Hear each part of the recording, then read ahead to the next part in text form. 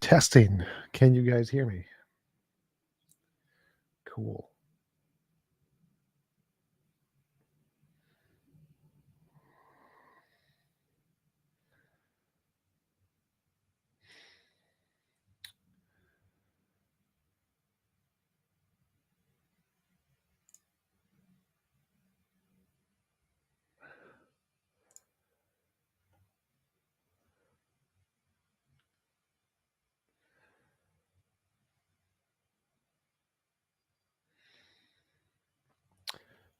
What's up, Clubhouse Debates? Do you guys know who runs Clubhouse Debates? I know I've talked to him before.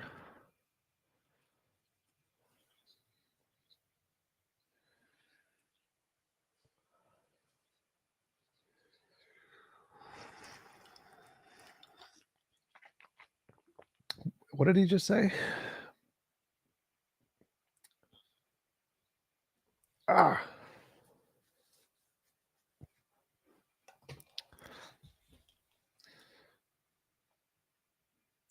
Legit said he was going to go to the bathroom or something, but he was going to do it in the channels. I was like, wait a minute, that didn't make sense. Hey, Daz, how's it going? That British guy. There's too many British guys. That the skeptic. I can't find it. I can never find the skeptic's YouTube channel when I try. It's like the skep and then check mark, and then what's it?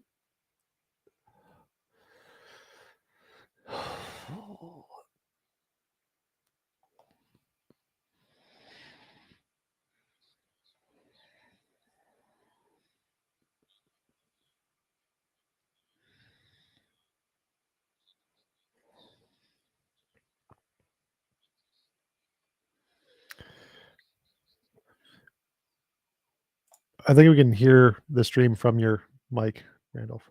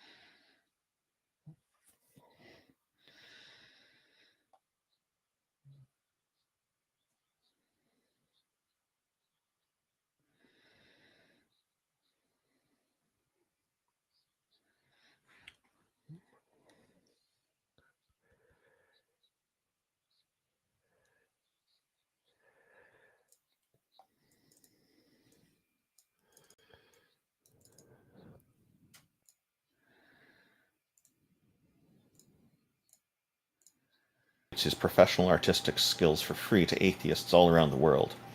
Peter Tucker has a YouTube channel as well at www.youtube.com/gonnagoforit. King Xerxes is an atheist activist and political commentator who has extensive knowledge of the Holy Bible and the history surrounding it. He also has a YouTube channel.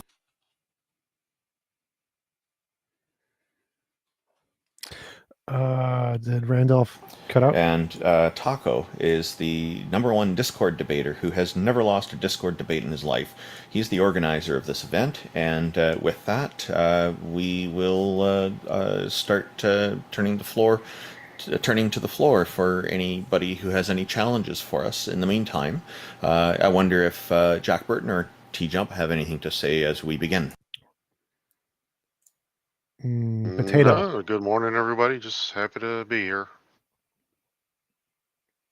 So, have you had any interesting arguments in the past couple of weeks from people on the existence of deities? Personally, no, just arguments from intelligent design.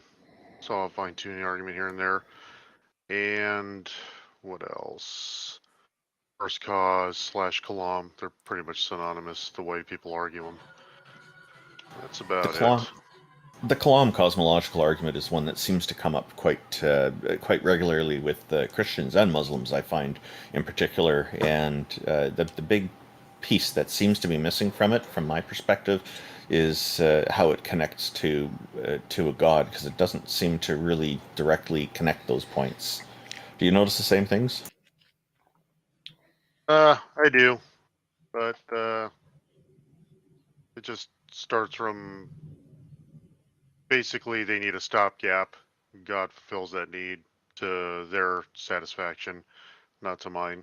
I'm in the same boat with them. I think there's a God, but I wouldn't use the Kalam to justify that. I'd just blatantly be telling you, yeah, I need a stopgap, and God was convenient enough to convince most people.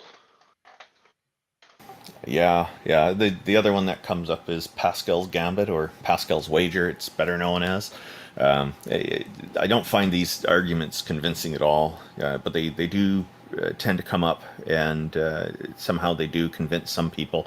And that the Pascal's Gambit one, I think TJump might have some great perspectives to share on it as well.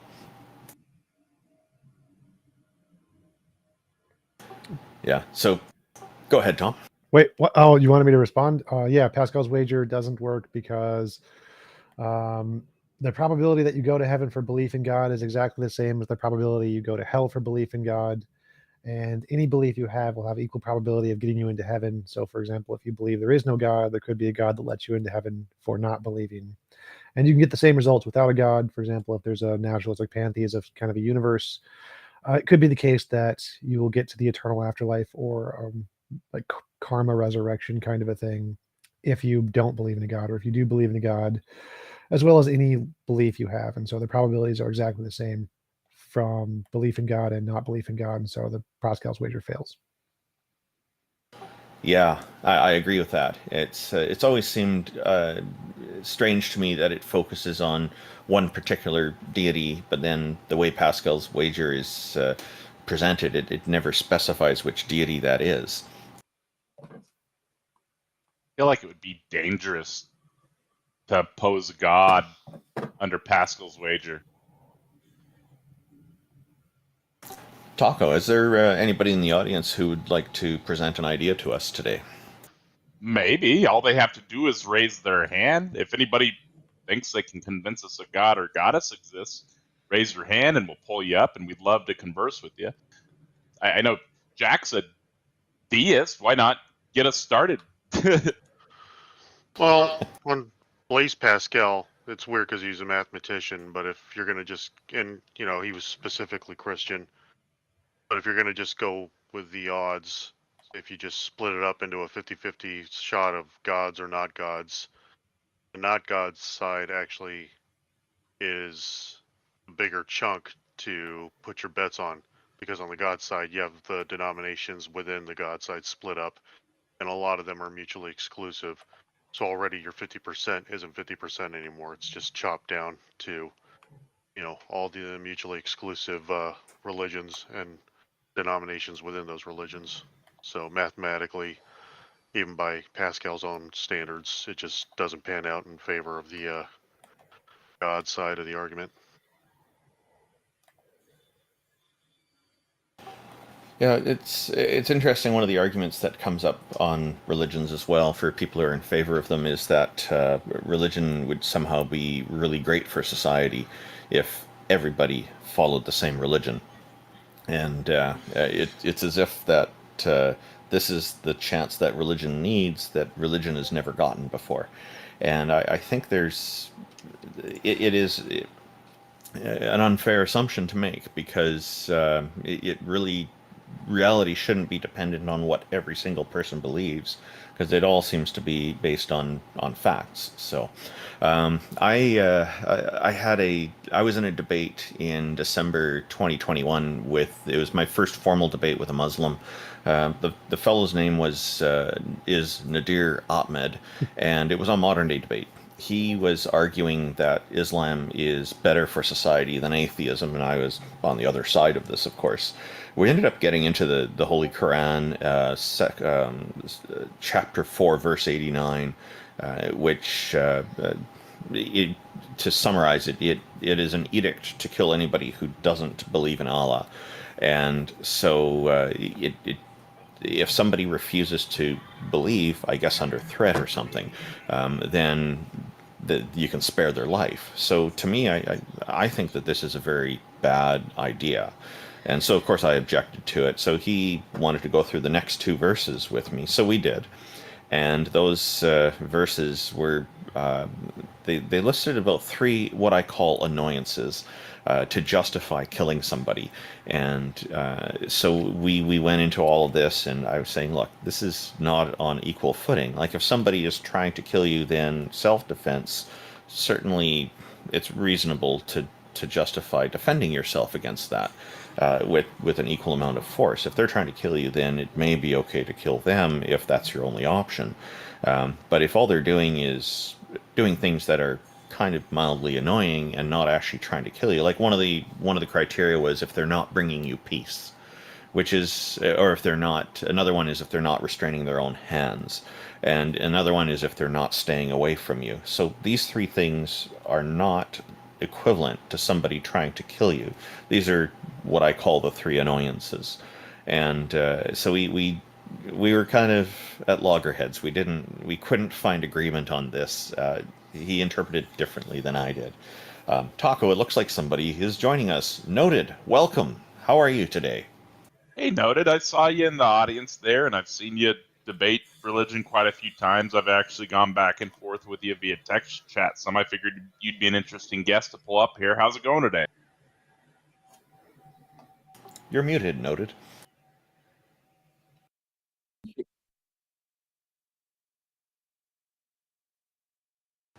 Oh, Noted might be having some audio challenges. I hope Noted will be back shortly. There, I'll pull him back up. Here we go. Hello Like again, Noted. Welcome back. Hi, I'm trying to put this on loudspeaker. That's fine. Just this. Well, we're off to a good start. We can hear his voice this time. So Noted,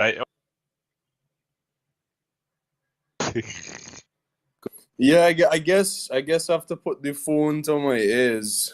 It sucks, but Well, your voice is coming through yeah. clearly, so we can hear you loud and clear. So that's really good. from my conversations with you, you seem very theistic, and we'd love for you to attempt to convince us a God exists. Well, it's funny because I joined honestly very quietly, like I didn't expect to talk, but I don't know. I just joined.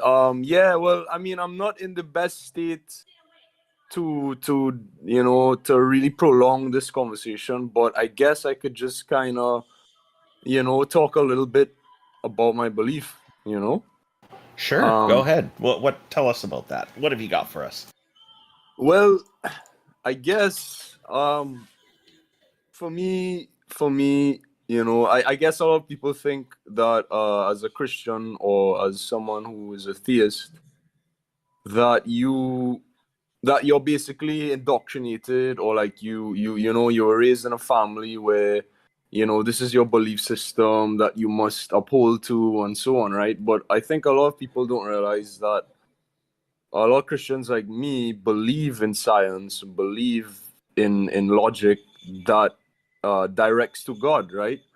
And it causes a very conflated or confusing standpoint, when I talk to atheists, because like for me, that's how I see life, right? But yeah, I mean, I don't know where to start. Like, if you guys wanna like try to give me an initiation, because like my mind is all over the place when it comes to God and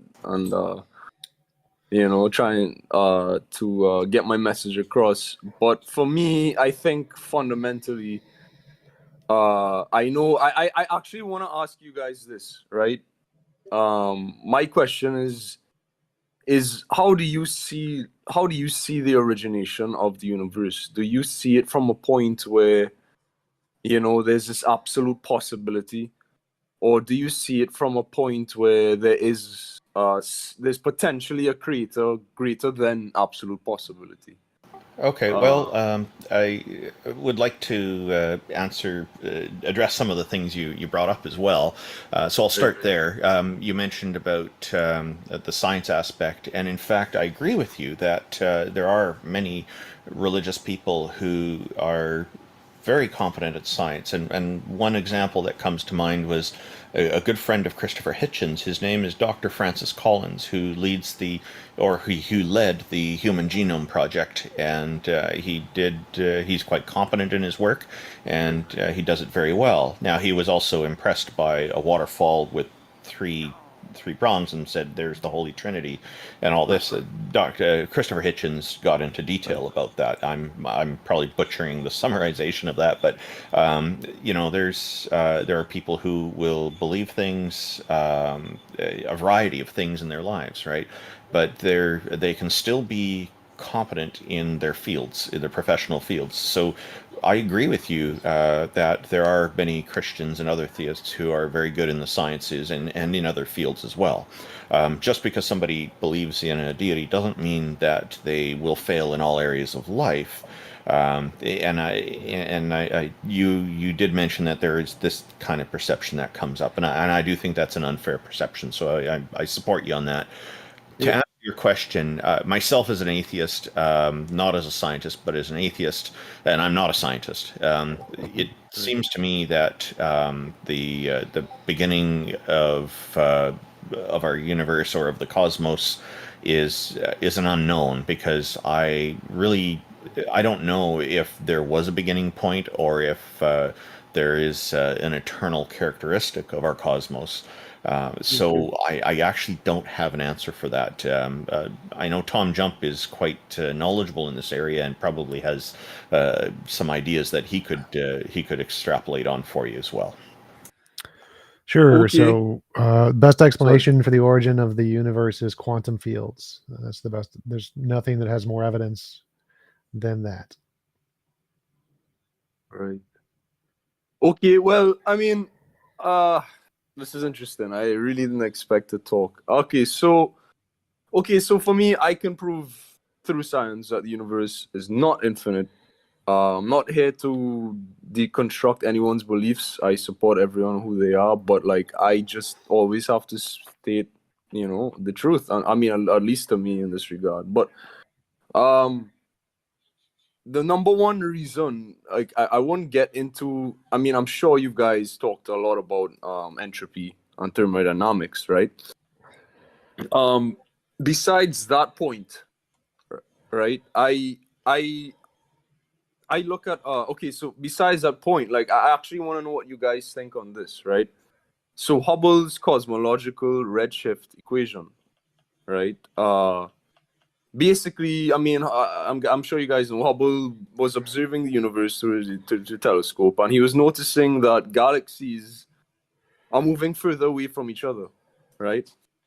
They're moving further away from each other, and to me, his equation is very accurate because it uses Einstein's general relativity, and for me that is the most accurate formula that life has, really and truly, because we can test it, right?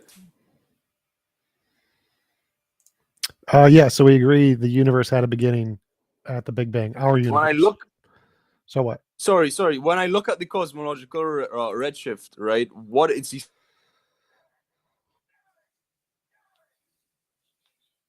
You just cut out, Noted. It sounded like you're asking about the redshift, and then you stopped there.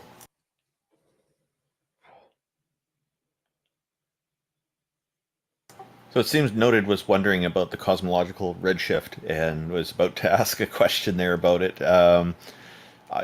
I guess if there's anything you wanted to add to that, Tom, or we could move to our next audience member and come back to Noted once he gets his audio situation sorted out. Yeah, so he's conflating universe with all natural things like most theists do. So the fact that our universe had a beginning at the Big Bang doesn't mean all natural things had a beginning. And so the fact that the redshift indicates that everything started from a singularity or something along those lines doesn't in any way indicate that there's a God. It just indicates there's a beginning to our known universe, just the known universe, not all natural stuff. And the conclusion he's trying to draw is that all natural stuff must have a beginning, but that's false. No physicists think that's the case. So it's just a ridiculous argument conflating the difference between known universe and all natural stuff. Noted. You are not muted, so you're not talking, but that's on your end. TJump, do you think that the Clam cosmological argument may be an influential factor in a lot of people assuming that everything begins? No, I doubt it. I think that most likely they start with the conclusion that all of the natural world began because of their belief in a God, and then they try to use the cosmological argument to justify that already existing belief. But I don't think anybody was convinced by the cosmological argument that a God was likely real. Oh, thank you very much. Oh, Noted, you're back. How's your audio doing?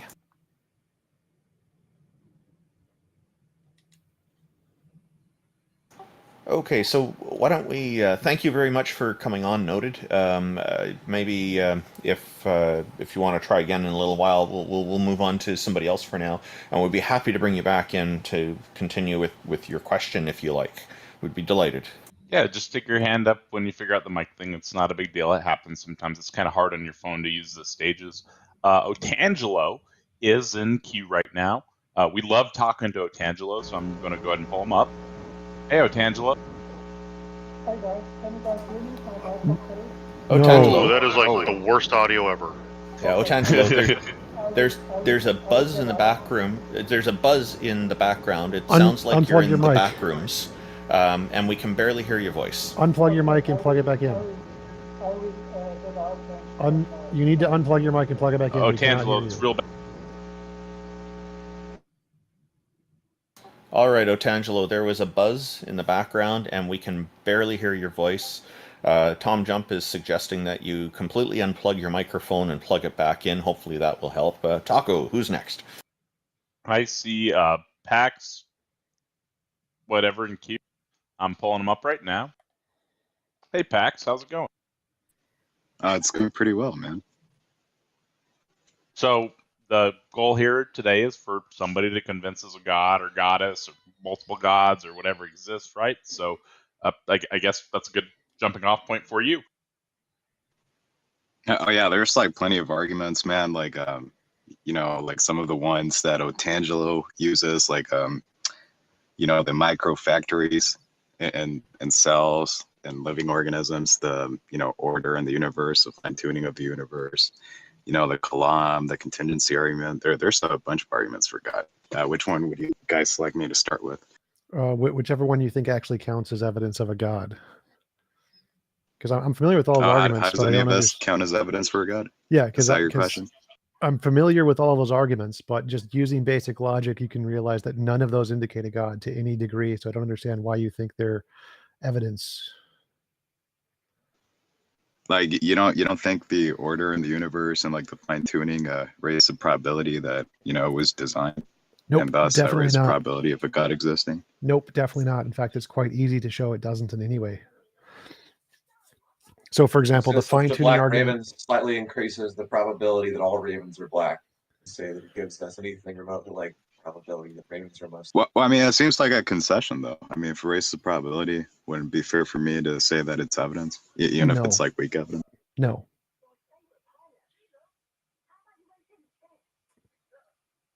I didn't quite hear your question. Would you mind repeating that, Pax? That last part, it kind of cut out for me.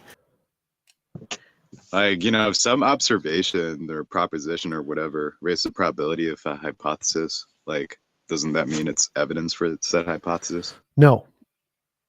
No, it does not. Okay, TJump. So what definition of evidence are you working with then? Something that increases the probability that the proposition is true. So based on your definition, apologists use this super ambiguous definition because it's dumb and it makes it seem like there's evidence when there's not. Based on that definition, if I say I can imagine a leprechaun farted, which caused my cup to fall over, and I see the cup falling over, that would be evidence that the leprechaun farted. Clearly, no rational person would think that's the case because the prior for leprechauns is so low. But if you pick the priors before considering the actual evidence, then it makes it seem like there's evidence when there's not. So no, you cannot consider it to be the case simply on the fact that you can make up an ad hoc explanation that can explain the data. You actually need to make it accommodate the priors as well. So if you don't have any priors on that, then no, it doesn't count as evidence. I mean, that's all fair, but wouldn't the cup falling be evidence for the farting leprechaun or whatever? Because I mean, you if have the to. cup hadn't fallen, wouldn't the probability of the hypothesis being true Again, be I've already less? said no like 10 times here. You have to include the priors or else it doesn't even count. So, all right, you have to include the priors. So what does that mean? So the definition of evidence you're using is a Bayesian definition of evidence. And in the Bayesian definition of evidence, if you have any possible thing that is logically possible to explain the data, that's evidence in the very stupid definition that theists use. But the reason that works is because the priors for the data are not included. They put them, it's called the problem of priors, where in Bayesian epistemology, you put the priors before you make any consideration of the evidence that anything counts as evidence. If you include the priors, but what do you mean by priors then? All of the other evidence. So like, is there evidence of leprechauns existing? No. Leprechauns, most of the evidence, all of the evidence indicates leprechauns are things humans made up. So if we ask, is the cup falling over evidence of leprechauns? No, it's evidence of not leprechauns because there's so many other things that show out the leprechauns are completely made up. Well, I mean, yeah, that would be the evidence against the leprechauns, right? But that doesn't mean that. No, you have to include that. Falling as an evidence for. No, you have to include that. There is no evidence of leprechauns simply by the cup falling. I mean, literally, this argument is so stupid, and theists are so stupid for making it.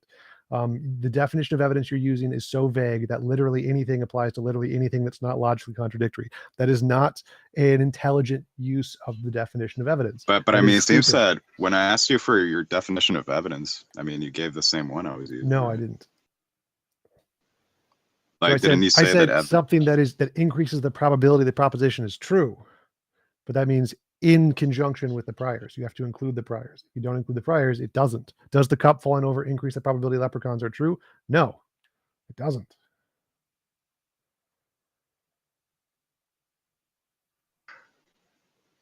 I mean, that seems like a pretty weird definition. No, it's a pretty standard definition. It's just including the priors. So most philosophers and scientists accept this.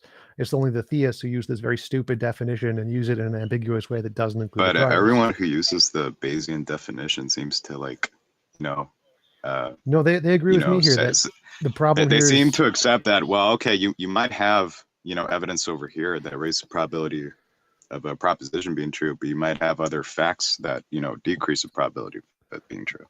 Yeah, and that doesn't in any way address what I said. So the problem here is that if you use the very hyper-specific definitions in philosophy, it makes it seem like something is evidence when it's not. No rational person, any philosopher of any kind, will say that the cup falling over actually increases the probability leprechauns exist. because it has all the other contradictory evidence, which then makes it not evidence. It's just not. So the problem here is that theists use a very stupid definition of evidence to try and make it seem like there's evidence of a God, when really all they're saying is they have as much evidence as a farting leprechaun. So if you want to admit that you have equal evidence to a farting leprechaun, then yeah, that's your God, a farting leprechaun. It's equivalent to a farting leprechaun. But so do you have anything that increases the God's existence more than a farting leprechaun? Yeah, sure. All the arguments I listed. Those all indicate a farting leprechaun as well as a God. So I don't know why you think that's better than a farting leprechaun. Okay, that's a claim. What's your argument for it? Because it works equally as well for a farting leprechaun as it does for a God. Like, what would be? There's no difference there. If you want to say, okay, so you're gonna beg the question next. No, I didn't beg the question. There is no premise in the conclusion on that one. Well, you said that the evidence that I brought forth, the arguments that I listed are, equivalent to, your hypothetical of a farting based leprechaun. on your and, definition like, of the evidence evidence. for it is on that level of quality, right? Based on your definition that's your of claim? evidence. Yeah. That's your claim, and to support it, you reiterated your No, claim. I already did that. I already did that. You already admitted that when you said that the cup falling over is evidence of leprechauns. So if you think this, it is evidence of leprechauns in the Bayesian sense, man. There might be other evidence. So it's equivalent. Against You've admitted it's equivalent. Do you have anything better than a farting? No, leprechaun? I didn't admit it's equivalent. I didn't admit that the evidence for God stop is wasting on time. the same level. Give me an argument that is more evidence why are you of a over God talking than me, a farting TJump? leprechaun. I'm sorry that I'm wiping the Give floor me an with argument. you, I've already crushed your dumbass. Give me an argument that indicates a God more than a farting leprechaun, because everything you've done is equivalent to farting leprechaun. So give me something. Yeah, okay, that's fine. Let's start with the fine-tuning argument. Okay. Fine-tuning argument does not in any way indicate the existence of a God, because the yeah, God what's your argument? simply What's your argument for that? That's the second sentence. If you'd shut up. So the fine-tuning doesn't in any way indicate a God, because God is simply asserted as an imaginary explanation with no actual evidence that it caused the phenomenon in question, equivalent to a farting leprechaun. So I can say a farting leprechaun caused the fine-tuning of the constants. Therefore, it's evidence of a farting leprechaun, equivalent as much as so for God. What the fuck are you even talking about now? It's like on top of begging the question, you're bringing up farting leprechauns again?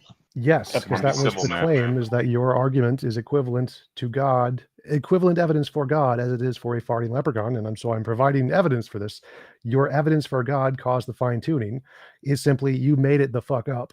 And my evidence that a farting leprechaun caused the fine tuning is that I made it the fuck up. So those are equivalent claims. Yeah. So do you have anything that's actually indicates a God more than a farting leprechaun? You're saying that the fine tuning evidence for God is as good or as bad as the evidence for a farting leprechaun in the hypothetical you listed? No, the fine tuning. The fine tuning works equally as well for a God as it does for a farting leprechaun. Oh, okay. Yeah. Why would you assert that? I literally just explained it to you. So the only evidence you have that God caused the fine tuning is you made it the fuck up. So in the evidence I have that a farting leprechaun caused the fine tuning is I made it up. So now they're equal. So again, I'm asking, do you have any evidence that indicates God more than the farting leprechaun? Well, I mean, but we don't have experience in the real world of farting leprechauns creating fine-tuned systems, right? But we do have evidence in the real world of designing minds creating finely tuned systems that are such that if you slightly tweak them, the system falls apart, right?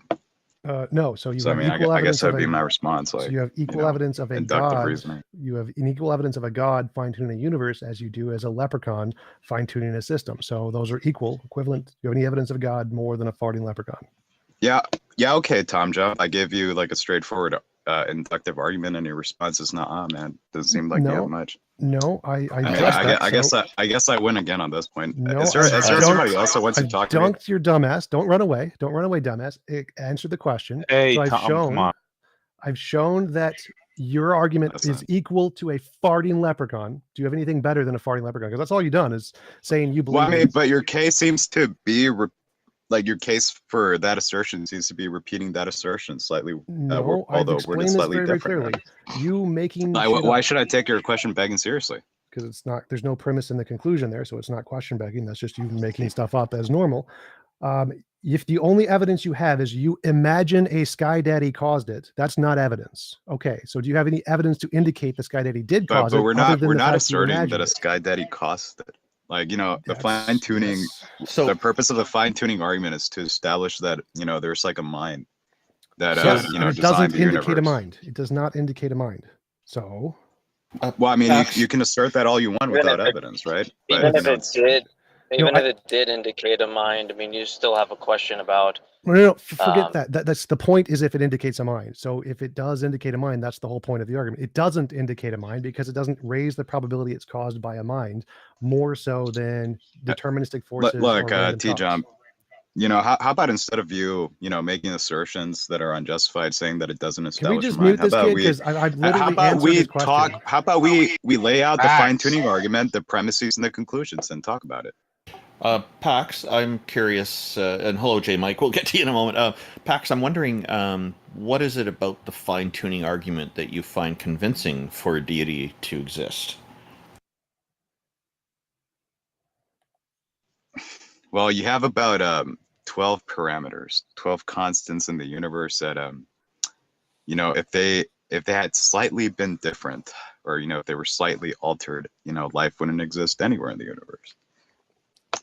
And you know, that seems to demand an explanation. And you know, it seems to me, based on inductive reasoning, that you know, the most probable explanation for that would be some kind of designing mind. Now, from that alone, it doesn't mean that a god did it. It could have been like a, you know, aliens running a simulation, or you know, Yeah, something okay. of that sort. Start with So that. what I'm Why- thinking is, what the reason I'm having some problem with that is because from what we see of life is that life adapts to the environment that we develop in. So I'm not convinced by the idea that that if things were a little bit different, there'd be no life at all. I think that's a pretty fantastic and amazing claim to make that would require quite a lot of experiment and argumentation to prove. He's right. No, he's right on that. If you change the laws of physics, all known life would be gone, and so that's the argument. Oh, known life, but maybe a different kind of life would develop. Like maybe I misunderstood. It sounds like there'd be no life at all. That's again an inductive argument. We don't know of any other kind of life, so all of the life that we know is possible wouldn't exist because all of the particles we know are possible wouldn't exist. So the argument is that given the known laws of physics and the known ways they can change, no known life would exist, which is fine. Problem is that the explanation could just be they're all determined. That's a possible explanation. Secondly, the mind explanation doesn't work because minds have to be equally as fine-tuned as the constants necessarily. And so you can't get a mind as a solution to the fine-tuning because who fine-tuned the mind? For every that's possible... all I was gonna say earlier. But I mean, TJump, do you have an inductively- example? Oh, sorry. Go ahead, Tuck. I mean, wouldn't you be able to, on that same token, wouldn't you just be able to say, yep, minds require a brain? Yes. No, oh yeah, that's a fair point to make, man. Yeah, I'm not denying that. You could, you know, I guess like one rebuttal to the fine-tuning argument would be to say, well, you know, maybe it's more likely that minds with a brain did it instead of a god. Sure, I mean, There's also another problem, which is that when physicists actually do look at what are the possible ranges and what would be the effects of slight difference. So what we find is that if we're predicting that some intelligence optimized things just to allow life to exist, they did a real crap job. Turns out that as the parameters are tuned in our universe, quite mediocre.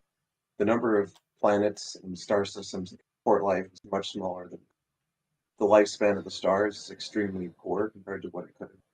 And so what we have is like 1 billion times less life than what you would predict if you had an intelligence that's maximized for life. It's just it's not a mediocre result. Parameters.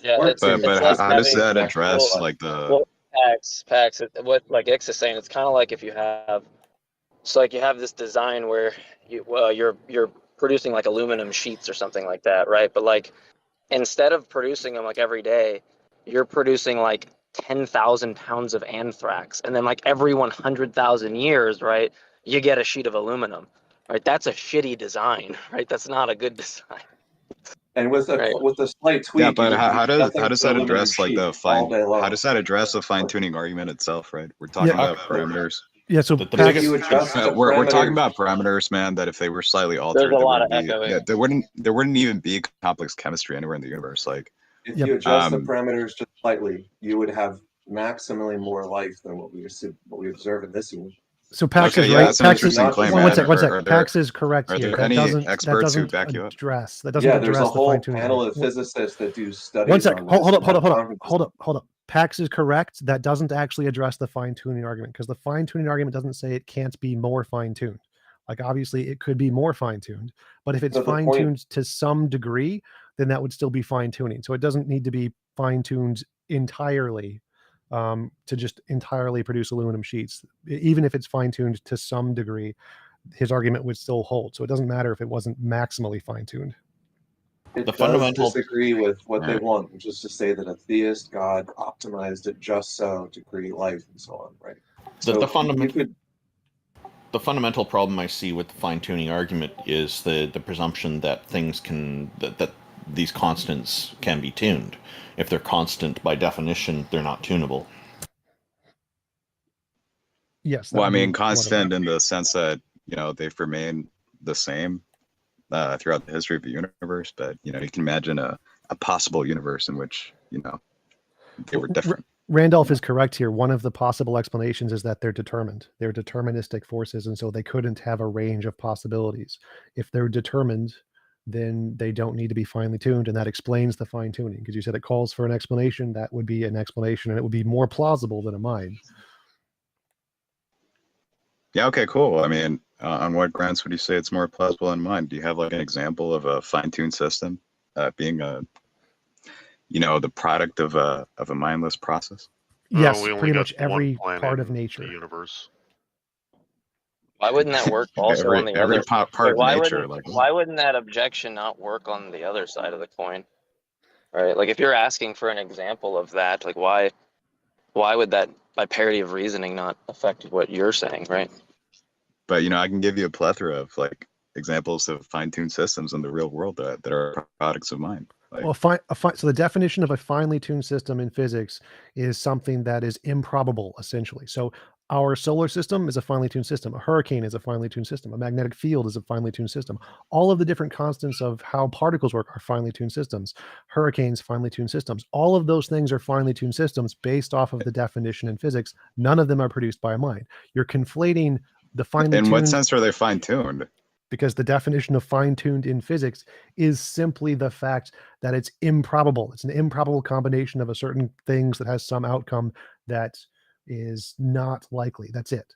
So, well, I mean, maybe you're right that the word fine-tuned can be used in that sense. In physics, that is the But, that is the word you're but I mean, using in physics. that's not tracking the way the term fine-tuned is used in the argument, right? Well, that's the point. In the argument, it conflates two different uses of fine-tuning. One, the colloquial sense, where fine-tuning means things humans made with a purpose, and the physics sense, in which it's a rarely occurring feature having some outcome that is very specific to that feature.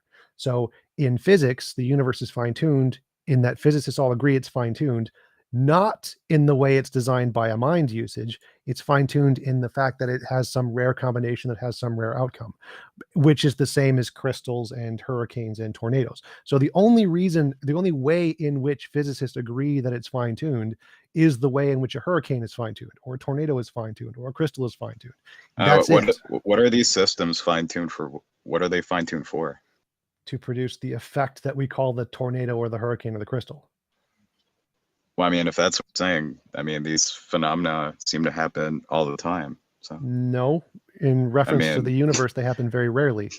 Like crystals don't form all the time, man. Tornadoes don't form all the time. In the scope of the universe, they happen very rarely. They're rather common events. Are you an idiot? Like, what percent of the universe has tornadoes? What percent of the universe has crystals? At least you know the parts of the universe. Give me a number. What percent? Planets with gases in them. Like, which is what? How much of space does that occupy? What percent of the universe has tornadoes and crystals? Yeah, no. I mean, that's like a very small yes, volume. It's finely of the tuned. universe. Congratulations. Like, you're right on that, but that's not what I was addressing. I'm saying that these events happen all the time. You know, temporarily. No, again, finely tuned here is just a relatively small amount of time. It doesn't matter if it happens once or twice across the known time span. It's irrelevant. See, what matters here in is finely officially tuned, denying that tornadoes and crystals form frequently, man. No, you're an idiot. Don't straw man my position. as I said, finely tuned in physics just means a rare occurrence given some set of variables. That's it. It doesn't mean happens once. Nowhere in fine tuning does it say happens once in the known time span, not in the definition. Again, you're making It's like stuff up. To every try and time it support your snows over argument. here and I go outside, man, I stretch my arms, I collect Are you ice just like crystals. straw man Some of again? them are big enough to be seen by naked eye. TJump, Good for you. seems kind of like an absurd claim to make. No. So my claim is that you're conflating definitions of fine tuning and using them arbitrarily to try and support your claim, which I just debunked your entire argument there.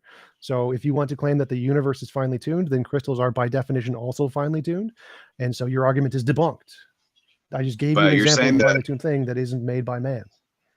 you're basically saying that crystals are like finely tuned for crystals, like The conditions that produce crystals are finely tuned to produce crystals. It should not be hard to understand. If you want to think that the constants of the universe are finely how are the tuned to wait, one conditions? sec. So if you want to think that the constants of the universe are finely tuned for life simply because they produce life, then I can say that the constants that produce crystals are finely tuned for crystals simply because they produce crystals. It's the same begging the question. All right, so the universe is like fine tuned for both life and crystals. What's your point? Right. So you can say that things are fine tuned. I wasn't going the universe there. I was going just like the constants of the state of the planets, the cold, water levels. So forget the universe fine tuning. Think just the particular state of our planet that allows for crystals to form is finely tuned for crystals. Like that's obviously a stupid argument. Like no one in their right mind is going to think Earth was finely tuned for crystals. That's a stupid argument. It's equally as Well, I stupid. mean, if you're gonna go in that universe is direction, finely man, tuned for life. there's like crystals that form from different molecules from different elements, right? Yes. Yeah. So some do not form in the cold, man. I mean, What does that have to do with the argument? So the argument isn't literally only the cold. Here, think for a second. Try to process the there's argument. crystals that form from fucking lava or magma that What? You're not tracking what TJump said, and you're just kind of derailing jokes. Well, I mean, TJump seems to be saying that crystals like form under like specific conditions in our universe, Yes. but I'm saying that they seem to form in Oh different. God, there's a few conditions. Oh my God, you've debunked it. Oh, there's more than one. What? Guess what? There's more than one possible outcome to produce life too. There's a spectrum. There's in fact an infinite spectrum of possible combinations of constants that can produce life. Wow, I guess I've just debunked your fine tuning argument. The majority of which from what we see. Okay, what are these other conditions that can produce life, like universes with different parameters? Or Do you not know that in physics there's a spectrum of possible ways the physics could be that produce life? It's not like if we changed it at all any degree, no matter what, we can change them within a specific range to produce life. So within that range, like on a number line, there's an infinite number of points between the edges of the range that it can change. So yes, there are multiple different ways the laws of physics could be, and infinitely many of them within this range that can all produce life, just like there's a number of ways crystals can form. But do you have evidence for that? Because I can cite experts, we're not necessarily theistic on my side. Yes. Every single physicist agrees they can change slightly without causing an effect. Like if you change it 0.00 times 10 to the 10,000th degree just once, essentially nothing will change in the universe. So yes, there's infinitely many ways you could change the laws of physics very, very slightly and still have life. Like every physicist agrees there's a spectrum. Like no one thinks there must exactly be with no changes exactly this way. No one thinks that. But isn't the point that this like range is like extremely narrow in comparison to the spectrum of possible universes, right? Yes, just like the spectrum of ways to create crystals is extremely narrow given all possible places in the universe. Yes, that was the point of the counter analogy. Well, I mean, it doesn't seem that your analogy holds, since the crystals form in a wide variety of conditions and environments, man. Like some form in the atmosphere, some life form forms in a bunch of different environments too.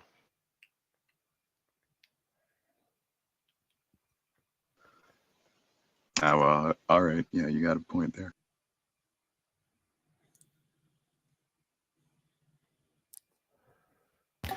Okay, good talk.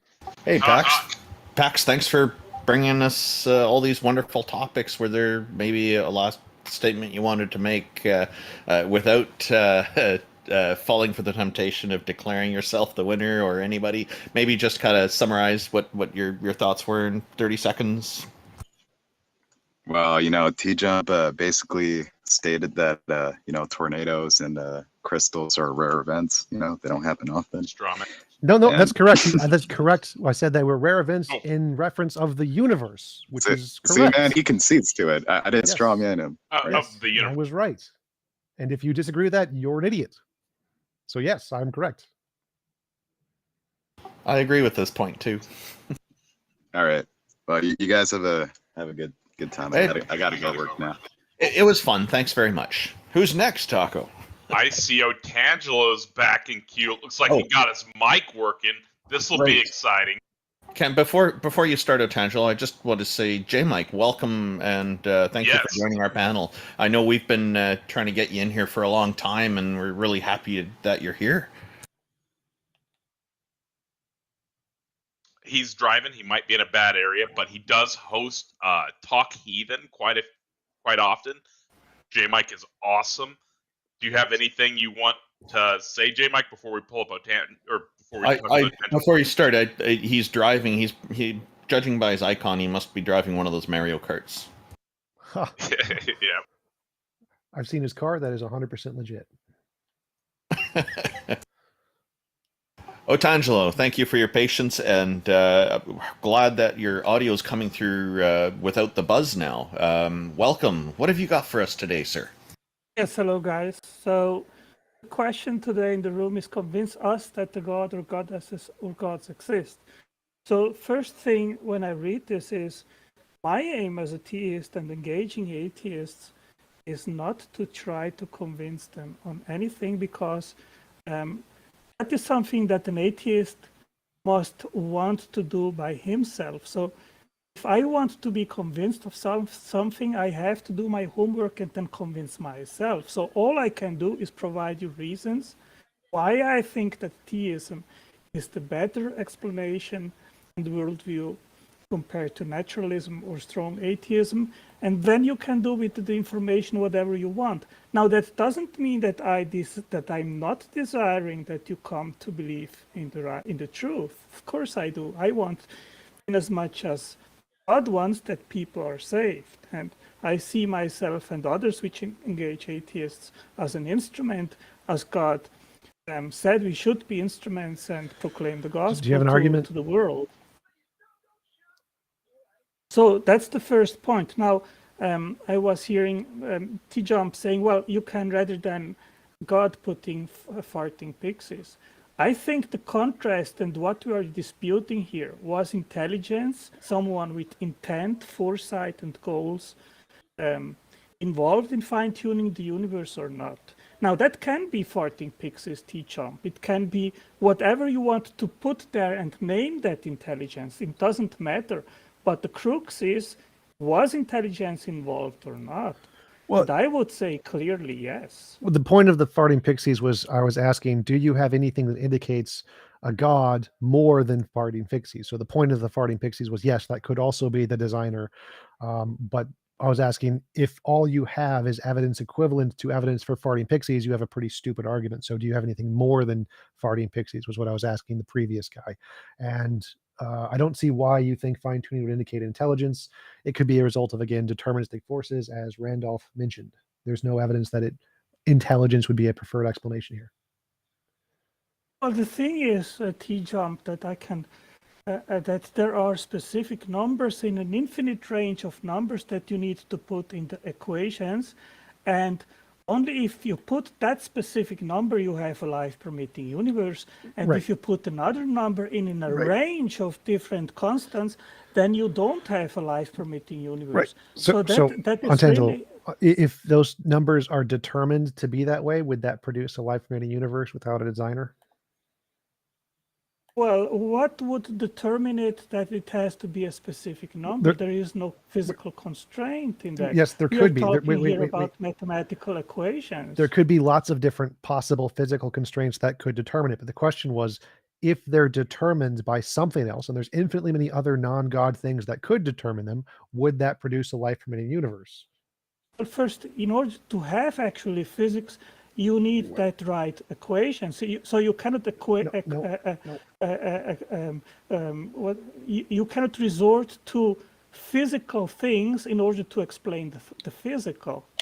Tangelo, equations don't cause things, they describe the way things are. So there is a physical constant and we describe it with an equation. We don't need the equation first, the constant is first. So we have constants, and those constants could be kinds that determine all of the other constants.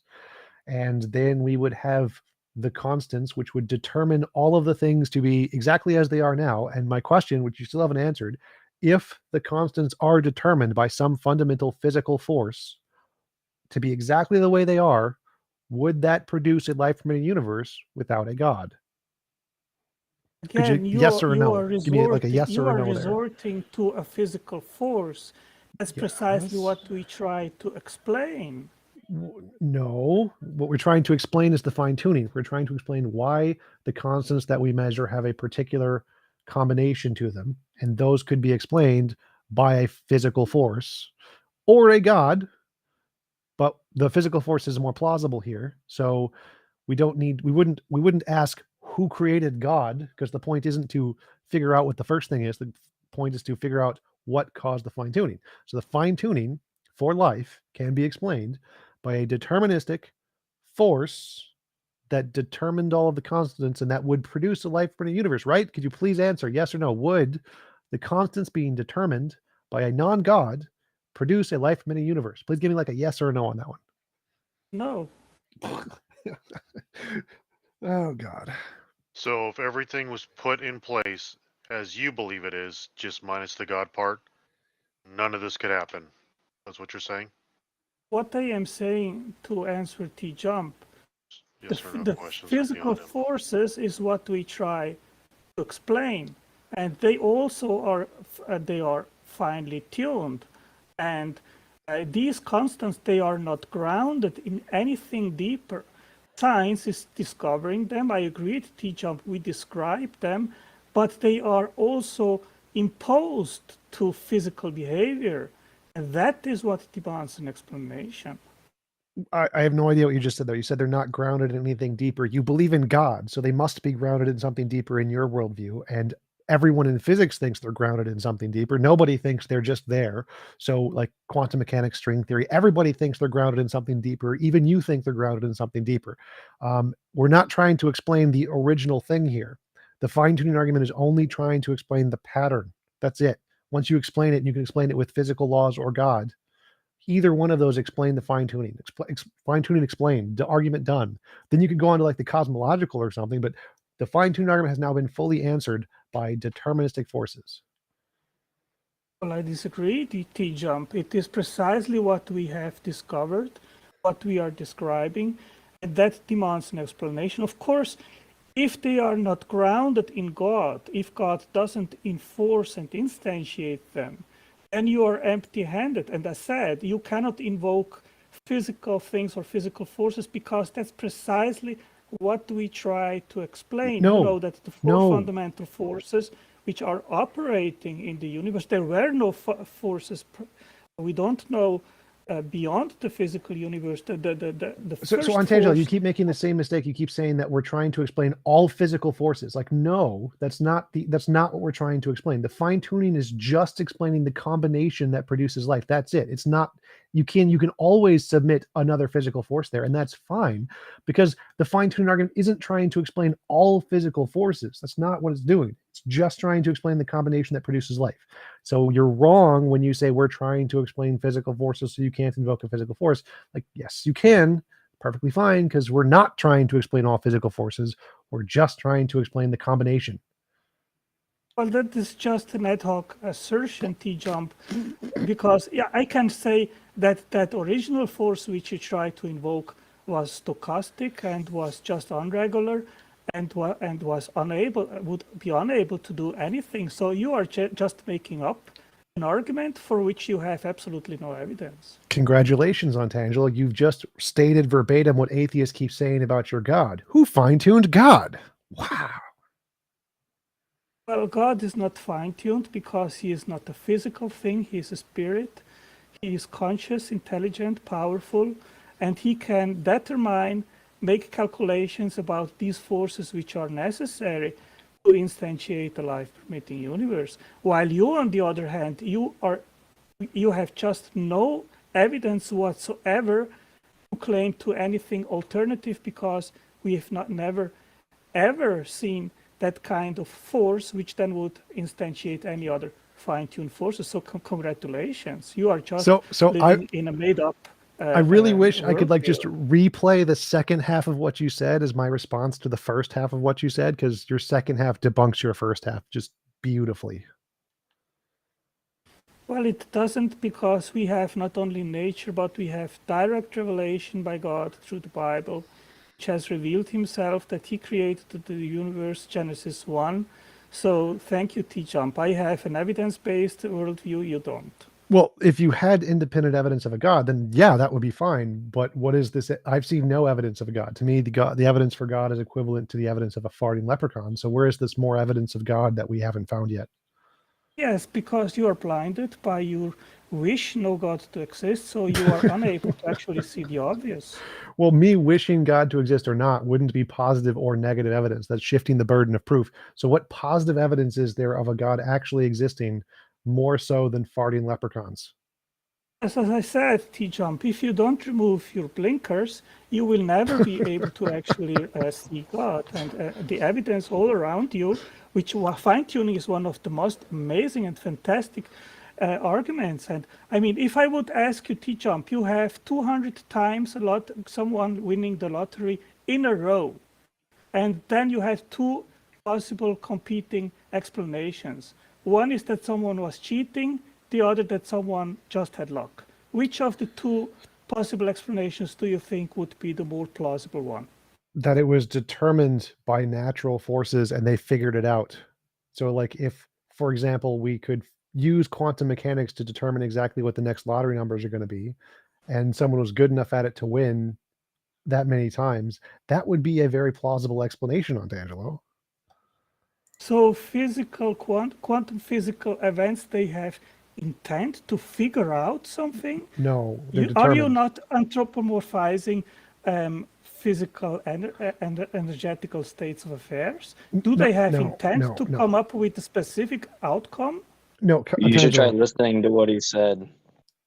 I wish he would do that, but you're overestimating on Tangelo. So as I said, the physical forces of quantum mechanics would determine. Please don't use personal attacks. Okay, keep just. So as I said, the physical constants, like the quantum physics, that would be the physical constants, would determine what the lottery numbers are going to be, and somebody would discover that fact about reality, and then they could know and they could win 20 times. And so if it's determined by physical facts, someone could figure that out, but that would not be the same as saying the quantum physics is intelligent. Like, no, it's not what I was saying.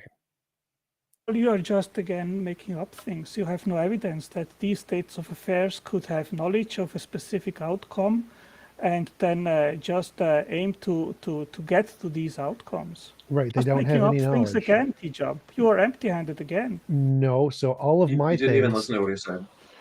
All of the things I propose are based on things that we know exist. So quantum fields are things that we know exist. We don't know of any sky daddies with imaginary non-physical minds. That's just making stuff up. Using physics to posit quantum fields and strings that can cause the determination of the forces as we see them. That's reasonable. That's evidence-based. Making up sky daddy is the part where you have no evidence. That's the part that there isn't evidence of. Well, first of all, I have never seen quantum fields bringing forth a functional specific outcome. And secondly, even let's suppose that these quantum fields are the first physical thing. You still have to explain where they came from. They're uncreated. They didn't begin to exist. Again, just unsupported, baseless claim. With evidence on physics. Where is your evidence that they ground everything else? Where is your evidence? All of the equations of general and special relativity that show that you can solve them without time.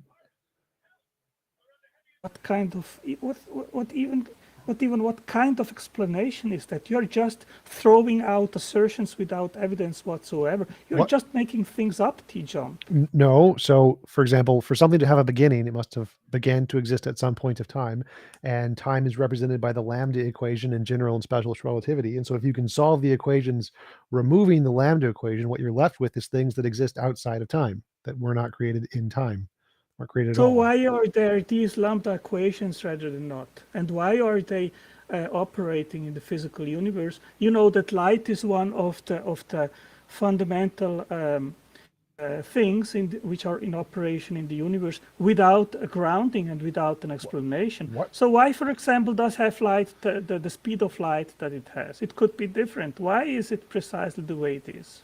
Because it's a necessary part of the nature of reality. Why is God the No, way it's he not. is? No, it's not. Again, you are making just things up. So if I asked, why is God the way he is? He could have been different, right? What would you say? I don't know. So essentially, you're I just have no making it idea. up. So you're just making up the way you think God no. is. God revealed himself to be the great I am. He just is. He is powerful and intelligent. He has revealed that to us. Why that is the state So you're of making affairs, stuff up. I don't know. But what I know is what Well, he revealed. it's funny that he too, created TJump, because the order. I talked to him too, and he'll make these arguments about like grounding logic, right? And then he's already saying he couldn't account for like why God's nature is X instead of Y, or why it won't change to Z tomorrow, right? He can't know that, yet he makes these arguments where something like logic is reflective of God's nature, but it's weird that he can't account for the thing that's supposedly reflective of that thing, right? Yep. So it's like you don't really have an account for any of the things that you say, because you can't even determine why God is X over Y. And to T-Jump's point, you're just gonna make shit up, right? You don't actually have a basis. Whereas what T-Jump is saying is actually grounded in something, right? Like there's something there. There's There's one more thing. Jim, One more thing I wanted to say really quick. With you. Untangelo, I one second. cannot I wanted to say one explain thing really quick. God's I want to say one thing really quick, then I'll give up the mic. I can say that the quantum fields revealed themselves to me, and so I know that they're ultimate perfection of nature because they revealed themselves to me, and now I have equal evidence as on Tangelo. Do you think that's evidence on Tangelo if the quantum fields revealed themselves to me? Hey, T-Jump, if they revealed, I mean, we have discovered them. Science has discovered them. Now the quest is, why are they the way they are? That's a philosophical question, and you can just resort, well, it's a brute fact, we don't know. Okay, you can do that, but I mean, if you are satisfied with that, hey, be it. It's up to you. I am not. I want to know why that state of affairs is the way it is. Now I know it's not good to quote things in a debate, in a conversation, but I think it is. It would be okay right now. So I would like to quote here. Time, length, mass, electric current, temperature, amount of substance, and luminous intensity are fundamental properties and the most basic ones of the cosmos and our world. They are themselves ungrounded, and they ground all of the other things. They are not calculable from even deeper principles currently known. The constants of physics are fundamental numbers that, when plugged into the laws of physics, determine the basic structure of the universe. An example of a fundamental constant is Newton's gravitational constant G, which determines the strength of gravity via Newton's law. These constants have a fixed value. Can we get an argument? We don't need a quote here. Like, quote's too long. So you're all wrong about most of those things. Space has been proven to not be fundamental. A lot of those things you've proven to not be fundamental. So that's essentially just wrong, proving most of those wrong. What was your even source there, Otangelo, since you like to cite your own website as a source and make people go watch like 30-minute videos that you lie about the contents of which? Oh, I can give you the link here in the. What's the name of the source? Just tell us the name of your source. Well, it sounds like a real physics source. I'm just curious because I've had Otangelo send me to videos that he insists address the topic at hand. They're literally just a complete waste of time that he lied. Well, yeah, my history is being cited his blog all the time. Like I don't care. Yeah, about he your blog. sends citations to his own website. Well, just who are you quoting, Otangelo? Yeah, I look it up and then I can put it here in the side You don't know chat. who you're quoting? Okay. Oh, I have to look up the source where I got it from, so then I can put it to the side chat. Okay. But anyway, I mean, these I predict fundamental that will things. not happen. Well, no, it sounded like a legit, because that's a legit old thing physicists used to say, but Yeah, it more sounds like an recent, outdated physics quote. yeah, recent physics has discovered that like space is definitely emergent. Emergent space-time is the consensus, which happened in the past like 10 years. So yeah, physics has changed where we think most of those things are emergent. Causation has been argued to be emergent from other fundamental things. So we've made a lot of progress in physics. But that does sound like a legit quote from a physicist. I would bet it was probably someone he got. Here My I point can is, give the as I quote predicted, he here. did not even Units. know who it was No, from. Sort of no. Listen, randomly Googled something and pulled something out of a creationist I book have that a doesn't link cite here. the source. These are SI units, fundamental and derived units: length, mass, time, electric We current, didn't ask you to temperature. quote a bunch more. We asked you to give us the source. I give you the source. I can put it here in the side chat and you can look it up. Is Like that a okay? name of the website or a name of the person who said it. That's what we're looking for, not a link. Oh, SI TangeloBlogspot.com or something. Google SI units. International System of Units on Wikipedia. You have it right there. Hey, Otangelo, could you post that in the Heathen Hangout chat, and I'll make sure it gets posted in YouTube as well for your blog or your Yeah, channel sure. or your website? Yeah, I put it here in The Heathen which Hangout one? chat. Yeah, you can do that anytime, but maybe just keep talking while you do that. Okay, Do you I know put it here what in. source is cited in the article? It says, I don't know if you understand this, Otangelo. Wikipedia is not a source. Wikipedia is a collection of Yes, every well, statement in Wikipedia has a number at the end. The number at the end of it, a reference to an actual citation source. Wow. Just Google International System of Units and you will find second, meter, kilogram, ampere, Kelvin, mole, and candela. Okay? Normally people give the name of the source that they're quoting when they waste everybody's time reading that told you, just Google and you will find your Antangelo, source. That's your job when you bring information when you cite a source. Antangelo, those aren't physics. Those aren't physics sources. Those are language sources. Those are measurements we use in our languages of math that are fundamental to our languages of math. They're not fundamental to reality. They're fundamental to our language. So that's not a physics statement that those are fundamental in reality. You are just telling nonsense. You don't know who said it. You don't know what book it's even cited from. You don't know if it was a physicist or a linguist. You just don't know anything about the quote because you pulled it out of the NIST.government. Well, Antangelo, none of those things you listed are fundamental. Those are emergent. Physical, those things. NIST, Physical Measurement Laboratory, Office of Weights and Measures, SI units. The 7 SI base units, which are composed of length, time, amount of substance, electric current, temperature, luminous intensity, and mass. I am not making things up. I'll put in the side chat the quote. Go and look it up. Those are not fundamental things. Like mass is an emergent thing. It comes about because of the gravitational field and the Higgs boson. It's not, mass isn't fundamental. Yes, space isn't fundamental. Like this was solved in physics. We've made progress. Those are fundamental in our language. Is mass and energy fundamental? Yes or no? Energy is fundamental. Mass is a response of energy in a field. Not all things have mass. You can't call it fundamental if not all things have it. I think fundamental refers to clearly to something that mass is dependent upon.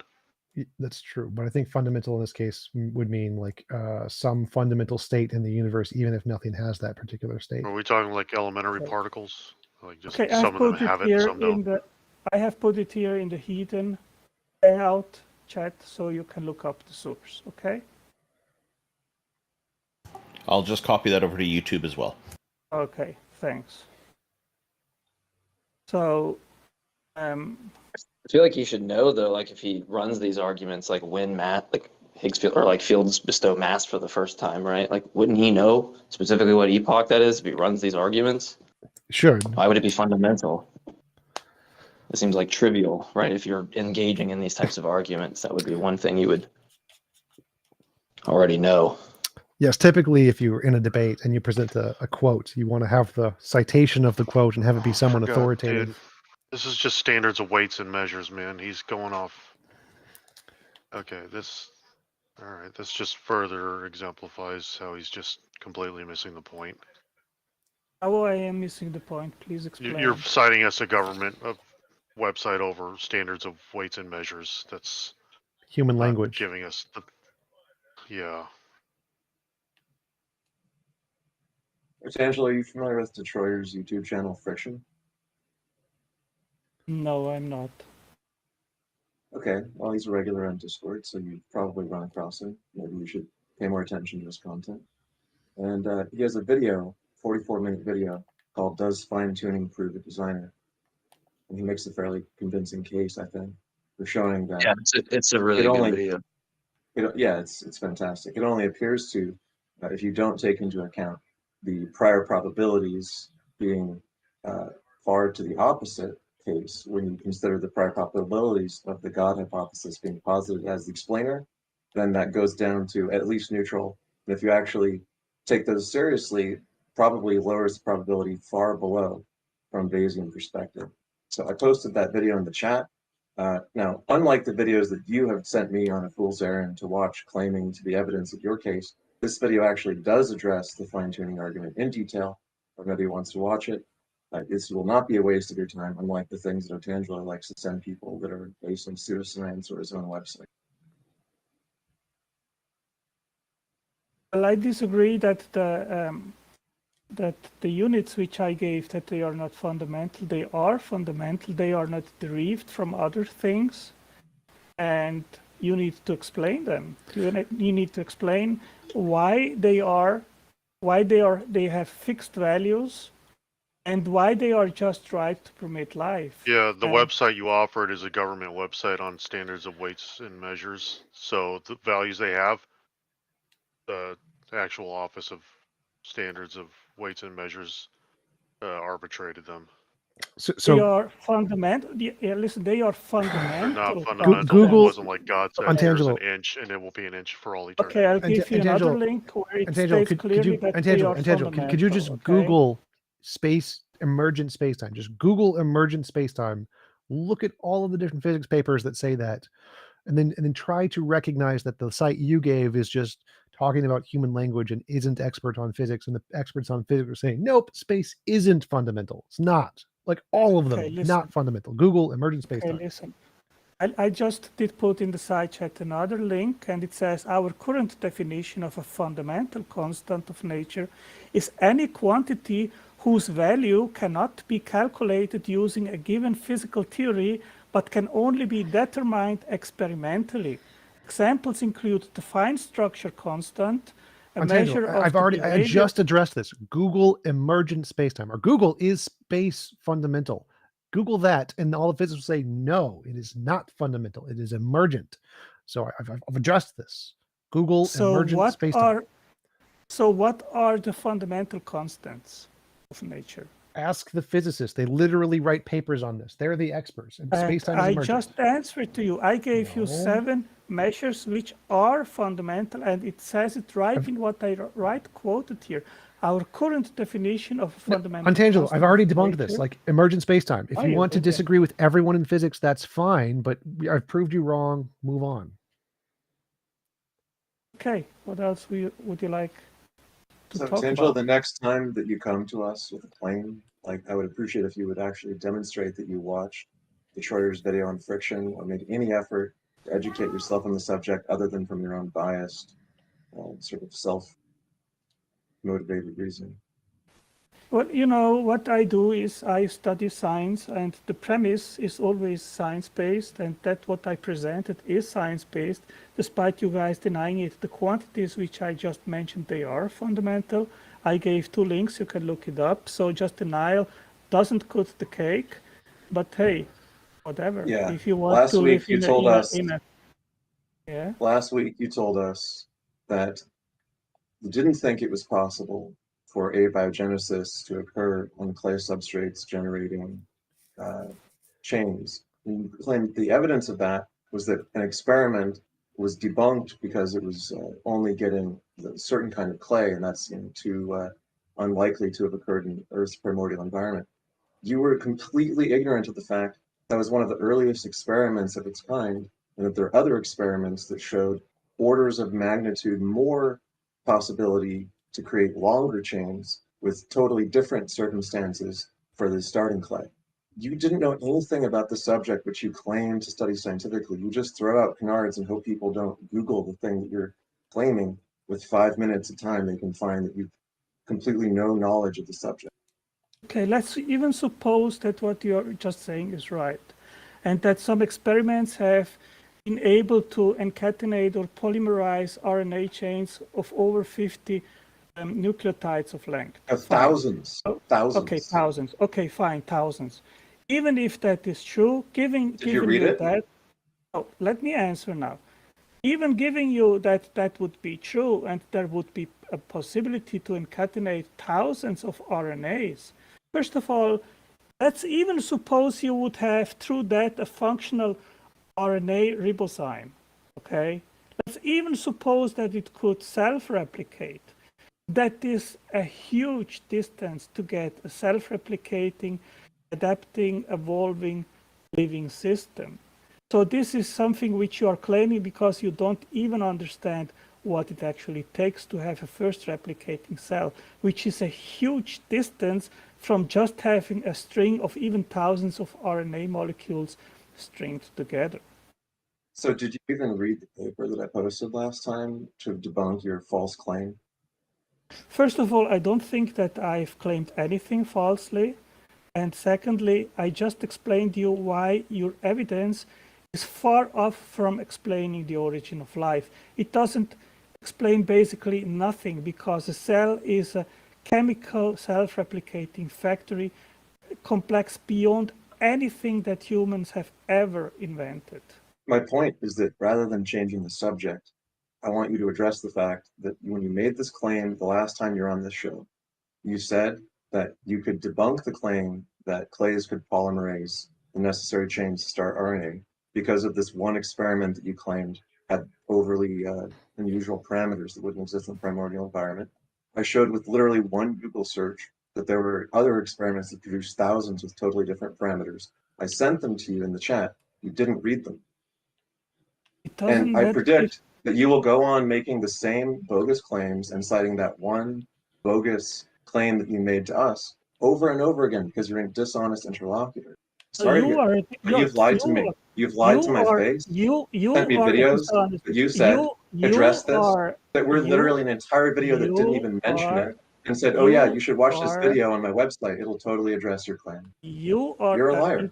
You are a liar because you are claiming that just this explains the origin of life, which by far doesn't. So you are making pseudoscientific, nonsensical claims and accuse me of being a liar. No, you are a liar because you want to make believe that an concatenation of thousands of RNAs can produce life. That's just pseudo-scientific gobbledygook and nonsense. So hey, be at your place, learn the basics, and then come talk to me. Otangelo, make an effort to actually read the information that's presented to you when people respond to your bogus claims. And when you come back, actually demonstrate that you have any awareness of the subject that you claim to be a scientific expert in. Yeah, you can make big words. You can accuse me of lying. This is the I didn't use any big words. You're going to pull like you use big words to obfuscate. Come on, that's kind of an empty This is a tactic of someone which is in the corner, which is desperate to make its case. No, you haven't. I think it's a good time to end this conversation thanks here. For coming up. Yeah, thanks. Thank you for coming up, Otangelo. I did share his links in the YouTube text chat as well in case people are interested. So. Yeah, standards of weights and measures, because evidently God invented the meter. It wasn't some French guy in the 1790s. That's what I was going to ask. I also shared IX's link. There's a very good one. So thank you for that. So we've got an interesting one next. So Barthologist, he's a friend of mine. He wants to come up and talk with us. So I'm inviting him up right now. It sounded like he wanted to have his buddy Objects Are Real come up. And I was like, we'll try that out. Sure. So I don't see him in the audience. So do you want to have him put his hand up, or what's the game plan here, Bart?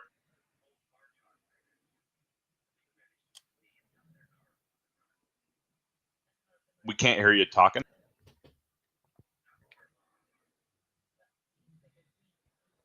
You might want to Take drop out. odds. Yeah, try dropping out and then backing out of the stage and then rejoining. Anybody want to take odds on the probability that Otangelo will actually watch the 44-minute friction destroyer video? And Well, fine-tuning he's the not here to framework defend something? himself. The problem is, like, he doesn't even buy into any of this. He'll be back science. next week. He'll just Yeah, keep but he coming back doesn't and buy making the into same any of the stuff. science. He's actually a young Earth creationist. He only uses science to rope atheists into like natural pantheism or deism. Once he's got you roped in there, then he argues against all that for young Earth creationism. Yeah, Friction. Jack Burton is right, and we should encourage him to watch those and try to look at it with a new perspective. And I think that's what IX is trying to do here. Yeah, he'll be back. I just hope he watches the videos or makes an effort. Yeah, Otangelo, do watch those videos. I think you will find them very interesting. So it looks like Bart might be having issues. Well, why don't we bring up Laura for a moment? Yeah. She was wanting to talk about what we were talking about with Otangelo there. Hello. Hey, Laura. Hello, Laura. Welcome. Hi there. Can you hear me okay? Yeah, I saw you in the YouTube live text chat too. Thank you for joining in. Yeah. And one of the things that always makes me chuckle when I hear this, Otangelo and people have a similar kind of thing, they automatically assume that God was behind this. God is the tuner. And I created an argument which is basically an atheist presuppositional apologetic, and it really is just a reductio ad absurdum one. So I'll give you here, and the irony of it is that the argument I'm going to give now is exactly the same argument as Otangelo's, except for no God required. So here it comes, and again, if it comes to anything, it's more of a a deist god, but even then, it's not an actual god. It's a it's the old. Was it Hitchens who said? No, it wasn't Hitchens. I can't remember who it was now. Any sufficient technology, Indistinguishable from magic. exactly. So it's basically that. Okay, so here it comes. That's Sagan. Yeah. So here it comes. Okay, so a long time ago in another universe, a being called Bob decided to create a universe just because he wanted to see what would transpire. In Bob's universe, the laws of physics work differently, so something can come from nothing, and that's how Bob's species came about. Over time, that species advanced to the point that they had the technological advancement to be able to create planets and universes. So Bob created this universe, life and everything, including the laws of logic. That Yahweh thing, yeah, that's just a myth created by an ancient tribe who couldn't answer the big questions. Where do we come from? What caused the universe? What's the purpose in life? So no God required. I think that's Now, good, but I think you should change it in one way. I would say that you should make here's a universe where Bob popped out of existence from nothing, or Bob was created from pre-existing physical forces, and he designed our universe. Therefore, our fine-tuning is evidence of Bob, which is evidence of non-God. yeah, but again, it's not God that it did the fine tuning here. It's just someone in another species that created this universe, and the fact we're here to make any claims or anything, the fact that we're here at all and our universe exists just means that the universe exists, that the knobs were in the right places. But there could have been 1,000 universes before this, and the previous one collapsed on its own gravity, expanded to a point and then just collapsed and created a new universe. Because you're familiar with something called the Big Bounce? Yes. Never heard of the Big Bounce, but I just want to clarify one thing. That quote is from Arthur C. Clarke, actually. He wrote, any scientifically advanced technology is indistinguishable from magic. That's the one, yes. So, like I say, Ortangelo, his argument is no different than Bob. It's just that, oh, well, I got a Bible. I got a book that was written by a bunch of, people that wrote stuff a long time ago. But that doesn't actually conclude that, therefore, the Christian God created this universe. It could have been one of a million, theist gods or deist gods, and that doesn't actually answer the question. All it does is just, say, yeah, my God created it. Well, you can assert that all day long. He can assert that all day long. Doesn't mean it's true. Doesn't mean that's what happened. Hey, It just means that's what ancient culture made a conclusion of. I'd like to add just one quick comment that came from the YouTube live chat from a fellow named Normalizing Atheism, a good friend of mine. He wrote, TJump is a chair in a vat. Also, your argument is fairly similar to like the idea of the simulation hypothesis, which suggests that there's some probability in which it would be possible to simulate a universe, and that you could estimate the probability of how likely those universes are to exist, and then estimate the probability that we would be in one, and so on. And some people find this convincing, or are convinced that we live in a simulation or something, because that's what your Bob's universe is sort of equivalent to. You didn't specify if Bob actually created a universe by like a magic power, No, or it's if he technology. did it. What's that? It's technology. Yeah, They had technology. the technological advancement to be able to create Right. universes and planets. Right, but just in terms of like the form the argument takes, it's also pretty equivalent to he can simulate a universe or he can create a universe. It'll all be the same to us, right? And Yeah. the part that's funny about any of these arguments, from a theist perspective, is they don't really like these arguments. You don't see them going anywhere near simulationism, because it doesn't address Bob. In fact, it trivializes their God, because it makes their God just another Bob, right? Any engineer with a sufficiently powerful NVIDIA graphics card in the future could just hit start and have a universe in it. So it makes God very unspecial. And it doesn't address anything about where Bob comes from, right? As you said, he just popped into existence. So it's kind of a non-explanation for the existence of Bob itself. Yes, I mean, the thing is that the Bob argument here is an atheist precept to basically, it's the kind of nonsense that Darth Dawkins comes up with, that his God presupposed everything, he presupposes it. Well, obviously this is a precept defeater, or rather, it just mimics the same argument. What I might as well do, I might as well give you the end of it. So again, the no God required. So if you're a Christian, you'll just say, "Oh, you just made that up." Well, how could you possibly know that without stealing from my worldview? You can't even use the laws of logic without stealing from my worldview. Everything you say and do is contingent on Bob. This is where presupposing things lead. A Bob-esque creator in the universe has as much validity and a presuppositional sense than Yahweh. The only difference is how many people believe it, and then that becomes a fallacy, argumentum ad populum. So that's what the whole thing is supposed to be about. And it's like, the universe came from nothing. Well, didn't God create it from nothing? These conclusions that someone like Artangelo likes to claim came from his God.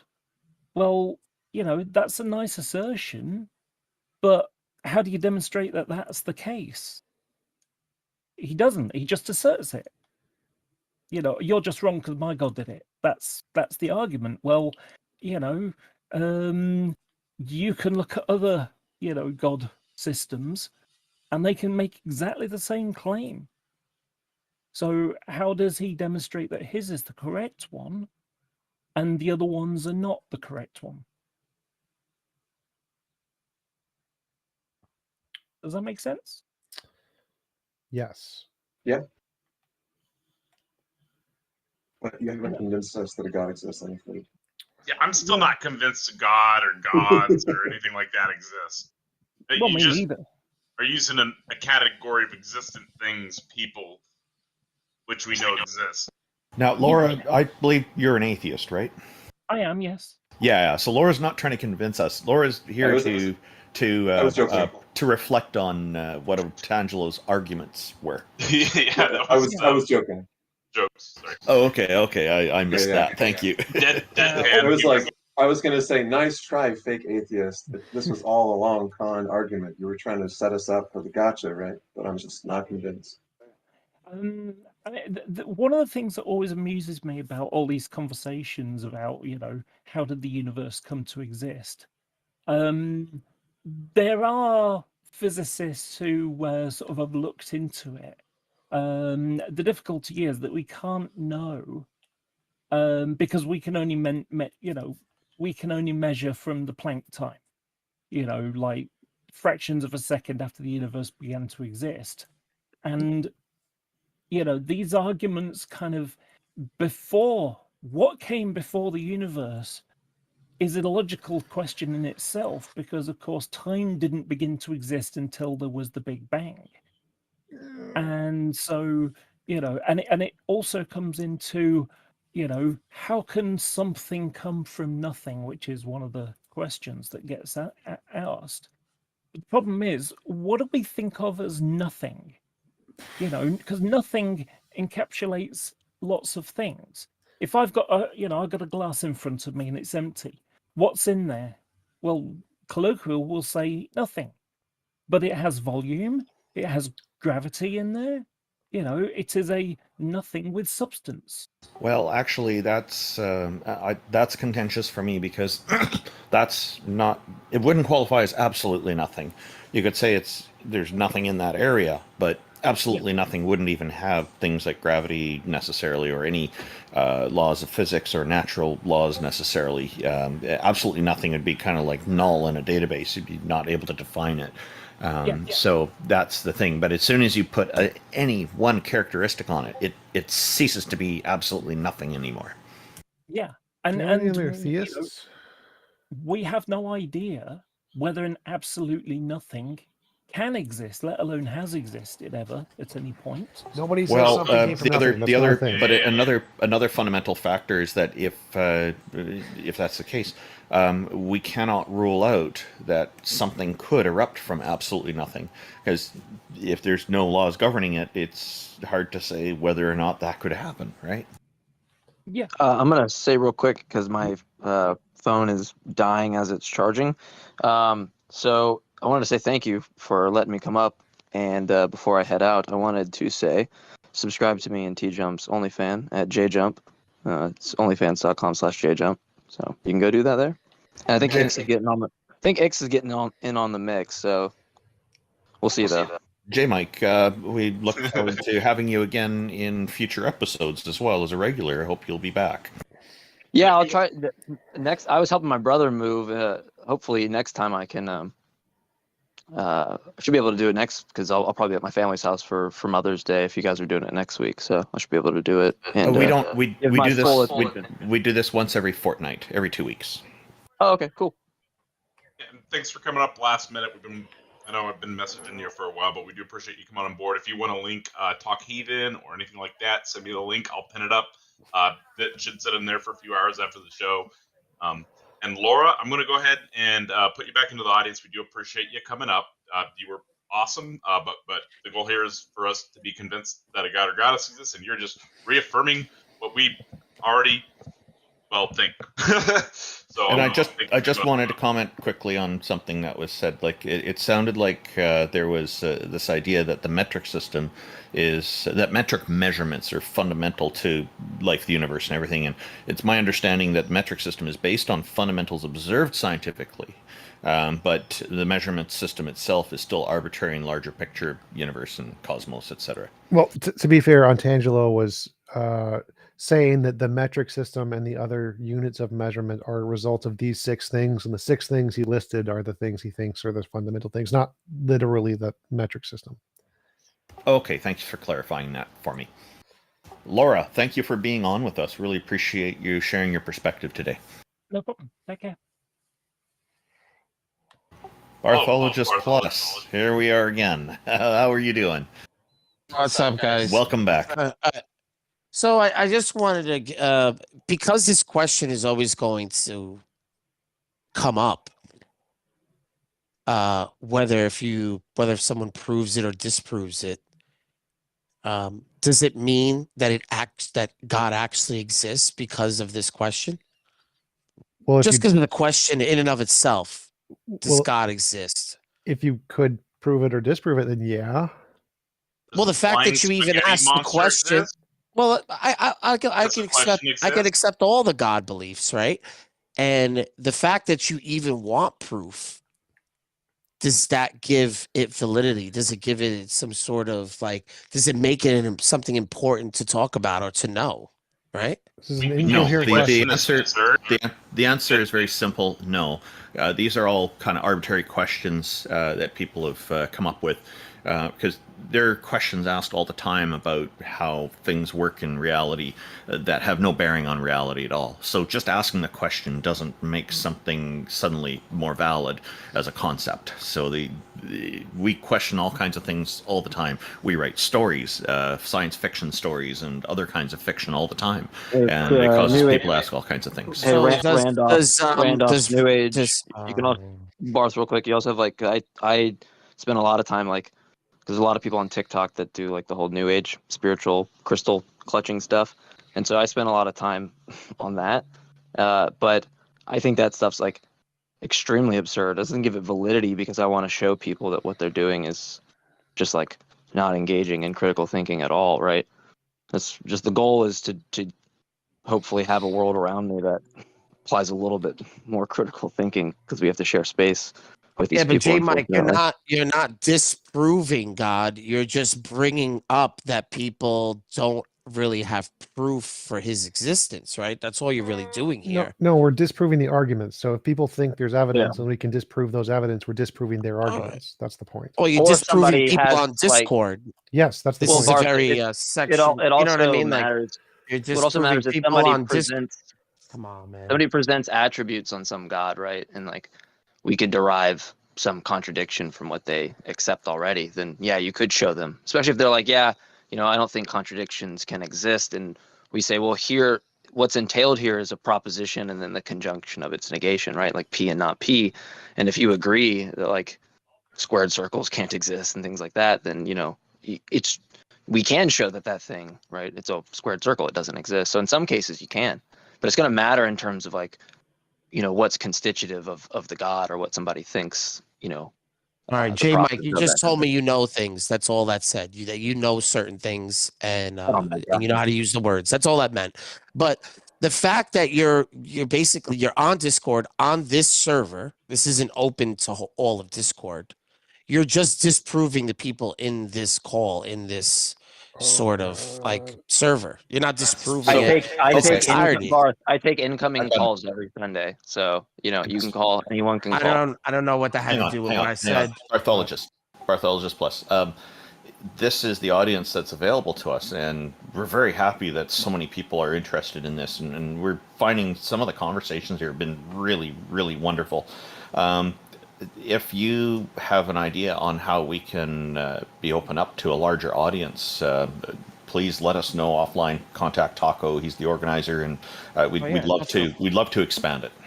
Yeah, we'd love to hear from some more educated theists for sure. Well, hopefully Discord will open it up like it did before, and we could stay in this server and do it how we're doing it now. But that'll eventually break. But anyway, Bring them for right here. now, this is fine. I think This is I fine. think Ix, TJump, myself, Taco, Jack, Randolph, right? I think everyone here would take, given the chance of a platform or an opportunity to take incoming calls from theists, like that's what that's what we do. So there's not like no one limits that, right? We would take any person. So I don't really know the I think relevance, right? his So the real implication, question, that we're like taking strawman theists and only addressing the weak theists. Like my show is all about inviting on professors of the highest experts in the field on every single argument on YouTube. That's what I do.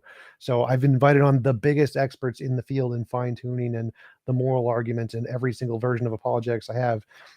Just wasting our time complaining that we're on Discord. Like, yes, we're here and not there. Okay, do you have an argument?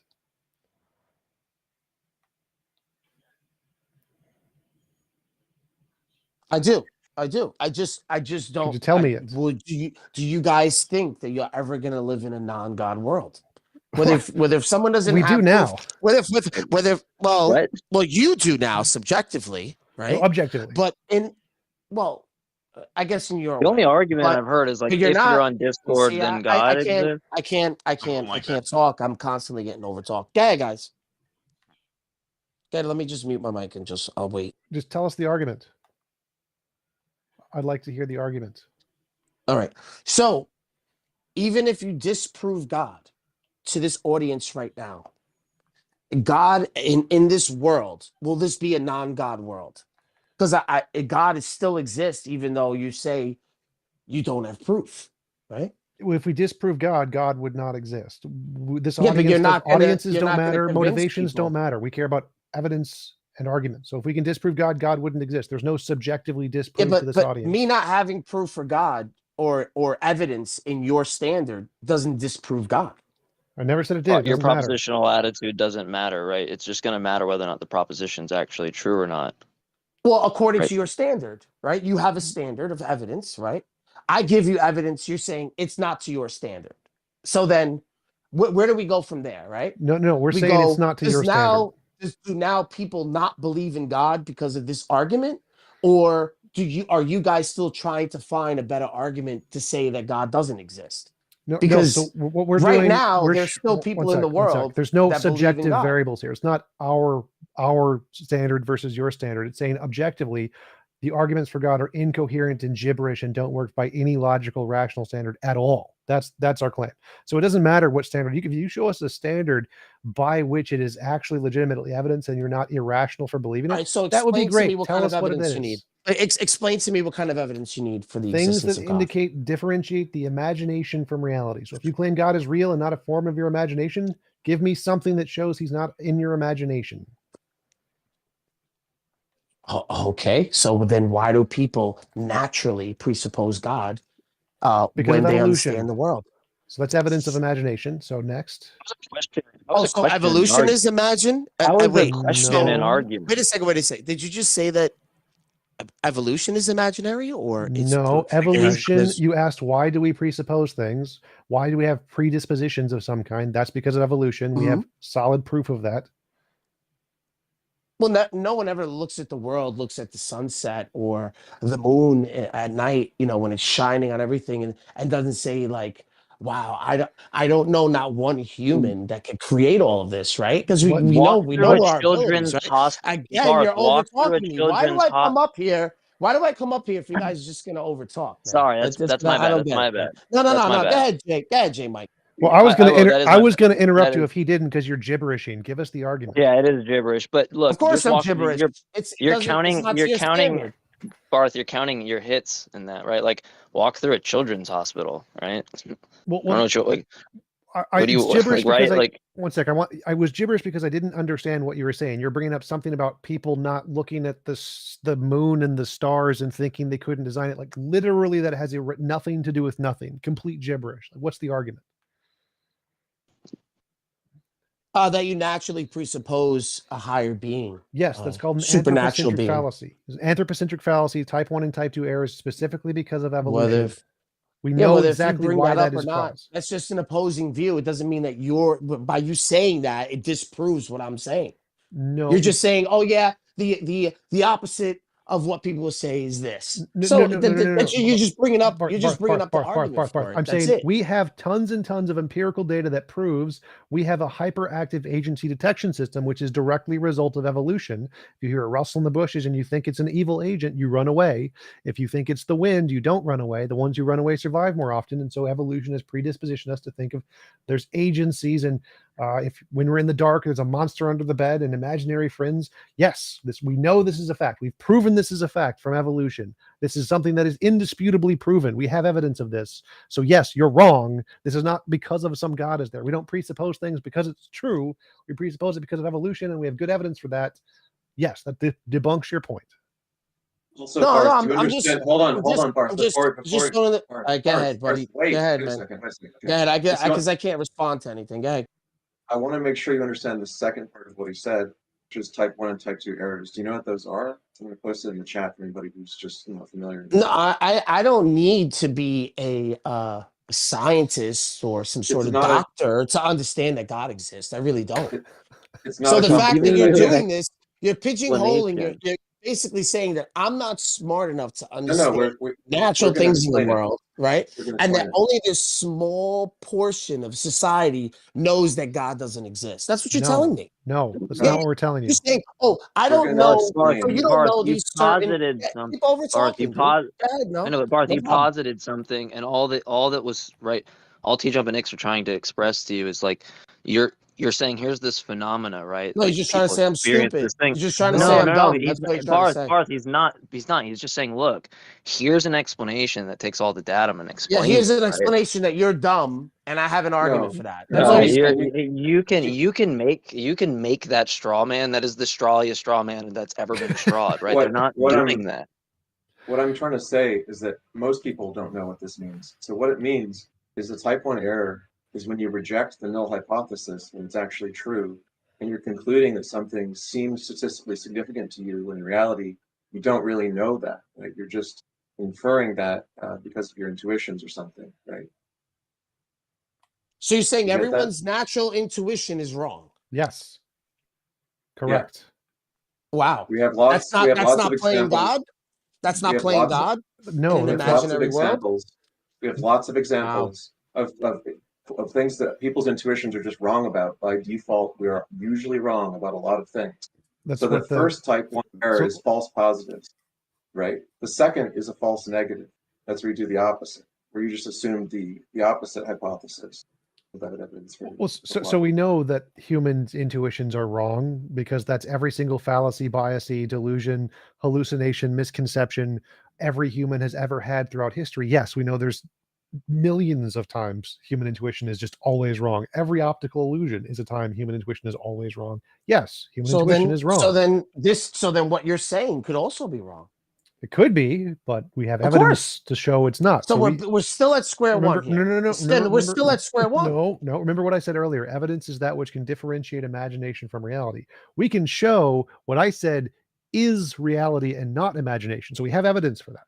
So we've gone beyond the part where it could also be wrong. We have good reason to believe it's right. But yours has no good reason to believe it's right, and lots of reason to believe it's just human intuition that's wrong. So ours has good reason, yours has no reason.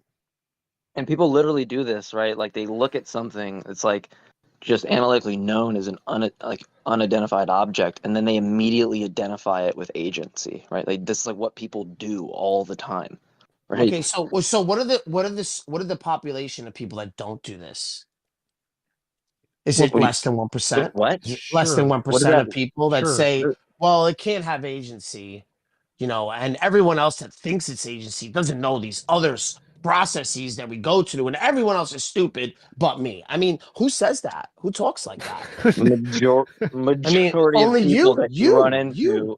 You speak like that because I'm not telling you that you're dumb because you don't believe in God. No one said You're you're telling dumb. me because I don't know some sort of default position of your, because of how you think, and you say, oh, I've heard this argument before, and we've looked it up in this, Stanford Encyclopedia, and there's an opposing view on this. So he's automatic. So that makes it automatically wrong because we have a response for his argument, because that's all you're doing. By your reasoning, like anytime someone have a response. Barth, real quick. I never get to finish what I'm saying because anytime someone gives you an explanation, you wouldn't overtalk me if this was a win for you. If this was a Awesome. slam dunk for you. You wouldn't overtalk. No, it's not. It's not a slam dunk. I'm just trying to explain something pretty exactly. trivial, right? It's like not a slam when dunk you That's say why you something, need to be disrespectful and overtalk me.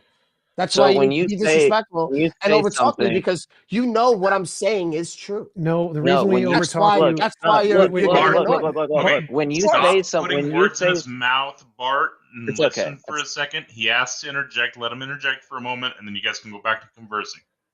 Yeah, because we're in a really weird territory, right? You're in this territory, like when someone provides you like an alternative explanation, like your thought is to be like, oh, so you're calling me fucking stupid, right? Like no one's saying that. You just sound really dishonest, and like I don't know if you're even trolling, right? Because that just doesn't seem like a reasonable response that someone would say, like, hey, we differ in opinion. I have an explanation of some phenomena. You have one. Let me give you mine. And then your immediate response is like, oh, so I'm fucking dumb, right? That's not like what anybody is saying. But you're automatically telling me that the masses of people that see something and think that there is agency within it, right, don't know this opposing argument that you're giving to me. So because you're saying, you asked me before, do you know what he's talking about? And I'm like, no, I've never looked this up. Why would I know what this is? Yeah, well then, how do you know? But that you're basically explaining to me, because I don't know this opposing argument that you have for me, that I'm automatically wrong because I don't know this opposing argument. No, it's not about what you know. If you think, for example, that Zeus causes lightning, and I'm like, no, it's not Zeus. It's friction caused by the particles that produces lightning. You are just ignorant of what's going on. So in that way, yes, we're calling you dumb. You are ignorant of certain facts, and the certain facts have been proven to be the cause. So what you think is the cause is definitely wrong. So when you say humans have this intuition to see agency and that's indicative of truth, yes, we know that's wrong, just like we know it's wrong to say that Zeus produces lightning, because we have lots and lots of novel testable predictions that demonstrate for a fact that this was caused by this other feature that's been proven. So we've proven that this thing you're talking about is caused by evolution. So if you think it's caused by God, you're wrong, just like the person who thinks Zeus causes lightning is definitely wrong, because it's been proven, not because you don't know. I don't care what you know. What matters here is that one of the hypotheses has been proven to be correct through novel testable predictions and has been demonstrated to be a part of reality, and the other one is just your intuition, which doesn't show it's part of reality. Yeah, your attitude on the proposition that it's raining outside, given the fact that like there's just evidence that just shows the contrary, right? Doesn't matter that your attitude towards the proposition was X or something when it was Y, right? Or not X. Doesn't matter, right? It's just the fact that the state of affairs correspond to that thing, and you're just fucking wrong, right? That's what it would be. You're just making a really weird leap into like. No. I'm not. I'm just trying to make you guys explain. I'm just explaining to you guys that this little forum or this little get together that you have right here, and hearing arguments and chopping up the arguments that you get for the existence of God, right? This doesn't ever disprove the existence of God. That's all I'm trying to explain to you. It doesn't. Because you have a standard of argument? evidence. Because You you have have an a standard. Can I finish what I'm please saying? Let Bart finish real fast and then jump in after he finishes. Sure, I just want to know if he's actually going to present an All argument. right, you want to know something, man? This is Taco. What's up, man? Is this stage a troll, or are people allowed to talk? People are allowed to talk. Oh, all right. So can I speak, please? Sure. Without you guys over talking me, so I don't have to start over. Could it please be an argument? No, I'm giving you the argument. If you shut up, I'll give you the argument. Okay. So because you have this get together, this forum, this group that has heard a lot of these arguments, right? These juvenile arguments, really, right, for the existence of God, and they give them to you, and you have the response. At the end of this call, it doesn't disprove God, because people aren't going to not believe in God because you had a response to somebody's weak argument. Was that entire thing? Was that a premise so what of I'm the saying argument? to you is your way of collecting evidence and knowing what evidence is that makes things real or exist to you isn't an objective thing that everybody. There's no 5 people in this world that are like the 5 of you that are going to sit in a room and just disprove everything everyone says. In the real world, this isn't actually what goes on. So what I'm trying to tell you here is your standard of evidence. You've yet to explain, except TJump. It says what's imaginary. Well, the whole quantum world is imaginary because we can't see it. We don't know it. No. We could come up with predictive models to say that this quantum realm is actually real, but you're using the same imaginary, scientific imaginary world that you're telling me that this quantum world is in. Which just begs the question against the scientific realist, but whatever. I did take an issue with you saying that the arguments people are presenting are juvenile. I find many of the arguments to be quite interesting, actually, and I would not think of them as juvenile. I think that's not a very nice way to describe what other audience members have brought up. Yeah, it's... Well, I want to address his main point here. So his main point here is, yes, you're right. Us disproving all of the silly arguments theists have doesn't disprove God. Correct. We're not trying to disprove God. We're trying to show that all of the silly things theists believe are really, really silly, and we can prove that by talking about them. So if you think something is good evidence and we can prove that it's very, very silly, that's all we're trying to do. We're not trying to disprove God. That's in addition to that, you have sorry, predictive. Barthologist, excuse me. You have predictive. you have predictive models that come Yes. from quantum physics or quantum mechanics, right? You have predictive models that come from Yes. this, right? Yes. I just want to quickly add to what TJump said. Like, we're also open to somebody to present an argument that is convincing, that actually will demonstrate that one or more goddesses or gods exist. Because, of course, we're open to that. The side effect of these conversations, though, is that the arguments that are presented are very often found to be flawed in some way, and so we get into that. Yeah. So this is just a flex, really, because you're not really doing anything for anyone but yourselves. You're just showing No. us on Discord No. in this We're chat that you asking guys know things. That you guys know things. That's Okay, it. so Look, you- Barthologist, I'm getting the impression here that you're very critical of this whole setup, this panel, where we're engaging with people. For some reason, it seems that you don't like what we're doing here. Am I correct in my understanding? Randolph, you're No, there's trying to just challenge there's just 6 people against just one person every time. So it's just like, of course, Oh, I haven't said all shit, of bro. you Chill have out. this. All of you have this, these quick responses. But how am I going to compete with 6 other people I do it all the and time. then Sure. not be Well, and then not be Bart, strawmanned or bullied into Oh, believing something that isn't true? I Okay. mean, If- think Okay. about So it. the way you're looking at this, doesn't match the original intention. Our intention is that somebody can present an argument, and it's an opportunity to convince any one of us. It's not intended to be a dog pile of a whole bunch of us against you. It's against one person. Is there predictive capabilities with the quantum mechanics? Do we know? Can we see it? No. Can we see things in yes. superposition? No, we can't. But we guesstimate that things are this way, and with predictive models, we can use quantum mechanics. Correct? Well, Yes. I can say the same thing about religion. That'd be great. Barth, Give me look, some. That's Say, evidence. I let can me say the let same me thing actually about address that. religion. Let me address that, because your kind of whole thing when you came in here, and I got to get rolling soon, but when you came in here, you're kind of like challenging, like what kind of epistemic norms that we have, right? It might not be the case for somebody else that they use that towards knowledge, right? Or some framework. Okay, that's fine.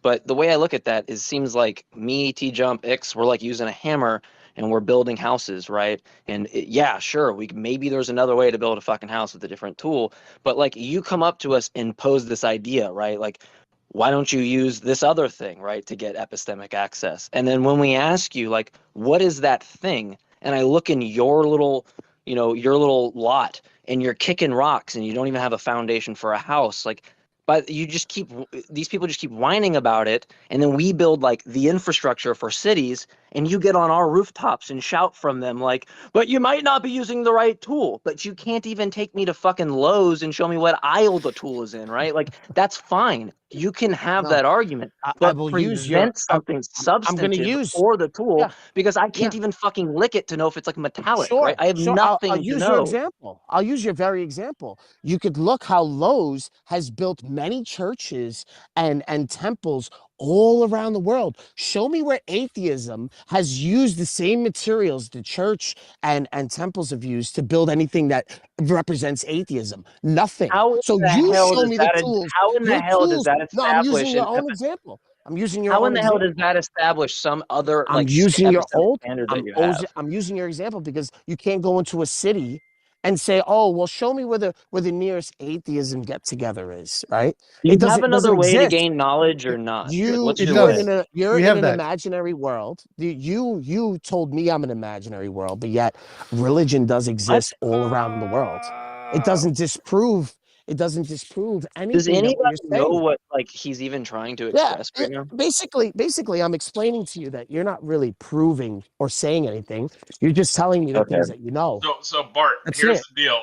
The title of the stage is "Convince Us Gods Exist." I thought you were going to come up here I and just did. come up here and convince us that gods exist or Oh, God I exists. did. I did. Ideally, There is Christian God, there is no because place in you're the world. Christian and There you're is no going into place in the meta. world. We're gonna There get is off the meta. If you want to talk to us and provide us an actual argument that I have an convinces argument. you that your God exists, we'll listen to it and we'll Uh, address whatever you want us to address. show me in a collective, objective understanding of atheism. how you can presuppose atheism. How does We that? don't. How is that real? Well, We- it's we don't. justified, so it's not presupposed. Joe, oh, it's not presupposed. Okay, So so you I'll have just to clarify. accept. You have to accept the God belief to be a Barthologist. disbeliever, correct? No. Oh, so you've never No. presupposed God, Okay, I'm trying to answer and your you've question, never and had a now you're interrupting me. stage, and you never had a Barthologist. stage Barthologist. that said prove Barthologist. that God exists, Barthologist. and then Okay. you can go Let around him and go tell first. me Barthologist. exactly what you know. Barthologist. I was trying to answer your question, and you just talked right over me. Oh, I couldn't because I wanted to finish what I was saying. I thought you were You finished. I want was me to answering your prove? question. I'm You want trying me to to address prove your the question existence? about You atheism want me here. to prove some sort of existence Okay, to do you? you want me to? I need You to put know out the you put out a standard point here, and I'm of of trying to answer you. existence. Can we move I to need the to know the speaker? standard of I existence. think we're going to remove you from the stage here, Of but course I'm you going are. to address your point. Of course you are. Let him talk, Bart. Good. Okay, so As I'm putting up a lacrosse net. all right, I just moved him to the audience. I tried to respond to him. He's interrupting. There's interruption going back and forth, but he's also setting the tone on that. He's saying that we have to accept God and then disbelieve it. That's not required. Atheism, so doesn't is just not believing in deities. There's people who will justify it; they'll have justification for it, but that's optional. So there is no such requirement that you're expecting that it be justified. Well, It's that simple. It's called the null hypothesis. So you can say that You got I it. don't know whether God exists or not, and then we look at the evidence one way or the other, and then we conclude one way or the other. You don't start presupposing one way or the other because that's dumb. Yeah, and just to clarify, I'm sorry if it sounds nitpicky. I don't know. Would be the agnostic stand. I don't believe is the atheist side. They're pretty well parallel with each other, but there's different combinations that can work. So he's asking about atheism, and so yeah, there's nothing to presuppose with atheism. It is the null hypothesis default. Thank you for bringing that word up. I couldn't quite remember it. I'm glad you did, TJump. So Barthologist, what we're trying to do here is have people present their arguments. And you've noticed at the beginning of everybody's presentation, they always kind of lay out their whole argument, and we normally don't interrupt. We let that complete, unless we need to interject to get some clarification on a term or something, which I think is reasonable. But I guess we should probably, if anybody else wanted to comment on what Barthologist's points were before we move on, I think that this is a good time for that. Oh yeah, I was definitely interrupting him but I was doing it because he repeats his last sentence twice before he actually stops talking. And so I was trying to interrupt him to move the point along. But he kind of brought up a good point that he probably didn't realize, was that he said he could make testable predictions like we do for religion. Like if he could do that, then yes, that would count as evidence for religion if he could do that, but he can't.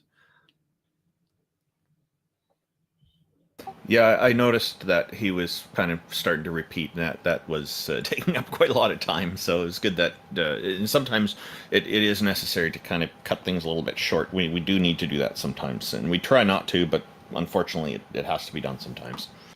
So I invited up Cool Guy Jeff. He's one of the moderators here. He's had his hand up for a while. What's going on, Cool Guy Jeff?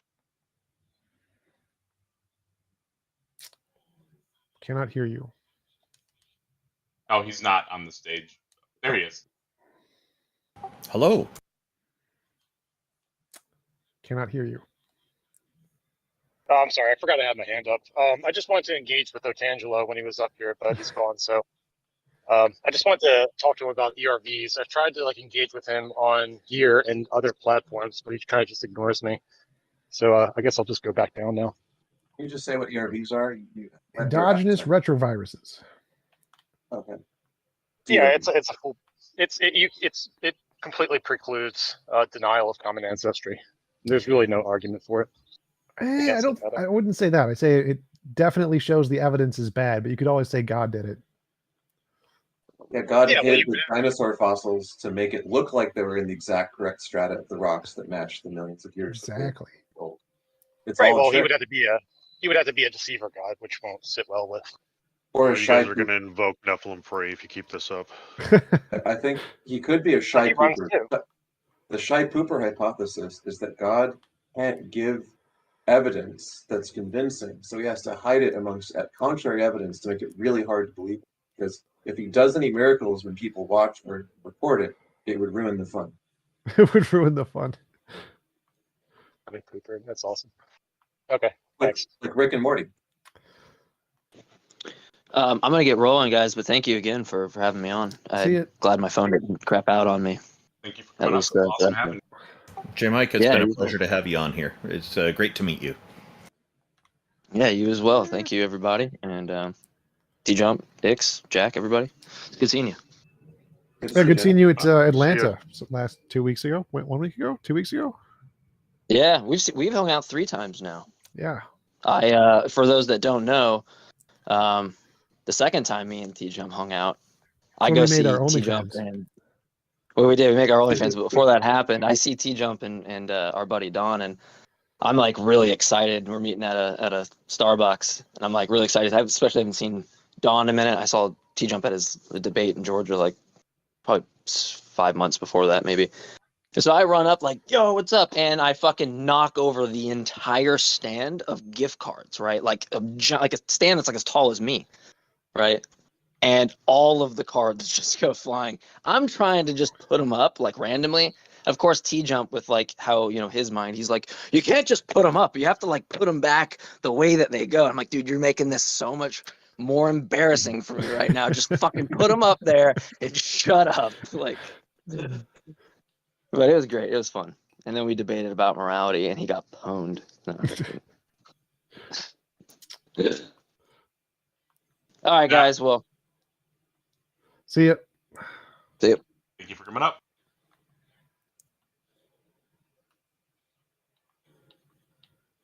I just invited up Philippo Fish. Supposedly he has a fire argument, or spicy argument. That was what he said. I wanted to hear the fire argument. What is the fire argument for God? Fire good. Hello, fellas. How's everyone doing? Hey, thank you for joining us. Yeah, first of all, I want to just do a shout out to my good friend, pathologist. He reminds us all that the U.S. has more to do with getting lead out of our drinking water. Thank you. Now, to my argument. I've said it once before, a couple weeks back, maybe a month ago, and this is a continuation of my belief that there is a God that cannot be explained with chemistry, that you guys sometimes talk about biology or philosophy.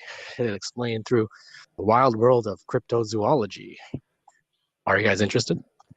Absolutely. So, this God here, I have to define God first. God is not just a guy who created the whole universe. He's actually, gods are actually, things are just somehow greater than us in some capacity. Okay, No, that's my definition of God, and I guess the definition is stupid. No, you're That's stupid. a weird one. So, okay, there are superorganisms called gods on this planet, and they're affecting all of us to this day. I'll rehash my last discussion last time. These religions or these beliefs actually are a protocol that links humans together to become the substrate of these superorganisms. No, bacteria are not gods. That's stupid. No, it's not bacteria, my friend. It is your mind. Your mind acts as a neuron of this giant god. And I'll try to prove it somehow, some way. Last time you guys said it wasn't very interesting, but I beg to differ. Well, look at Christianity's rise, right? It grew from a little idea. Some guy got beat up by the Romans and killed horribly. Didn't put up much of a fight. But then the idea of this fella starts to spread, right? And it becomes a group of people who meet up from time to time and talk about their religion. And then later on, it grows and grows and grows. And through whatever means, it becomes a religion of the Roman Empire. And then people really start to believe in it. And it starts to spread like an amoeba across this planet, infecting more people. And then it comes up against another god, Allah, right? The Muslims, which is kind of like an offshoot. And they compete with each other like two fungal molds over a piece of bread. So what is the god that you think is a god? The god is the superorganism, which is believers create. So like Like how your brain has did any of neurons, these right? gods create the universe? Well, that's not my definition of God. I mean, everyone knows that no God created the universe. That even Okay. Bentologist knows that in his heart. Are there any gods that are uncreated? No, they're all you know, they're the next type of life after humanity. Okay, so all minds die, gods are still going to exist? No, because while all minds individually die, we believe that life goes on. You said So the next thing after humanity. So if all humans die, how are these things no. gonna? Well, I think that even a guy who believes in evolution can think about that. I mean, even though humans may descend from certain apes, those apes may still exist, right? So if we have ancestors, they're still going to be human, just like we're still apes because our ancestors are apes. So if after humanity would mean no ancestors of our race. Oh, well, I mean after. I mean, I don't mean after as in after we die. I mean after. I mean the next thing that comes out. Well, bacteria became, plants, and plants became animals. That's our idea, right? They still all exist, but it's the next logical evolution of life. Life that is So your definition of God is ideas that people come up with that inspire people to do stuff. It's when you say it like that, it sounds unimpressive. But when you say it the way I'm saying it, it sounds way more impressive. Way more impressive. So is Harry Potter a god? No, because Harry Potter does not compel most of its adherents. I don't want to call them adherents; it's just fans, right? Religion compels. Have you never been to a Harry Potter convention? Like Harry Potter legitimately compels people to dress up as witches and wizards and carry wands and shit all over the world every day. Unfortunately, I'm a grown man. I wouldn't want to be seen because of that. But so the point is here, Harry Potter does inspire people to dress up as witches and wizards and go to the big castle that was built in the honor of Harry Potter in Disneyland, and all over the world. There's many buildings that have been constructed in the worship of Harry Potter, totems to the glory of Hermione Granger. You're being facetious when you're saying this, but that is actually a possibility. Yes. So by your definition, Harry Potter can become the spark that creates a new god of Harry Potter. All right. I'll tell you what. Here's how I'm judging this idea as it qualifies for life. I mean, what are the criteria of life? Right. It responds to its environment. It grows and changes. Metabolism.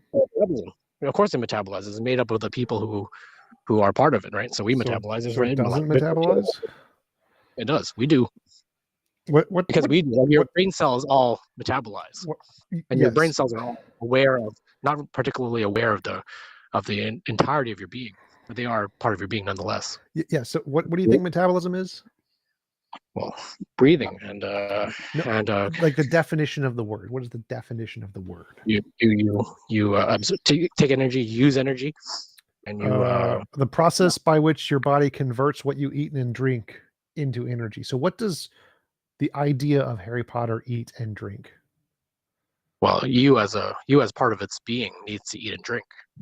Yes. So the idea of God it's the idea downloaded to you interacting with all the other people who are infected, so to speak, with this protocol. That is what the God is. The idea itself is just the code. I mean, the idea, the RNA of this being, if I could use that term incorrectly. Well, I'm bored. I think I've shown that your definition of God is very silly and not much more required. Well, that's because you're an unbeliever. So, Philip Fish, it is fun to have you on, but what I would hope is that your idea would evolve along with the claim that God is an idea that evolves. Have you read the Richard Dawkins' Selfish Gene book that originated this memeplex? God is a sort of mental superorganism idea in the first place.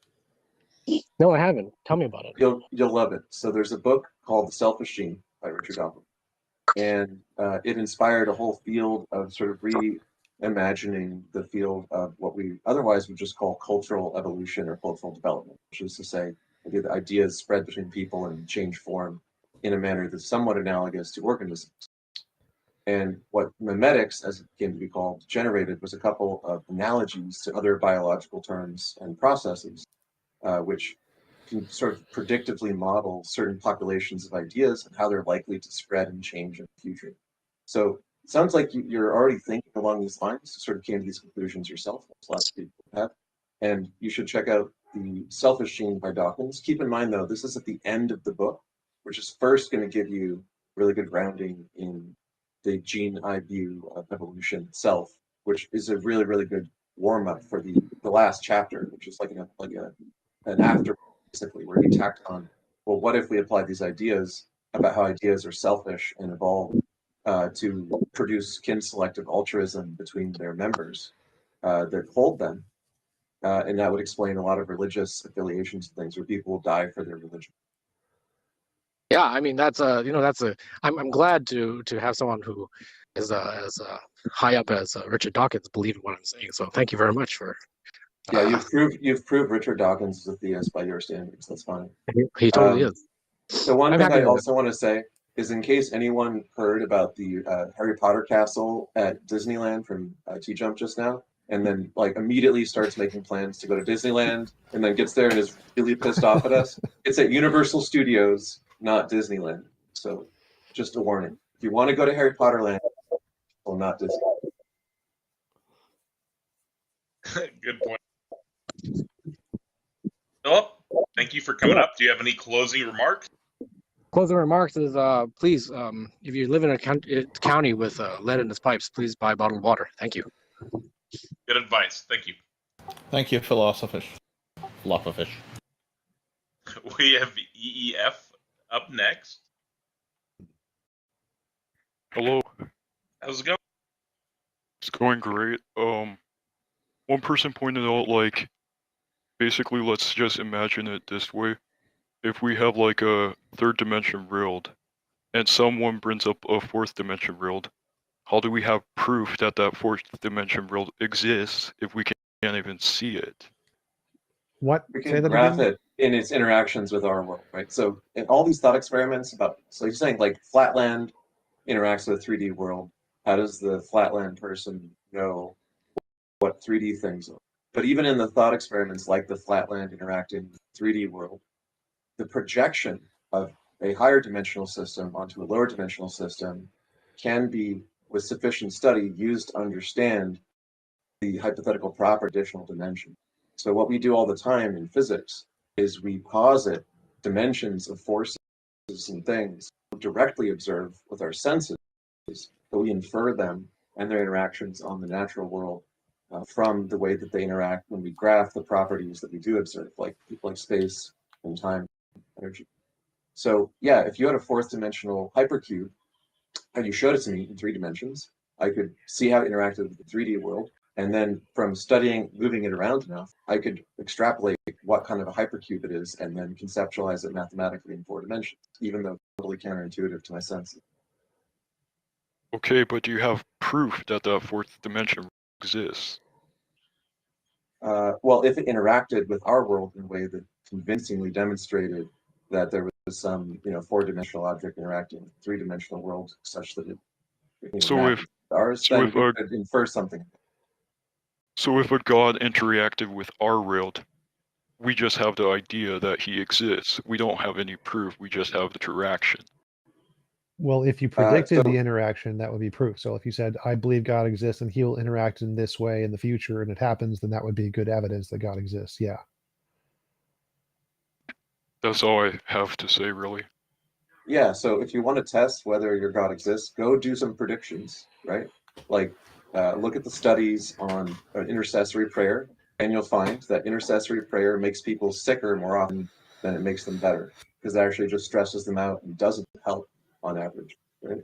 I thought that was just one of the studies. Like one did that, and there was one that had positive results, but the average is like It 0. depends on the design of the study.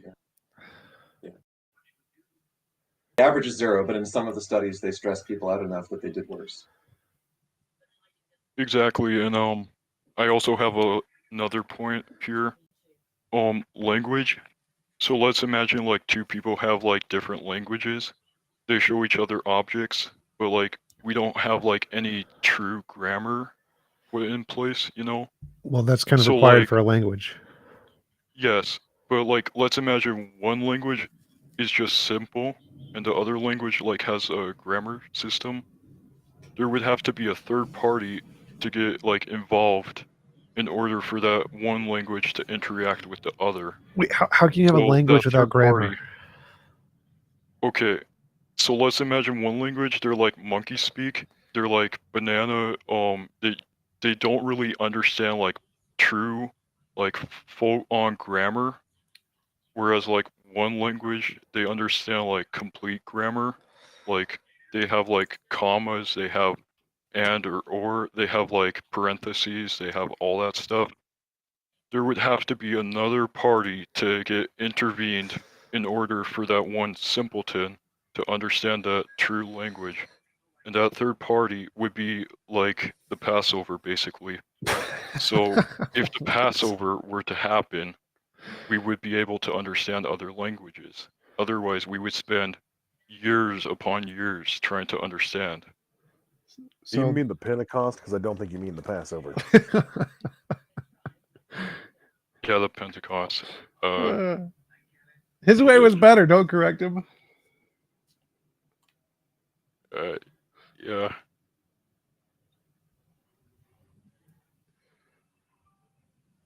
But what I'm saying here is if you have one belief, you would have to have like something to get in the way in order to correct that other belief, basically. So like, let's just put it here. One person believes in religion, the other person doesn't. There would have to be like something in the way in order for that person to understand the other belief. Sure. So So if in you this believe case- God exists and like created the universe, and we discovered that it was actually created by a quantum field and wasn't God, that would be good evidence. Yeah, so in that case, let's go back 2,000 years and give everyone the belief of evolution. Eventually, there's going to be like some belief in evolution, and then there's going to be like someone to get in the way that like basically connects evolution to religion, and all of a sudden everyone believes in religion. But if we have No. a society, that only believes in religion, we would have to bring up evolution in order for them to believe in atheism. So there's always going to be a third party involved. No, like you could change beliefs on your own. Like if you're literally the only human being who exists, you just find information and the information can change your belief. Like people change beliefs on their own all the time without third parties. The reason why politics exists is because there's something that happens in the environment that causes these politics to even exist. So what does that have to do with the conversation? If like no one believed in God, there would have to be some sort of God to exist in order for the people to have that belief, No, you know? no, people make shit up all the time. People believe in leprechauns. You don't need leprechauns to actually exist for people to believe in leprechauns. Because someone created the belief of leprechauns, and all of a Yes. sudden some people believe in them. Yes. Some people created the belief in gods, which was a natural human tendency called an anthropocentric fallacy. Yes, so like, if someone created the belief of a god, they would have to at least like have some basic knowledge about what they're creating, you know? No. Okay, let's imagine Harry Potter, right? Well, just to So if answer you that have a really Harry quick. Potter- So Robert Sapolsky, Stanford professor of biology, he made a presentation about how the origin of religion was schizophrenics who had like epileptic seizures, and the idea of God popped in their head due to these schizophrenic seizures, and that was the origin of religions.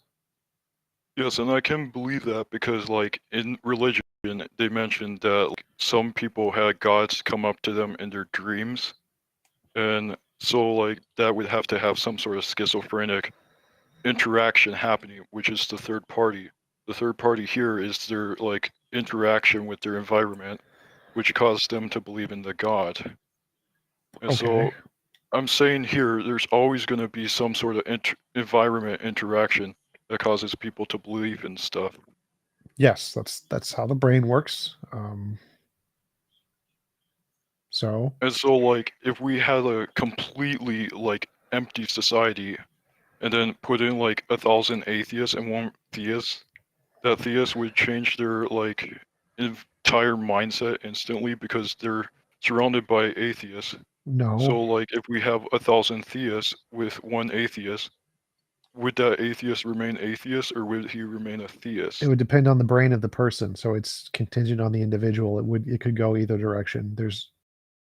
It wouldn't says read anyway either way. Like we have plenty of contrary evidence, right? Like some of the earlier like published atheists that you know about were surrounded by a society of theists that literally put them to death for the crime of atheism. They didn't change their mind just because a lot of people around them disagreed. I don't quite get what you're getting at. Exactly. So, yeah, that's my point here. There's a third party happening there, which is people like putting other people to death because of their religion. But if we go way back and we have like no religion, there would have to be some sort of God in order to have that religion happen. No, it can just be made up in a human being's brain, like a schizophrenic. And so they make it up and tell other people, and the other people could then be like, oh, that sounds really interesting. I'm going to believe that. Just like how most religions started.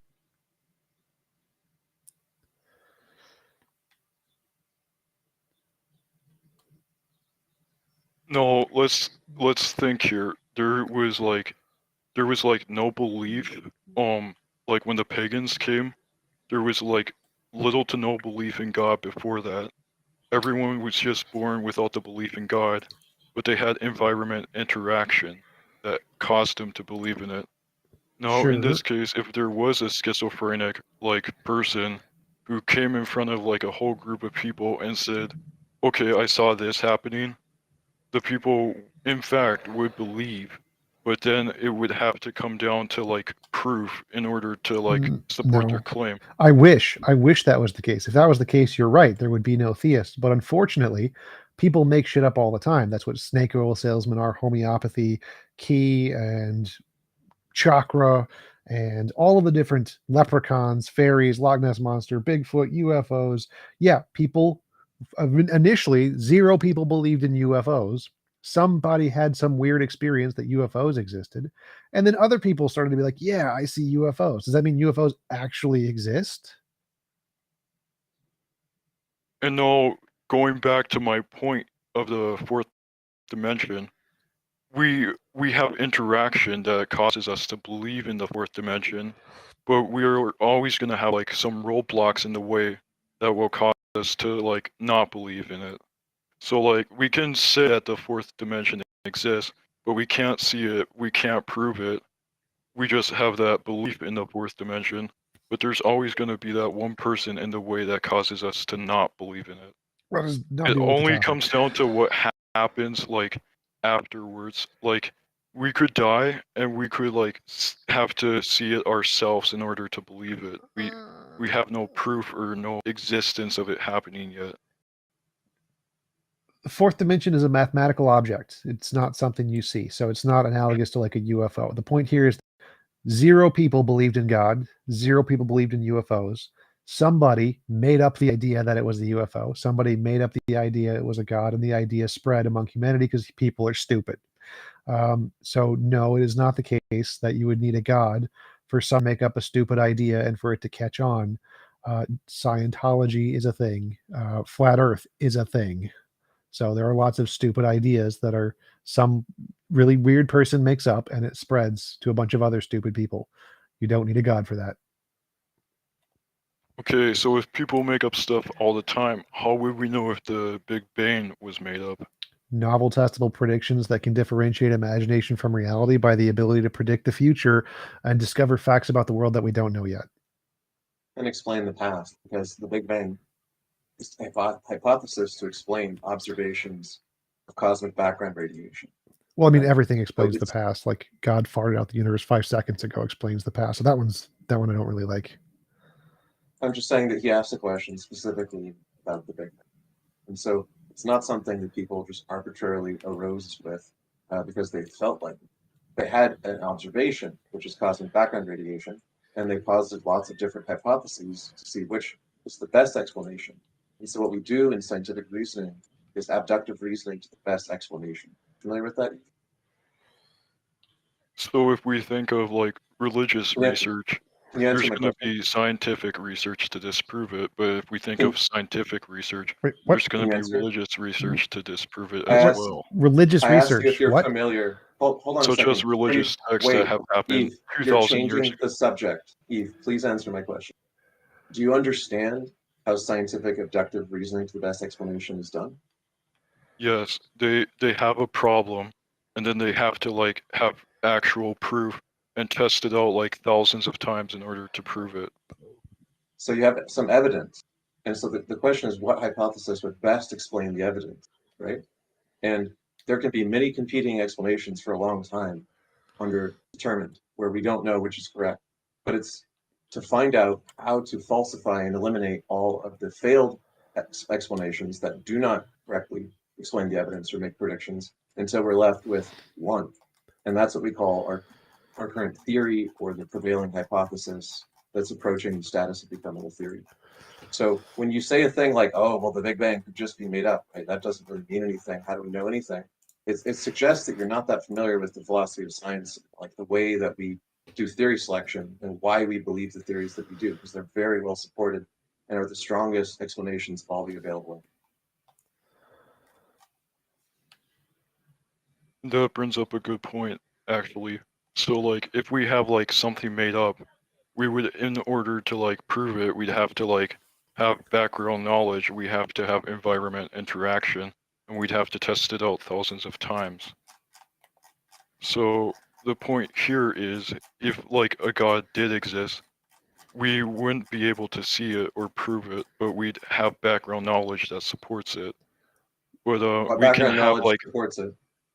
yeah, we can have like thousands of tests actually, and then step by What does step. it mean? I asked you a question. Can you answer my question when I ask you a question? I said, So the what background knowledge here are you referring is to? all the text we already have about it, and so we can Those are do just like claims, we can do assertion, like not historical background knowledge. research and all that stuff to prove that a god did exist. Look, I can prove that Harry Potter exists by saying that all these books mention Harry Potter. It's the same exact problem all over again, right? What evidence is there? What background knowledge do you have other than that it's mentioned in the book, which could be classified as fiction?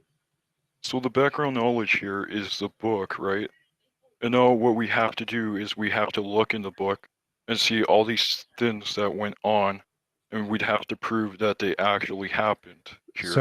So well, if we're talking about the Bible, I can prove that they didn't. Well, so if we have background knowledge that Spider-Man is real because New York City actually has the Twin Towers there? Is that background knowledge that we have of Spider-Man? No, the background knowledge here is we have the belief that Spider-Man exists, but the proof here is there's no possible way we can web slint throughout New York City. It's physically possible to do that, but you said the reason it's rational to believe in God is because there's background knowledge, and the background knowledge is that we can confirm certain things in the Bible happened. We can confirm certain things in Spider-Man actually happened, like the train station exists, the Twin Towers exist, the Eiffel Tower exists. Like all of those things in Spider-Man are real events that actually happened. So is that background knowledge that Spider-Man is real? No, the setting and place of Spider-Man is actually true, but Right. Spider-Man himself could never exist. Right, kind of like God and Jesus. I suppose I don't think it would be fair to say that he could never exist. I mean, given our current understanding of physics and biology, it doesn't seem plausible. But there's no logical contradiction with the existence of a Spider-Man, so I wouldn't rule it completely out. As far as like the God of the Bible, there are a multitude of logical contradictions in the characteristics of that deity, so we can rule out the possibility of such a thing existing. See, the thing here is it all comes down to what we believe in. We can have No, lots of it doesn't logic come down and to what we believe in. It comes down to what we can demonstrate. And what if you we can can't show it, you demonstrate. don't know it. Yes, but we can demonstrate it by like proving our belief. So until we have like enough proof, we have to like confirm that it's false. Shifting the burden of proof fallacy, you don't have to wait till it's false. You need positive evidence it's true. Guilty until proven innocent is the thing here. So like we have a hypothesis.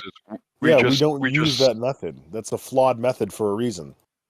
Exactly. You can't start from a conclusion and then work backwards to support the conclusion, because then you're just going to ignore any evidence that doesn't correspond to the conclusion that you've already decided is the truth. right? Like I said, if we're talking about the Bible, there are plenty of events in the Bible which we know did not happen. Events that God directly participated in, according to the story.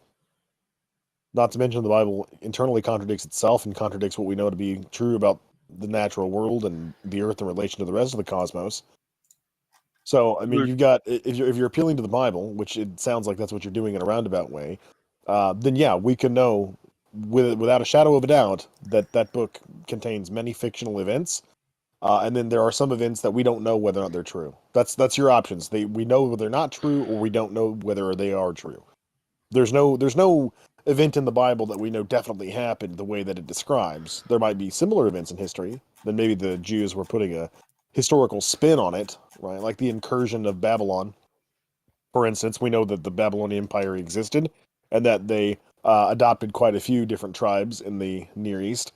We don't know if they ever took Jewish slaves specifically. We don't know if Shadrach, Meshach, and Abednego were actually tossed into an iron. We don't know if Daniel was tossed into the lion's den under King Darius, right? These are all historical fiction flares that are added into a narrative of things that actually happened as far as we're aware of. But then there you have other events like the Exodus from Egypt, which we know did not happen, or the global flood, which is not even possible physically speaking.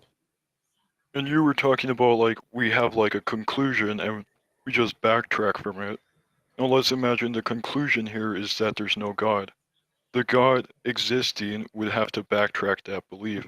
Now let's imagine that No, there's we no don't God. conclude from the outset that there is no God. We just don't accept the proposition that there is.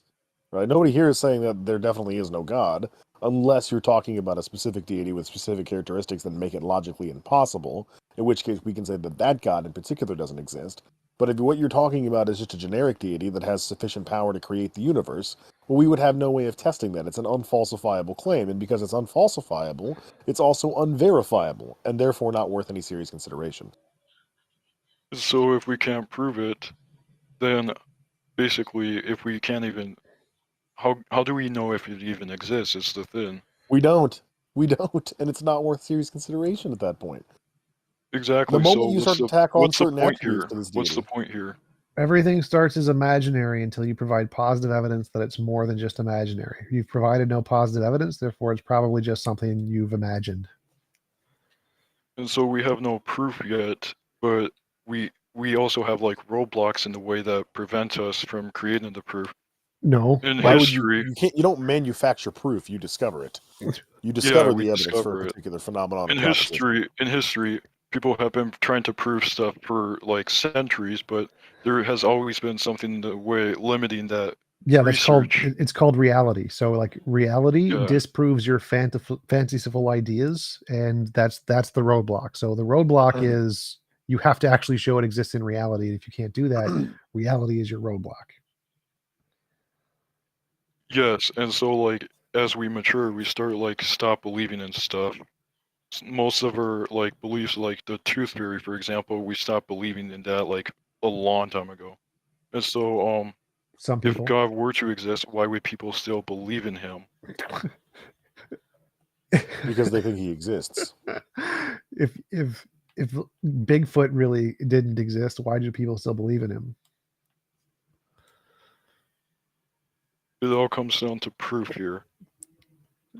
No. It's because people are dumb. That is the correct answer.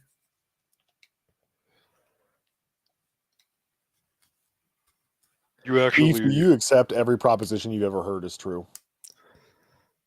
I don't really believe in everything. Why not? Because there's like no proof behind some stuff. Like for example, we can't even prove that Spider-Man's real, but there's Okay, well, we know historical. Spider-Man's not real. He's a fictional There's character that was historical invented in the events Stan that Lee. happen in Spider-Man, but Spider-Man himself isn't true because But yeah, Spider-Man and could we never have have. firsthand knowledge that Spider-Man doesn't exist because he was contrived by literary authors for the purposes of a fictional story. We know for a fact. So, like, that's not what I'm talking about. I'm talking about, like, general propositions about reality. Like, do you believe the Earth is flat, for instance?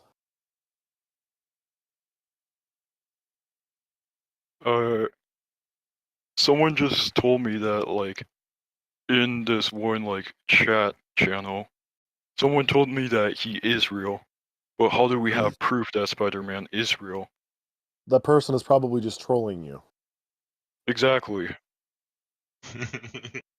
Okay, so he makes the proposition Spider-Man is real. You don't accept that proposition because you don't see any proof available for the existence of Spider-Man, right?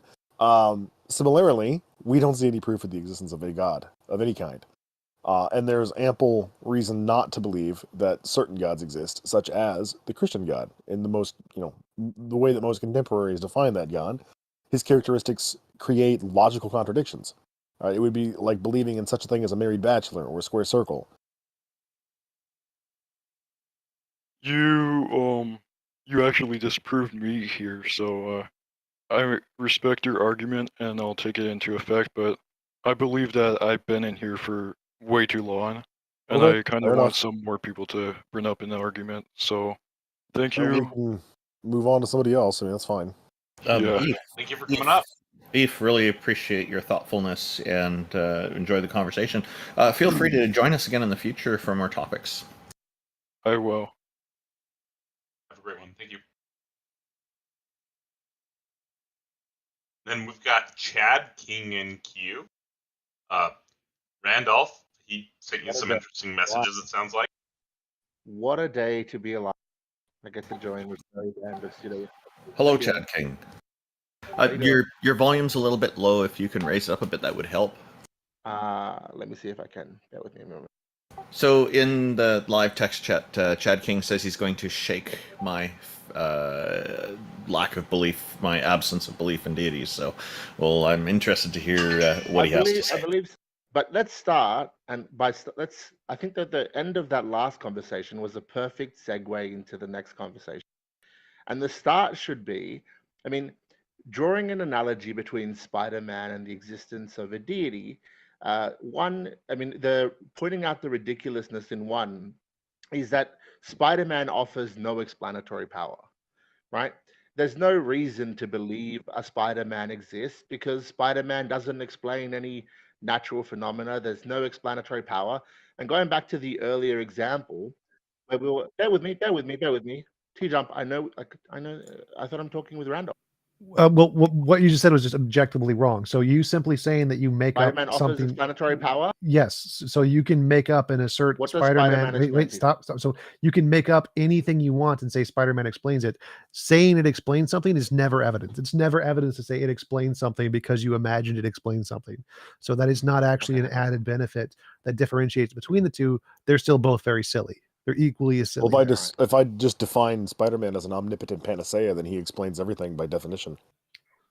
And I'll just clarify for you. If you want to redefine Spider-Man and redefine his characteristics, redefine what Spider-Man does, redefine everything about Spider-Man, such that it is no longer Spider-Man as we know it. Sure, Spider-Man can be anything. If you want to say, wait, I want to address the nonsense you just said. If I want to say Spider-Man explains that cup fell over, that doesn't make it more reasonable to believe in Spider-Man because I've added in some extra category that explains some objective fact that we've seen, unless you can actually demonstrate how it explains that fact. Just saying he explains some fact is not evidence. So saying he has no explanatory power doesn't add or take away anything because explanatory power isn't evidence that exists.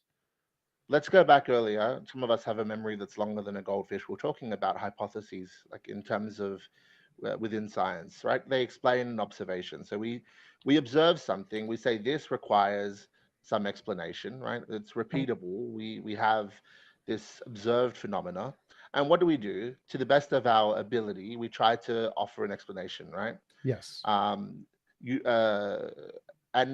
we hope that explanation can give us some predictions. In some cases, it just doesn't. But the idea is that as long as it's consistent, then we have a working hypothesis. I'll give you one example of where that's correct. Horribly wrong. Hypotheses. I can give you an example of where this has gone horribly wrong. One second. So hypotheses aren't things we accept. Hypotheses are a model we've made up in our heads that we need to further test before we accept it. So yes, we can make up hypotheses to explain things, but that doesn't matter. Hang on. And then, but once we have the hypothesis, and it works within the model, right, and that it appears to explain an observed phenomena, we have the basis of a theory, right? Like a scientific theory. But sometimes this can go horribly wrong. And I'll give you an example of one such case where it goes horribly wrong. And that is in the case of spontaneous generation. I think it's a classic example. And this is where I'm saying that we're going to segue into this in this discussion. Let's take, for instance, in the sort of late 18th century, early 18th century, or late and into late 18th century, you had, early scientists that said, hey, look, it appears to be the case that when we have like this refuse or material, all of a sudden you get, bugs and rats, and they just appear spontaneously to come whenever you leave, decaying material, refuse. They appear spontaneously. And that is the origin point for this material. The material comes through spontaneous generation. And at the time, you had theists such as myself that said, hang on a second, spontaneous generation, we don't believe it. And though, your scientific theory is in line with the observed phenomena, there's a few problems here. Number one, the problem of emergence, the problem of spontaneous creation, the problem of discontinuity, etc. They had these contentions against spontaneous generation. We now know that that's not the case. Spontaneous generation doesn't occur. Rather, that why are you pretending as though spontaneous generation was something that was thought of by atheists? It was. It was not. That's a blatant lie. Opposition to spontaneous That's a generation. blatant lie, Chad King. The main opponents to I implore you to do some history. Everyone was a theist back then, so the main proponents and the main opponents were both theists, but that's irrelevant because back then people were bad and they didn't understand science. Now we understand science, and so that wouldn't be accepted. It wasn't the case that everyone was a theist. I mean, are you dumb? Literally, the majority of the population were theists. So yes, I was correct there, but that's irrelevant. So your point, I'm debunking your argument here. Address the actual debunking of your argument. It literally doesn't matter because people were bad at science and did stupid things back then. Okay, so why don't we address modern science? Well, that's the first claim, that they were bad at science. But why, in that case, did they fail? It wasn't that they were bad at science. Yes, it's because they were bad at science. They didn't use novel testable predictions. It wasn't that. Yes, it was. You get to ask the question. I get to answer it. The reason they failed. Bad at science. Wait, was because they were bad at science and they didn't use novel testable predictions to confirm their hypotheses. They just believed stupid things like theists do. So if they were good at science, like modern scientists, they wouldn't accept that, and they would wait for novel testable predictions. You're just making claims here. It's not that they were bad really at quickly, science. I just searched it up, and spontaneous generation was first speculated by Aristotle, who was not an atheist. I saw the same thing. Yeah, and it was carried through. We're not talking about the origin. It was carried through and primarily adopted by. Is it possible to have a discussion? It was adopted by the church. The main opposition to the spontaneous generation was the church. I implore you to do deeper research than a 30-second summary Google search. Okay. There was no church at Aristotle's time. God spawned all of reality out of nothingness. It's probably worth doing that after this discussion. Chad King, you literally believe that your deity spawned the entire physical reality that we experience out of literally nothing, and you're going to sit here and argue against spontaneous generation? It's impossible. It's impossible. Yeah, your God is impossible. I agree. No. My God is not impossible. You're impossible right now. Okay, why are you arguing against spontaneous generation when you have to believe that is what happened? We'll get to that. We'll get to that. Things that are true. Your behavior is being disruptive. You're being disruptive to this discussion. Can we have a discussion? You're being deliberately obtuse, and you're erecting a false premise. Can we have an open discussion? Can you bring up an actual point instead of gibberishing? All right.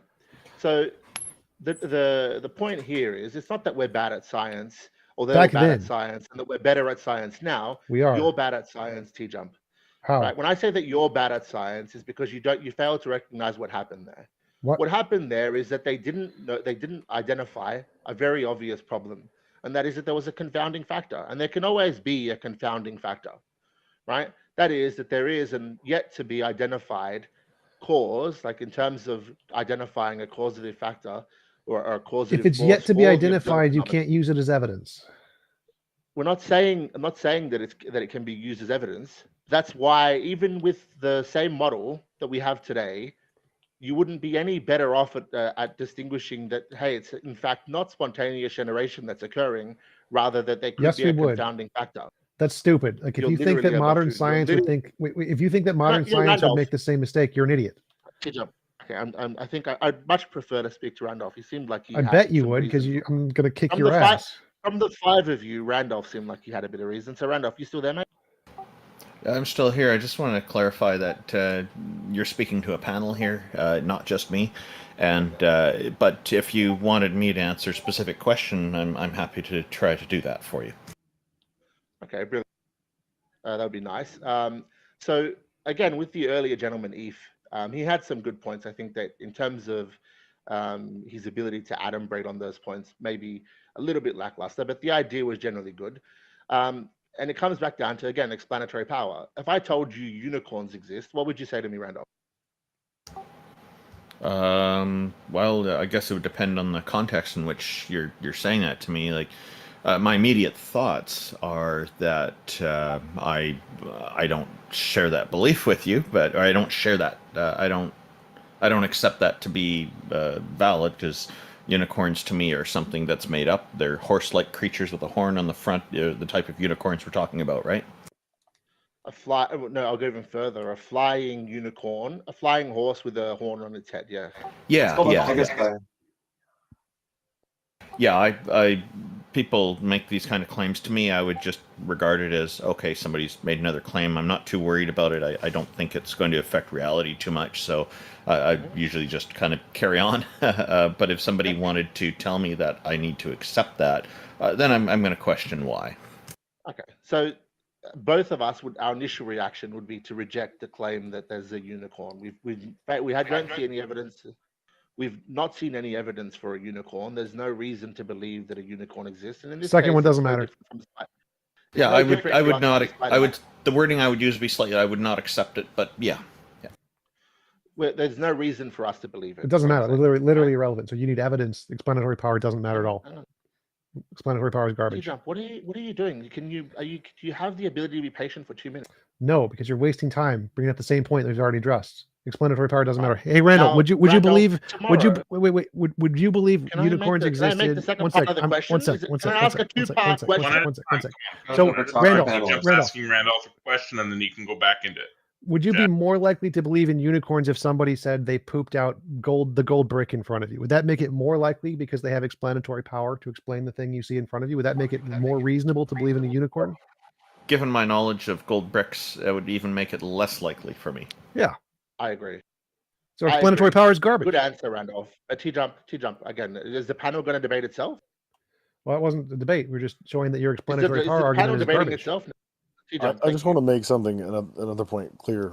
The God of any kind doesn't have actual explanatory power, because effectively all you're going to be arguing is just God did it. You're being very You're not going to be assumptive. providing any You're kind of being very mechanism for assumptive, that. You're just going to be You're being- Let him asserting finish, that it's don't the interrupt. case without actually providing the explanation. We'll get there if you have patience that's greater than that of a toddler. Okay? So Randolph, now let's say tomorrow we observe a hoof print on the moon. Now we know that biologically speaking, horses should not or could not or ought not be able to exist on the moon or travel to the moon any less. But if you saw a hoof print on the moon, you wouldn't immediately jump to the belief that a unicorn exists. But at least now the proposition unicorns exist would offer some explanatory power. That is to say, well, could explain why there's a hoof print on the moon. Do you agree or do you disagree? There's lots of different animals have hooves. No, unicorns have never been defined in such a way that allows them to travel to space. A horse-shaped hoof print, okay? It wouldn't make There's no anything any difference more. between a horse-shaped hoof print and a non-horse-shaped hoof print. Hooves are hooves. It wouldn't make it any more Unless convincing. they're wearing a horseshoe, you wouldn't know the difference. It wouldn't make it any more convincing for me. I hope my mic's working here. I wouldn't find that any more convincing, particularly because I know that people have been to the moon, and that also that kind of a shape could occur naturally, and we could be fooled in thinking that's what it is when there could be other causes for it. I would like to point out, Chad, I would like to point out something real fast. So if a flying unicorn, magical as it is, went out of our atmosphere, it would be in outer space. Can a horse live in outer space? Maybe a unicorn can. Let's not get into the biology of a So unicorn. Fair enough. Now, I Get just into the biology of a checking. unicorn. just add one thing now. If there was a set of 4 prints in a formation similar to that of a horse, then that would be more interesting. But I still would not be convinced because I need to be able to rule out other things like a practical joke or something. Sure. I'm with you on this, that we would have to rule out other things. And even then, my initial reaction would not be that it's a unicorn. It would be, hey, it's a human, there's some error, there's some naturally forming pattern that resulted in this, this apparent order, this break in entropy that we now see these hoof-shaped prints on the moon. But we're having a discussion about unicorns now, right? It's very different from me just saying that a unicorn exists and it The offers answer is no. It doesn't have explanatory power. Oh God. So okay, we're going through a thought experiment here. I think it's getting a bit long-winded. I'd like to try to keep the time down on it and move ahead with this. Well, I want to address. I want to answer his question because his question is kind of legitimate. So, one sec. So he's saying, does the unicorn have explanatory power because there's some unknown phenomenon of the 4 hoof prints on the moon, and it's if this thing we've imagined, this imaginary unicorn, could explain that, does that lend credence to the unicorn existing? No. Because the fact that it could explain it, there are literally infinitely many things we could make up that could potentially explain it. Until there's some kind of independent evidence, the fact that you can make up an explanation to explain some unknown data does not provide any explanatory power. There's an infinite potential amount of explanations for any observation. Yes. But with yes, those it's under that are determination. I agree. Those that we have direct evidence for, it doesn't. The point is that our observation, the theories that we hold, are our best guess in terms of, are they predictable? Are they novel? Yes. Do they offer explanatory power? Yes, I agree. Under determination, I agree.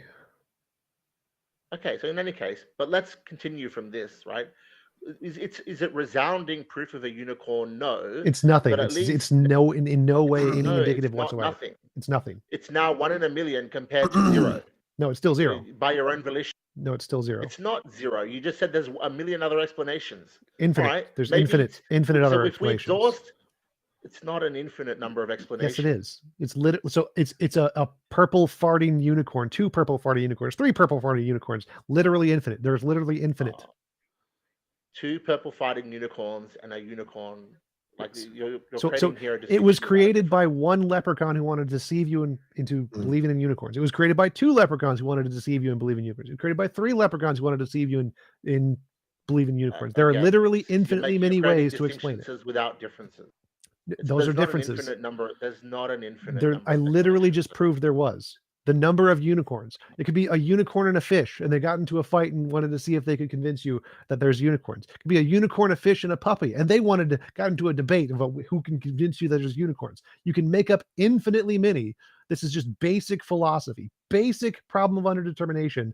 You can literally make up an infinite number of possible explanations of all possible data at any possible point. How are you certain about anything, given that's the case for literally to explain literally any phenomena that you experience in your life? Because we have ways to differentiate. Because we have ways to differentiate between them. Like if you have one hypothesis that can predict future data that we don't know yet, that hypothesis is better than all of the infinitely others that don't. You realize that these hypotheses have a shelf life, just like spontaneous generation at the time. What is that? There was no reason to. They don't have a shelf life. They don't have a shelf life. Wait. So to overturn this theory. So let's say I have one theory that makes a future testable predictions that's confirmed. So it's more supported than the infinitely many others we have. If you have a new theory that makes a new prediction, and then we discover that new prediction is true, that theory can now replace the old theory. But to replace the old theory, you need a new prediction. But spontaneous generation fulfilled all those obligations. No, it didn't. It did. No, it was testable. It was repeatable, etc. No, it wasn't. No, it didn't. It was only through a better explanation. Stop. No, it didn't. That was literally spontaneous generation. Wait. So this goes back to your original point. So the reason people thought spontaneous generation was true was because they were dumb and they didn't follow scientific method. If they had followed, wait, don't interrupt. If they had followed the scientific method of today, no one would ever have believed in spontaneous generation. It would not pass any scientific papers. It would not pass peer review. No one would accept it. It would be immediately thrown out. No, if you follow the method of scientific today, no one would accept it because it's a bad hypothesis that fails science. Yes, it is the case. If you don't you think lack the understanding of science if you're making that claim. if Right? you But I think you can understand that you're making pass but TJump, spontaneous I don't want to debate this. I no, don't want to no. debate I this. do. I want to show you're stupid, so I want to debate this. If you think You're not showing it, spontaneous, you're showing an whoa, absence of stop! knowledge about science. Don't interrupt! If you think spontaneous generation would pass scientific peer review in any scientific journal today, you're a moron. No, it wouldn't pass because we have an established concept of germ No, theory. no. But So in the if absence, wait. Can you I'm not saying, interrupt me? You claim no, that I'm interrupting you. Yes, But I know. you have a disease when it comes to Stop talking. If let's A literal grant disease. for the sake of the argument that we don't know what causes life. Let's just say that. Let's say we don't know, but we applied the scientific method of today to try and solve the problem. No one would ever believe spontaneous generation. It would not be accepted. It would not be passed in any paper. No one would accept it. It could not pass peer review. It could not use the current So scientific why do you method. believe in why do you believe in abiogenesis then? Because it does pass the peer review. Well, we haven't proven it yet, but it has evidence that indicates it. It makes novel testable predictions, which have been confirmed in a lab, like RNA on a clay, forming corpuscles on clay, the forming of self-regenerating, self-reproducing RNA molecules. We have testable predictions that confirm that. Unlike spontaneous generation. Have we seen this occur? Have we seen the Yes. formation of life from inanimate objects yet?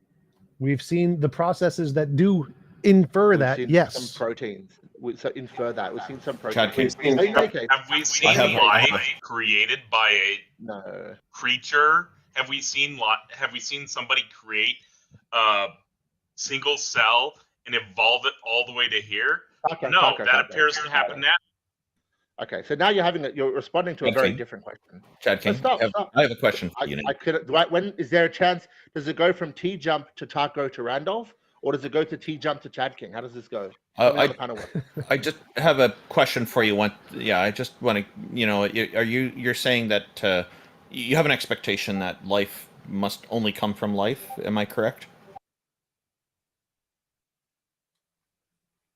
Yes, I do have that expectation. Okay, Not necessarily from life, but life must come. Order must come from order. Like I don't think. Okay. I was hoping you would get into okay, the question hang on. of emergence, etc. Yeah. But I don't think we get one more thing. Okay, so this God is alive. Where did this God come from? Does God come from another life? All right. Well, again, I wanted to clarify that in terms of the concept of emergence, right? I don't think you can go from a state of entropy to a state of order.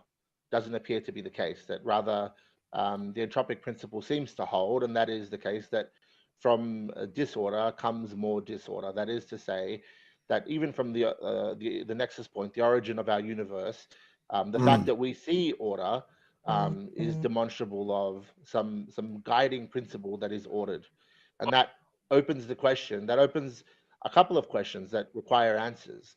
Number one, where does this? Is there a universe generating apparatus? Firstly, that explains why our universe is in such a way, right? That explains the cosmological. So to deal with firstly the weak anthropic principle, is there some universe generating apparatus that explains why our universe is ordered? And is this universe generating apparatus biased? Is it biased to creating an ordered universe, or is it unbiased? And if it's unbiased, then is it just merely chance that our universe has these characteristics that lead to the formation of life that have order from this entropic state? And that's a question. That's a question that's worthy of discussion. So, like, it could be any of those things. It could be like a deterministic force that does predetermine it to create life. What? So what? Well, if you say that, then we have a problem. What? The problem that we have, if that's the case, is that is it some infinitesimally small chance that of all of the potential variables that this universe-generating apparatus could have resulted in, we have one that makes life. No, I said deterministic. To the possibility that, well, if it's deterministic, what is this universe-generating apparatus? And can we define it? Quantum is the quantum. Do we have evidence for it? Yes. You have a chance to convince me here, Chad King. So the singularity, is that more order, or is that more disorder than what we see today?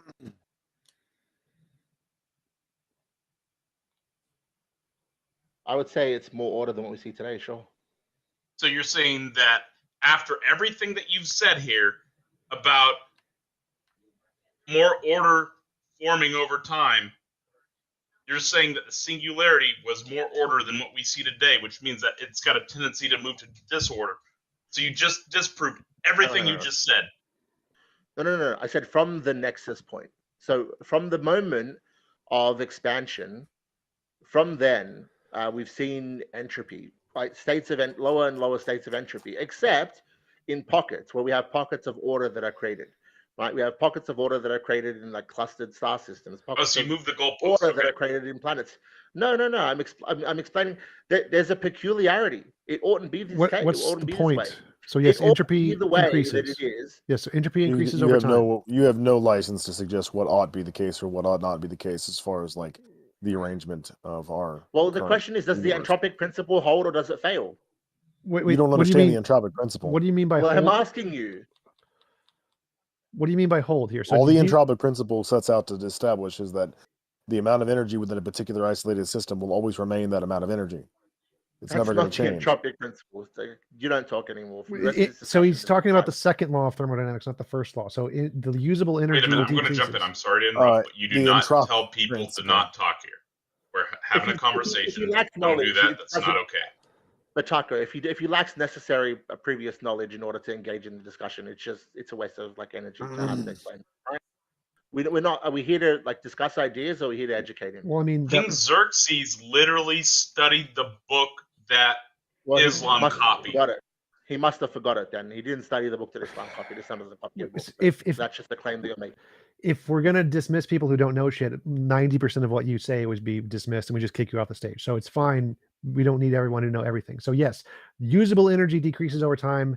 Does not mean all energy in the universe has that property. It just means our energy in our universe. You don't understand it either. You need. Yes, to, I do. I'm very familiar with the four laws of thermodynamics. So entropy does not mean all possible energy in all possible universes. Did you just say that? Can you repeat what you just said, TJump? Explain part? your absence of knowledge on entropy again. So entropy is that usable energy tends to go to disorder. It goes down. The usable energy in our universe is going down. It does not apply to all energy. It just applies to energy in our universe. To disorder, what do you mean by go down? It goes to disorder. It doesn't mean go down. It doesn't. Goes up. The So sum of entropy energy goes remains up. the same. Entropy goes up. That is disorders. But the energy in terms of the total energy. Usable energy goes down. What do you mean by usable energy? That's literally what entropy is about. Usable energy. What do you mean by usable energy? Google bonds locking up the energy. No. So what entropy is measuring is the usable energy, is the amount of energy that can do order. This is a technical term in physics. If you don't know it, you're an idiot. A second person who doesn't understand entropy as well. No, dumbass. This is a technical term in physics. This is literally a thing they talk about in physics. If you don't know it, you're a dumbass. Taco, I implore you to educate your atheist friends about entropy after this show. So let's just read the definition. A dynamic quantity representing the unavailability of a system's thermal energy for conversion to mechanical work, often interpreted as the degree of disorder or randomness in the system.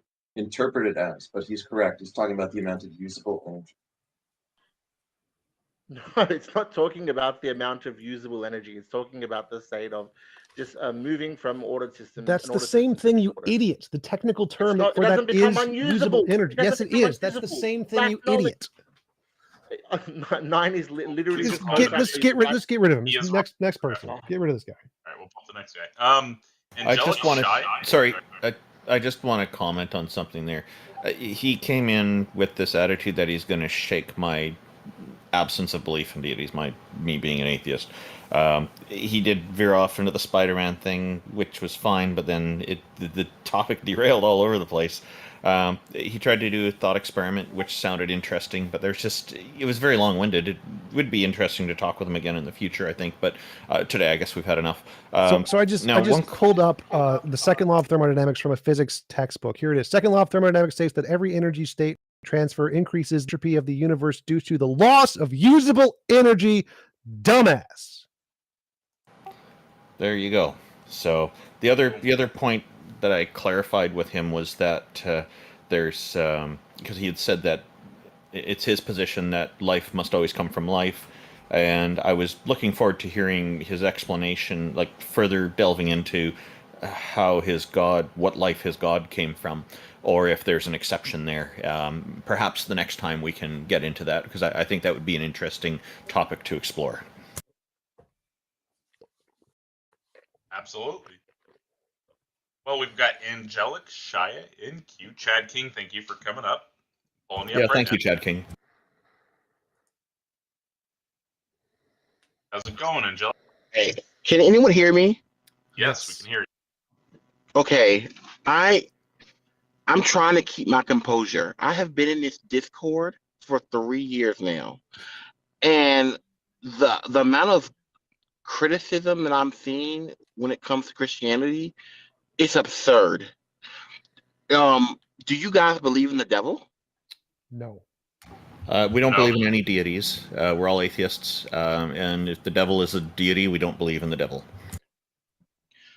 Okay, well I do, and not in the sense that he's good, but bad.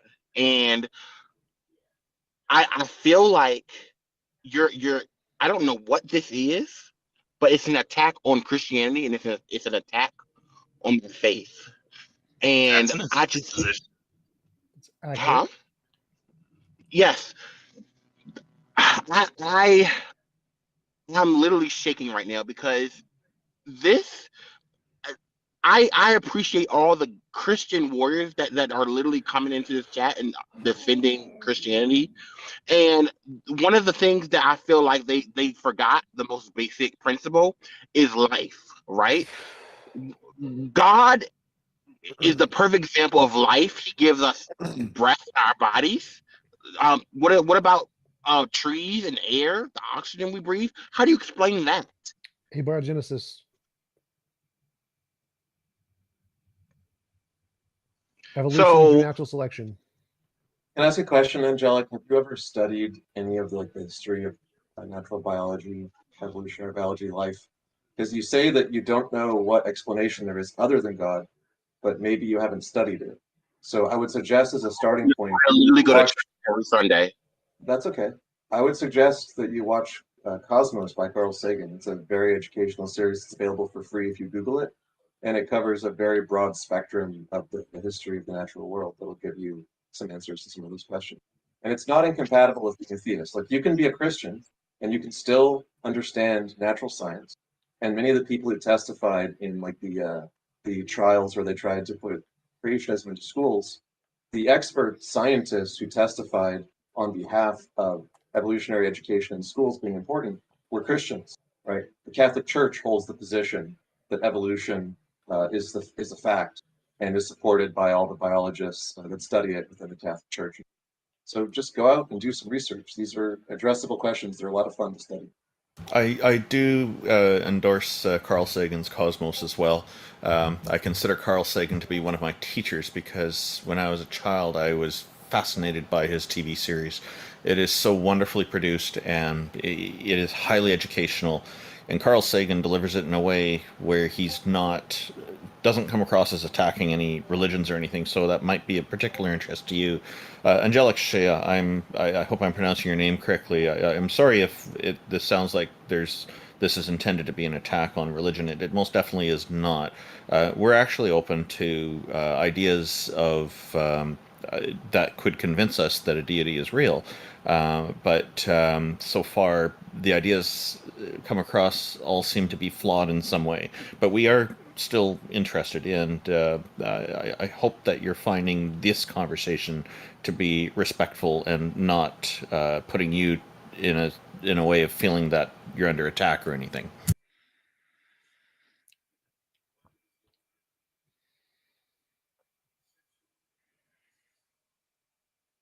And kudos for calling in, even if you felt nervous about this. Maybe when it's hard to have these types of conversations. So can you convince us any gods exist? Or goddesses. A devil could be a deity as well. Did that too? Supernatural? Immaterial? I'm not hearing any sound from Angelic Shea, so I think maybe there might be that there could be some audio challenges there. If you want to come back with your audio working, we'll gladly take you again. Thank you for joining us. Cool. I'm going to move you back to the audience. If you want to come back up, just raise your hand back up. We'll pull you up after the next person, but I'm not hearing any responses. Aquila, what's up, bud? You came up here and spoke with us previously. I'm inviting you up right now. Really quick because I was late. Hi, everyone. Hey, Peter.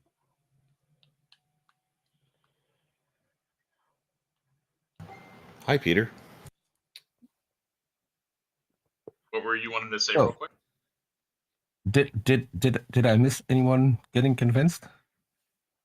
We had a caller who actually thanked, I think it was TJump or somebody, who gave a really good argument that they were convinced by, and they left very appreciative. Ooh. I'll have to go back and watch. Yeah, doesn't always happen. Sometimes people do actually recognize each other. I think Aquila's AFK. We'll pull up the next person, and if Indolic, I'm inviting you up right now.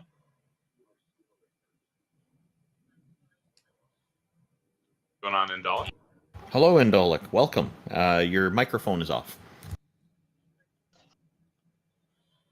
Yeah, can you hear me? Yes, thank you for joining us. Yep. I think you've spoke to us a couple of times before, if I'm not mistaken. Yeah.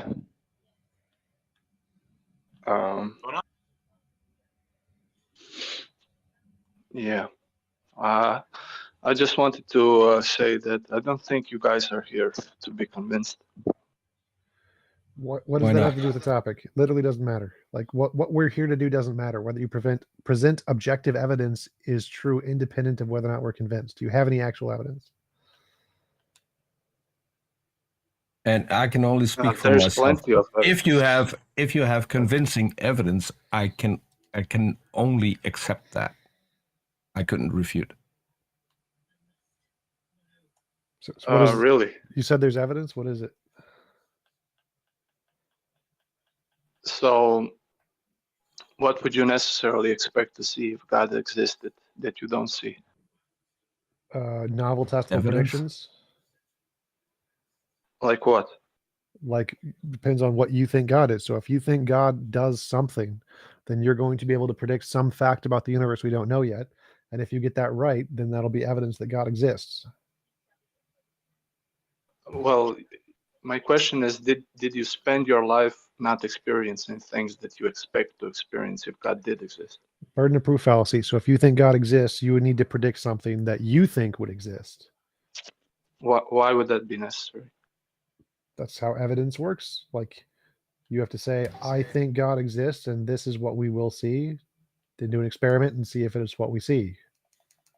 Indolic, people have asked me what it'll require, like Christians or Muslims, for example, and I'll say, well, look, their deities carry a number of omni traits, such as omniscience, omnipotence, they're omnichronological, and so on. And so my response to them has been that if their deity could grant me omniscience and omnipotence just for a fortnight, just for 2 weeks, so I don't miss this show, then that would convince me. So that would be one example. In the Bible it says all things are possible with God. So I don't think that this is an unreasonable expectation on my part. Yeah, that's why I said, what would you necessarily expect to see? Sorry, Peter. I would like to respond to one thing that he said, whether or not we have been paying attention to all the evidence. Indolic, have you been paying attention to all the evidence there is for universe farting pixies? If not, then why not? Yeah, I think this question conveys certain ignorance, because when we talk about pixies or gods of mythology or Harry Potter, these beings are temporal, contingent, like in moral goodness, like in power. They are created by other beings. They are written by authors that we know are fictitious. So it's really not a good comparison to an ultimacy of reality, the necessary precondition of all contingent things. Okay. So for your God, there's anything else than, let's say, a holy book written by men? There's actual concrete evidence for your particular God? And please, can you tell us Yeah, but which God I you're don't think advocating for? I don't think you find that you want that evidence. I don't think that like philosophical arguments are evidence that I you don't seek think for. mind reading will help. So let's pretend for a second that But we I would like to see asked the the question evidence. and you didn't answer. I still didn't hear an answer because What was your if you don't question? know what the sufficient evidence looks like, you have no idea what it looks like. How can you be What was your convinced you question? haven't seen it? What would you necessarily expect to see if God existed that you don't see? That's a burden of proof fallacy. Evidence that So, is conclusive of only your God and not anything else. so it's a That burden of would proof be a good fallacy one to because start with. you have the God concept. You have an idea that you think God exists. Yep. We don't have that. So if you want us to tell you what we would expect to see if God existed, you would have to tell us what your God would do. You have to tell us that. Which God, right? Like, how can Yeah. you be convinced you haven't seen this evidence if you don't I'm know still what even it is, right? Indolic, If you before fail, before we if you fail to continue, recognize. can you explain us which God we're talking about? Because for now we could be talking about the great juju up the mountain. We still Right. don't have a clue which God we're supposed to be looking for. If it was like a Hindu God, we'd expect something totally different than the Christian God. Yes. Yeah, that's an. I actually would invoke Darth Darkins when he says this is a cliche, and I would agree with them. This is an atheist cliche. Yeah, Dude, it's a we fair talk about. question. It's a cliche to ask you. It's a cliche to ask you which God you're advocating for. That's a cliche. Just answer the question. Do you want us to just presuppose that you're Hindu and just operate off of the assumption that you're a Hindu? Well, his question was like, I'm sticking with the great juju up the mountain. well, That's my favorite that's God slightly for off now. his question. So his question was, if you don't know what kind of God it is, how would you know that you didn't already see the evidence? And the way I could know that is because if I don't know what I'm looking for, anything I see is just an unknown. So if you said, suppose I saw lightning and I didn't know what caused lightning. Now, maybe that could be evidence of a God if you had predicted, like, I think Thor exists and Thor creates lightning. But if you hadn't told me that before the fact, then it's just post hoc. It's just a fact we see that is unknown. So, for it to be evidence, you first have to tell us God exists. Here's the evidence you expect to see in the future. And then we have to see it. If we don't see the evidence after you make the prediction, then it's called post hoc reasoning. You're explaining something after we've already seen it. So that's how we can know that it's not evidence of a God until you actually tell us what kind of stuff we're looking for. Yeah, I'm talking about when I say God, I'm talking about the ground of all being, that is a mind. Yes. So in order for that to have evidence, you would need to make a novel prediction of something we don't know about in the universe and get it right. Is there a place where we How do can? you know that all state of affairs that persist don't go back to this rational foundation? Because you provided no evidence. Where can we find this mind? But you don't deny that, right? Yeah, well, what physical substrate does it consist Where is this mind? I Where asked can we find TJump if he denies this rational foundation. Yes. So if you have provided no evidence, it's rational for me to conclude you've made it up. It's something that's made up in your imagination. And until you provide some way to differentiate this made up imaginary thing with something in reality, I'm rational in concluding it's something you've just made up in your head. So absence of evidence Can be absence. Right. Yes, absence of evidence can be evidence of absence. So like if I look in my cup and I think there's no milk in my cup and I look and it's empty, the absence of evidence of milk is evidence of the absence of milk. Yes. Are you saying there's a brain floating in space that somehow isn't being destroyed by just space? Yeah, that's beautiful. I mean, it's That's a fair exactly question. what I believe. You said there's a mind. Minds are contingent, at least seemingly contingent on brains. Well, that's not presupposing your belief, right? That's an inductive argument. It's not presupposition. Like, do you have an example of a brain that doesn't or a mind that doesn't require a brain? Because I mean, I'm open to accepting that if that's a thing that can happen. Yeah, there is evidence for this. Just check Sam Parnia's work. He's a medical doctor. Yeah, I've talked with Sam said- Parnia. The near-death experiences don't work. They're rejected in every academic field of neurology, psychology, cognitive science, and everything else. They aren't evidence of a non-physical mind.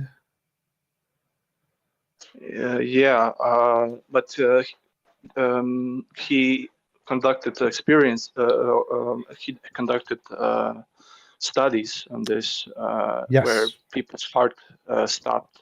Yes, right? I'm familiar. So there's no way for their brain to process information. Yes, there is. And they nevertheless are able to come back when they're revived from clinical death. They're able to come back with information. Yes, They so that have second statement you said is provably false. It's why Sam Parnia's work has been debunked, because there is still ways for the brain to process information, even if the heart isn't working, because the heart isn't the brain.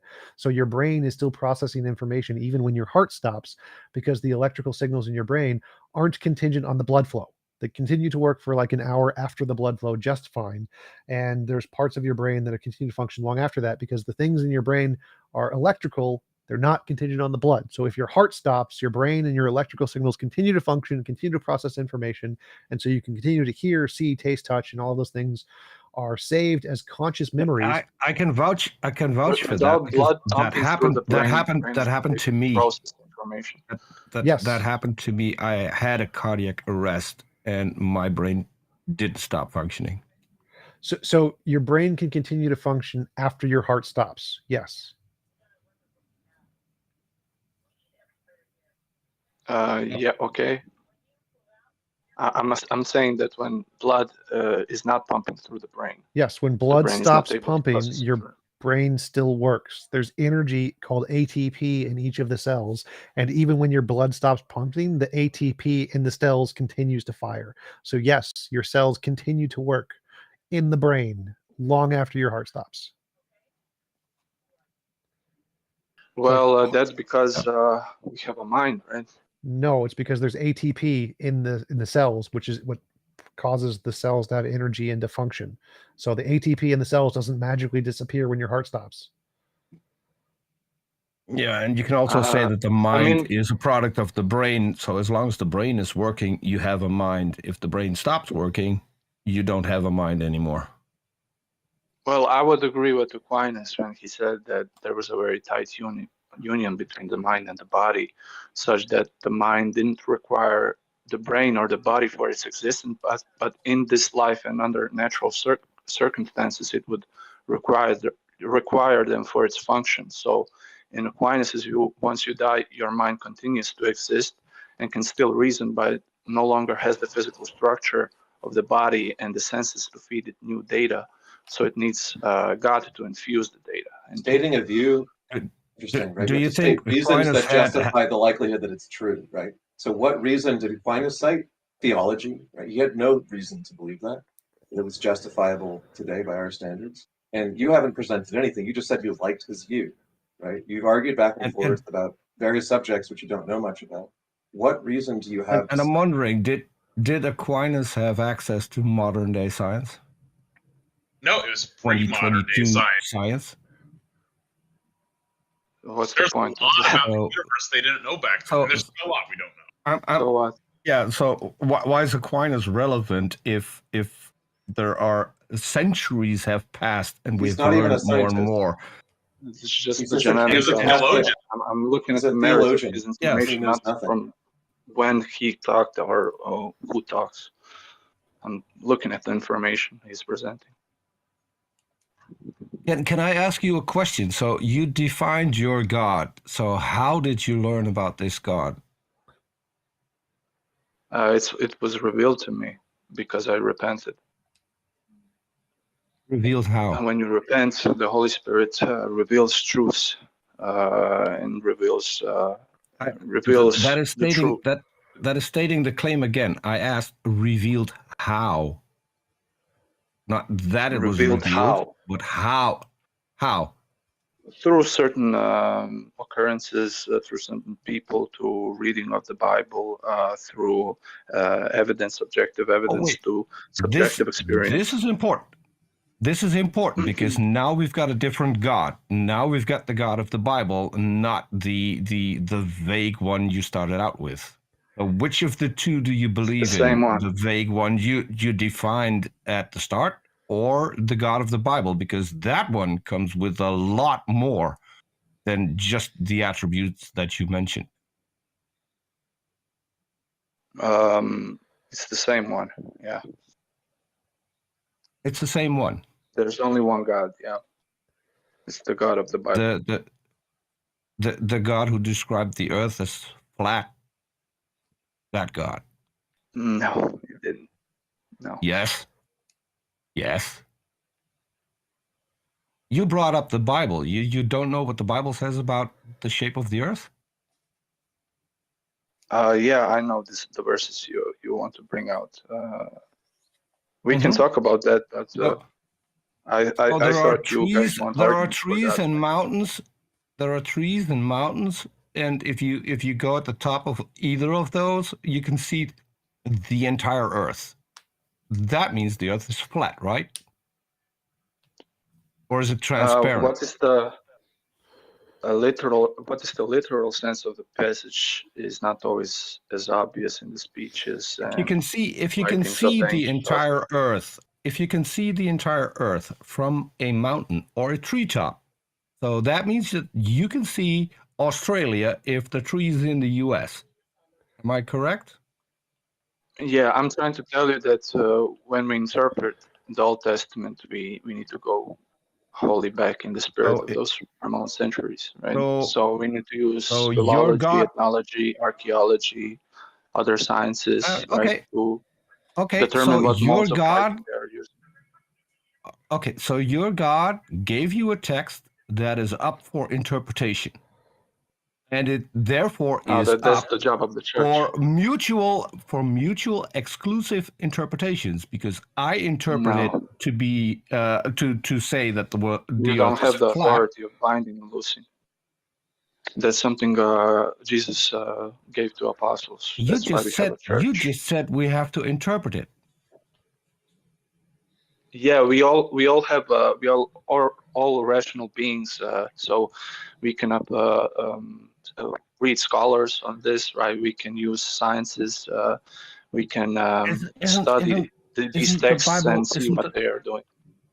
But the ultimate authority of the scriptures is. But isn't the Bible Yeah, meant to be when I'm understood speaking, by every believer, and shouldn't every believer read the exact same thing, or is God creating confusion? Because I'm pretty sure there's a verse in the Bible that God isn't the author of confusion. yeah, exactly. That's why when, for example, Moses wrote the Pentateuch, one of the hallmark things he did is he not only to redeem Moses, Israel, who we is know to, never existed. Please, I need Moses, to finish who this we know. Moses, who please, we man. know never existed. Please. Wrote. I need to finish my sentences. Peter, please. Sure. So yeah, go ahead. My apologies. He was not only a prophet and a shepherd. He received the law of the word, but he instituted an interpretive body to protect and put a fence around the Torah. So in ancient Israel, the unity of the Jewish people was found in the Sanhedrin. The Jewish people, when they had a question about the Torah, they could go to the Great Sanhedrin and universally would have a question settled about the nature of God. So when Jesus came, he also spoke to the 70, right? And he sent the 70. That's the Apostolic College. So he said to them, they have the authority to bind and loose. He gave the keys to Peter. So we have a church, right, that brings the truth of the Christian faith to us. It's not that we are left with a text and we can interpret it how we like it. That's sola scriptura. That's a heterodox teaching from Protestants, right? I don't believe that. That makes no sense historically or scriptural even, or traditional. It's not traditional as well. So I laughed when you said Mosaic authorship was the case, because I don't know if you're aware of this, but Like, when do you take it that people decided that Moses was the author of the Pentateuch? When do you think that tradition started? You want to ask when did Moses wrote the? No, I'm asking you, when you think, since you know about the history of the Bible, you claim, at what point did Jews start to think There's that a debate Moses on wrote this. the Pentateuch? Okay, there's a debate. Why is there a debate? Tell me about it. Tell me what you know. Since you said that he wrote the Pentateuch. Yeah, I mean, not fully. Israel as well was involved because there are certain verses that talk about Moses' life. So it can be that Moses wrote this, right? So Yeah, he it's the dies same in the as the story. New Testament. When we look at the New Testament, it was always also preserved by the church and written by the church.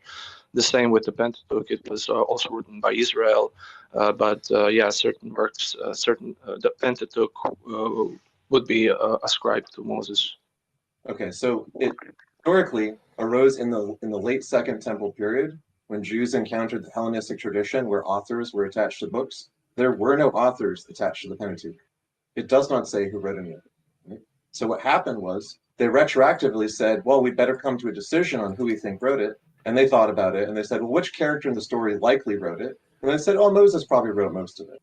And that's where this idea comes from. There is no evidence that Moses wrote it. It is a tradition that was invented to explain this as an embarrassing problem not to be able to explain who wrote it at the time of the Second Temple period, right? So this is just like problem number one of the ahistoricity of the Bible and the claims about it. We could get into all of them, but I take it you're a Catholic.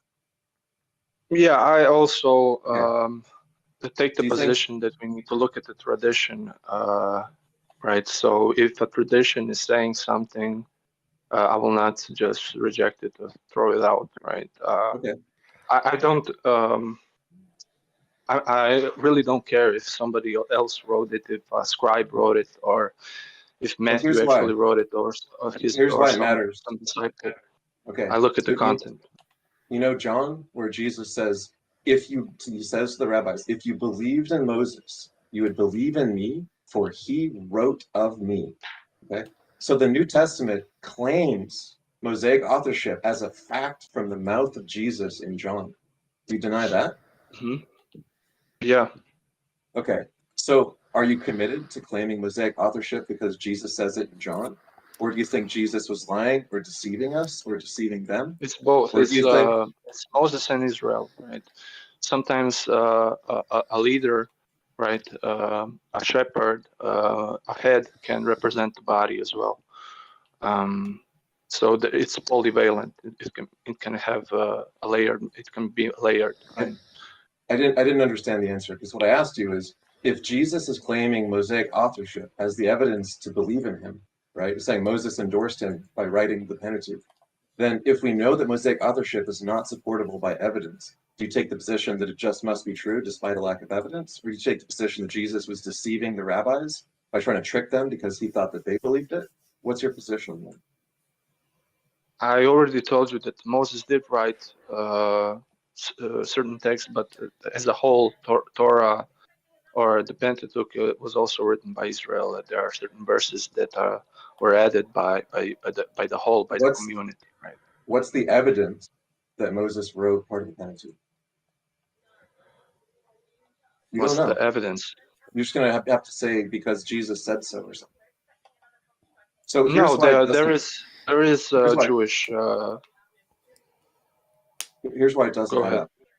So in addition to like Mosaic authorship being like a dubious tradition even amongst the people who believed in the rest of the story, we now know from archaeology, as Xerxes alluded to earlier, we know that there are so many flaws in the archaeological evidence, not just not supporting claims that are in the Old Testament, like the Exodus and the conquests, but actually there's a preponderance of evidence, archaeological evidence, of the excavations of almost every inch of the Jewish highlands of Judea where those people live, that gives us a fairly detailed graph of the number and estimated populations of these settlements. And during the times when people claim that the Exodus occurred, the population of Judea went down. There wasn't an influx of people. The actual population was migrating away from that place at that time. and it just fluctuated, up and down gradually over time. So the problem is that the conquest isn't evidenced because the best explanation for that is that the Exodus never happened. So there never was a large force capable of conquering people that moved in. What actually seems to have happened, since there's no evidence of the Exodus in Egypt either, is that a group of people created this mythology for themselves, to give themselves encouragement and strength to deal with the hardships that they were facing. Because almost every theological point in the Old Testament corresponds to some actual hardships they were facing that weren't the historical stories being described, but they were kind of similar in a way that this was a good story to tell to help people deal with what they were actually dealing. So that's why it's a problem that it's not just I would not the ship recommend. that's flawed, it's the whole historicity of the Old Testament. I recommend. Do you know who K.A. Kitchen is? No, who's Kitchen? On the reliability of the Old Testament, he wrote a book. Okay. It's one of the most famous books on this. So if you really want a preponderance, like a myriad of things, yeah. So a guy born in a guy born in 1932, you're saying is the authority that we should trust on this. Now, more recent archaeology. Yeah, the amount of evidence he provides in the book is interesting, right? The book itself, but there is a lot of new evidences as well. There are even I can send you some books, right, on this, but there is of course a debate. Yeah, let's exchange I think books. Maybe another time we can talk more further. You can call in again and we could discuss the exchanged evidence and stuff. But I would start you with something called The Bible Unearthed.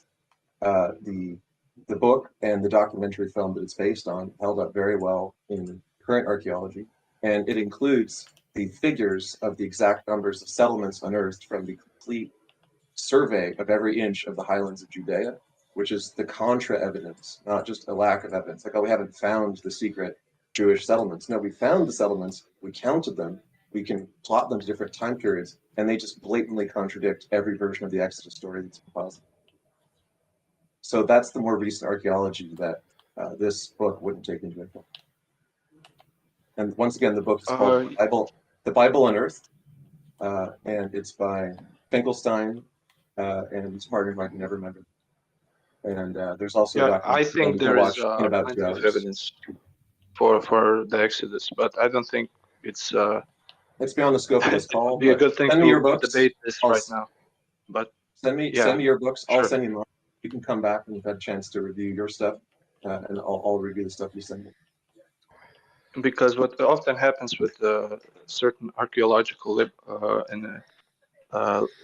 this kind of liberal scholarship, they just throw out the Bible altogether, and because the evidence contradicts it. Lots of them start out theists, no, that's just strong believers who go into the field because they want to find the evidence, and lots of them find they cannot support it once they get there. Yeah, you cannot just throw away the Bible from out the window. And you can't just throw away archaeology because you claim that they're all just non-believers who refuse to believe it as a code, right? Many of them go into the field because they love the Bible. That's why they study biblical archaeology, right? Anyway, I'll send you the I'll send you the link. If anybody wants to find it, it's on topdocumentary.films.com, and it's called The Bible. Is there anything else, or is that where we're at? Okay. Indalik, thank you for coming up. Do you have any closing statements you'd like to make?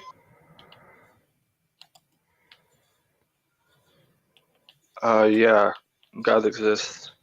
Fair enough. We know you believe that. We're going to go ahead. Oh, what's up? It was really nice. I just wanted to say, Indalik, it's really nice talking to you. Yeah, that was a great conversation. We appreciate you coming up.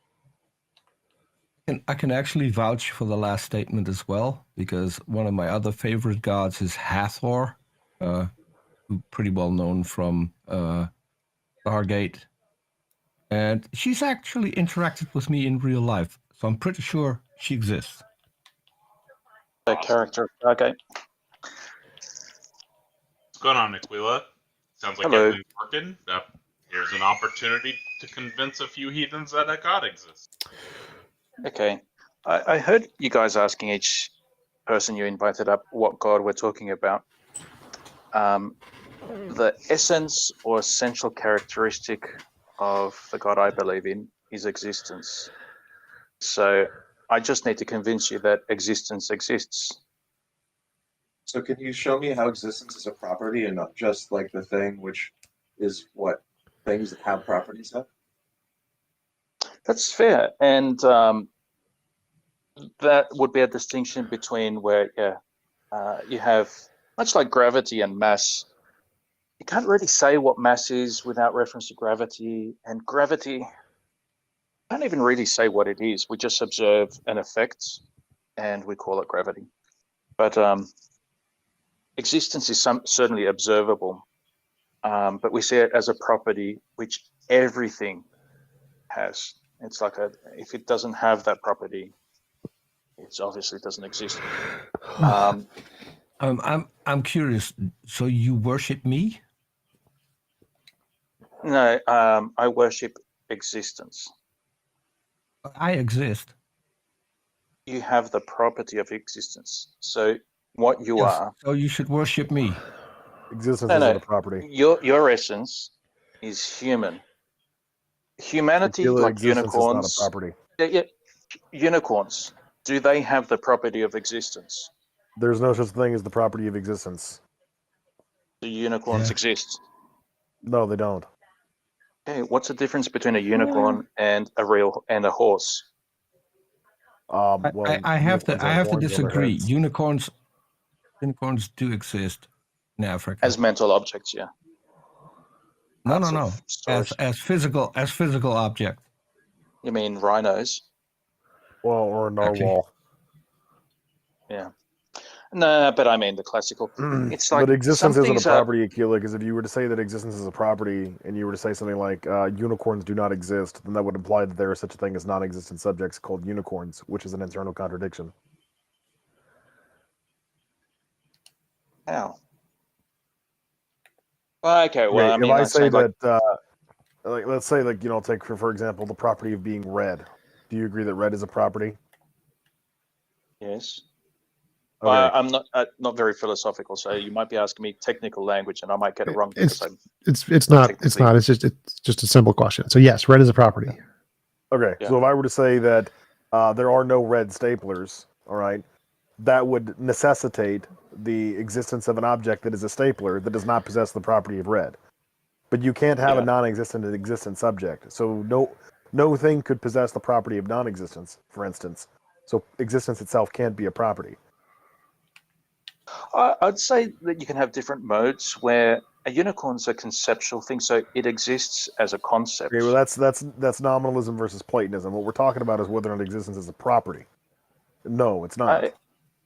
Okay, but that's just to say that existence is something more than just like physical. Because while, for whatever reason, everybody agrees that something that's physical, spatial, and temporal exists, not everybody agrees that only things which are physical, temporal, and spatial exist. I think that's a more technical critique than he knows about philosophy. So existence is the state of things that have properties. Okay, so unicorns don't have properties, so they don't exist. Horses have properties, they do exist. That's the difference between unicorns and horses. Yeah, so existence is the condition by which entities can possess properties. There is somebody has put a comment into the Discord live text chat. Canadian Ollyman. He says, redefining God is not proof of God. We already have the word existence and know what it means. And we already have the word God and have a definition for what it means. These redefining arguments are not worth hearing. So, yeah, I do find that it's basically redefining existence as a deity, and I do have that. I do share CDN Ollyman's view on this, that this is problematic. except it's not redefining, because that is how Aquinas defines the God of the Catholic Church. It's not like I'm not playing silly buggers here. I'm actually talking about my God. So what matters is what does the current society use the word to mean? So if you see like a title, I'm not interested in the current society. No. So you if you see a title on, like, for example, a Discord server, it says "Convince us a God exists." Those words are all the common usage of the words for the common society. So if you make up a different definition that isn't the common usage, it's called a straw man. Okay, so I'm not going to talk. I'm not going to try and convince you that Shiva exists, or Zeus, or Thor. So God, I'm talking about. the contemporary definition of a god is a non-physical mind that created the universe. Do you think anything of that sort exists? I'm not going to use that Protestant conception of it either. Okay, so you do not believe God exists. We're in agreement. No, not that God. Right. So that's the contemporary definition of God that is used in the name of the Discord server. You agree does not exist. So you agree with us, and you want to change the definition to some non-contemporary definition that is your proprietary definition that we don't care about. With a previous guest, you asked him, "What God do you believe in?" Yes. I don't know why I can't argue for the God that I believe in. You can, but you're just I'm not changing interested the in definition contemporary of God. definitions. Yeah, but you realize that Thor is very different from Shiva. Yes, but Each they all fit religion the has a contemporary different definition, right? Well, those are Sorry? all the contemporary definition of a non-physical mind. Well, if you're going to say that I have to argue for a contemporary definition, which I don't believe in, we're kind of wasting time here, aren't we? Yes. Okay, so I won't try and convince you that this God I don't believe in exists. Cool. I mean, you could make an argument of like why you think we should define existence as God or something. Because it's his necessary being, because it's connected to the belief of him as necessary being and his simplicity that Why are you using pronouns to describe a non-sentient agent? Well, he's sentient analogously to us. Like he So doesn't existence have thoughts, is he doesn't have sentient, will. it has a consciousness and a will? Unlike ours. Okay, well, if it's just not like ours, then how do analogously. we recognize it as a consciousness or a will? I guess from the effects, it's like, I don't know if you guys, can I just ask first of all, like I would just presume because you seem well versed in the sciences that you subscribe to the B theory of time, would you? No, that's actually not a very common thing in physics. So you don't think that future and the past exists? No, that's actually a minority view in physics. Is it? Yes, you can check out the actual paper, Phil Survey's paper, 2020 to 2022.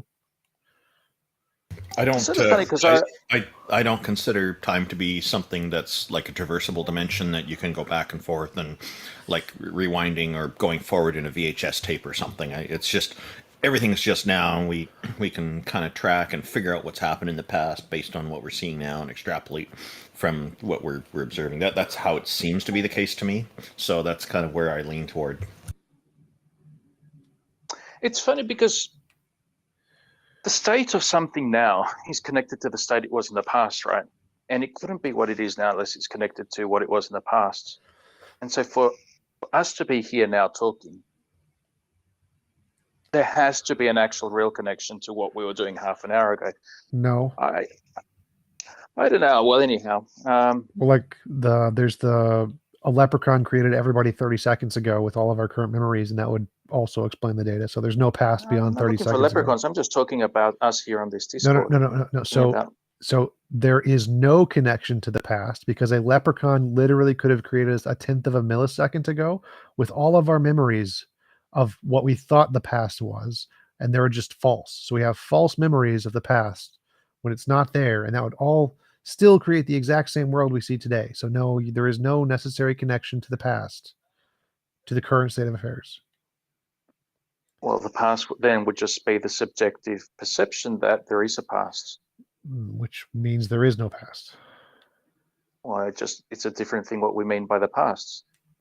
It's like it wouldn't be comprehensible like to be speaking English unless we had a perception or a subjective perception of how words are used and having learned them, and I don't know. Like, I mean, no, we can anyhow, download language. We can download language into the mind of a person like a computer, and they can still use it with no past.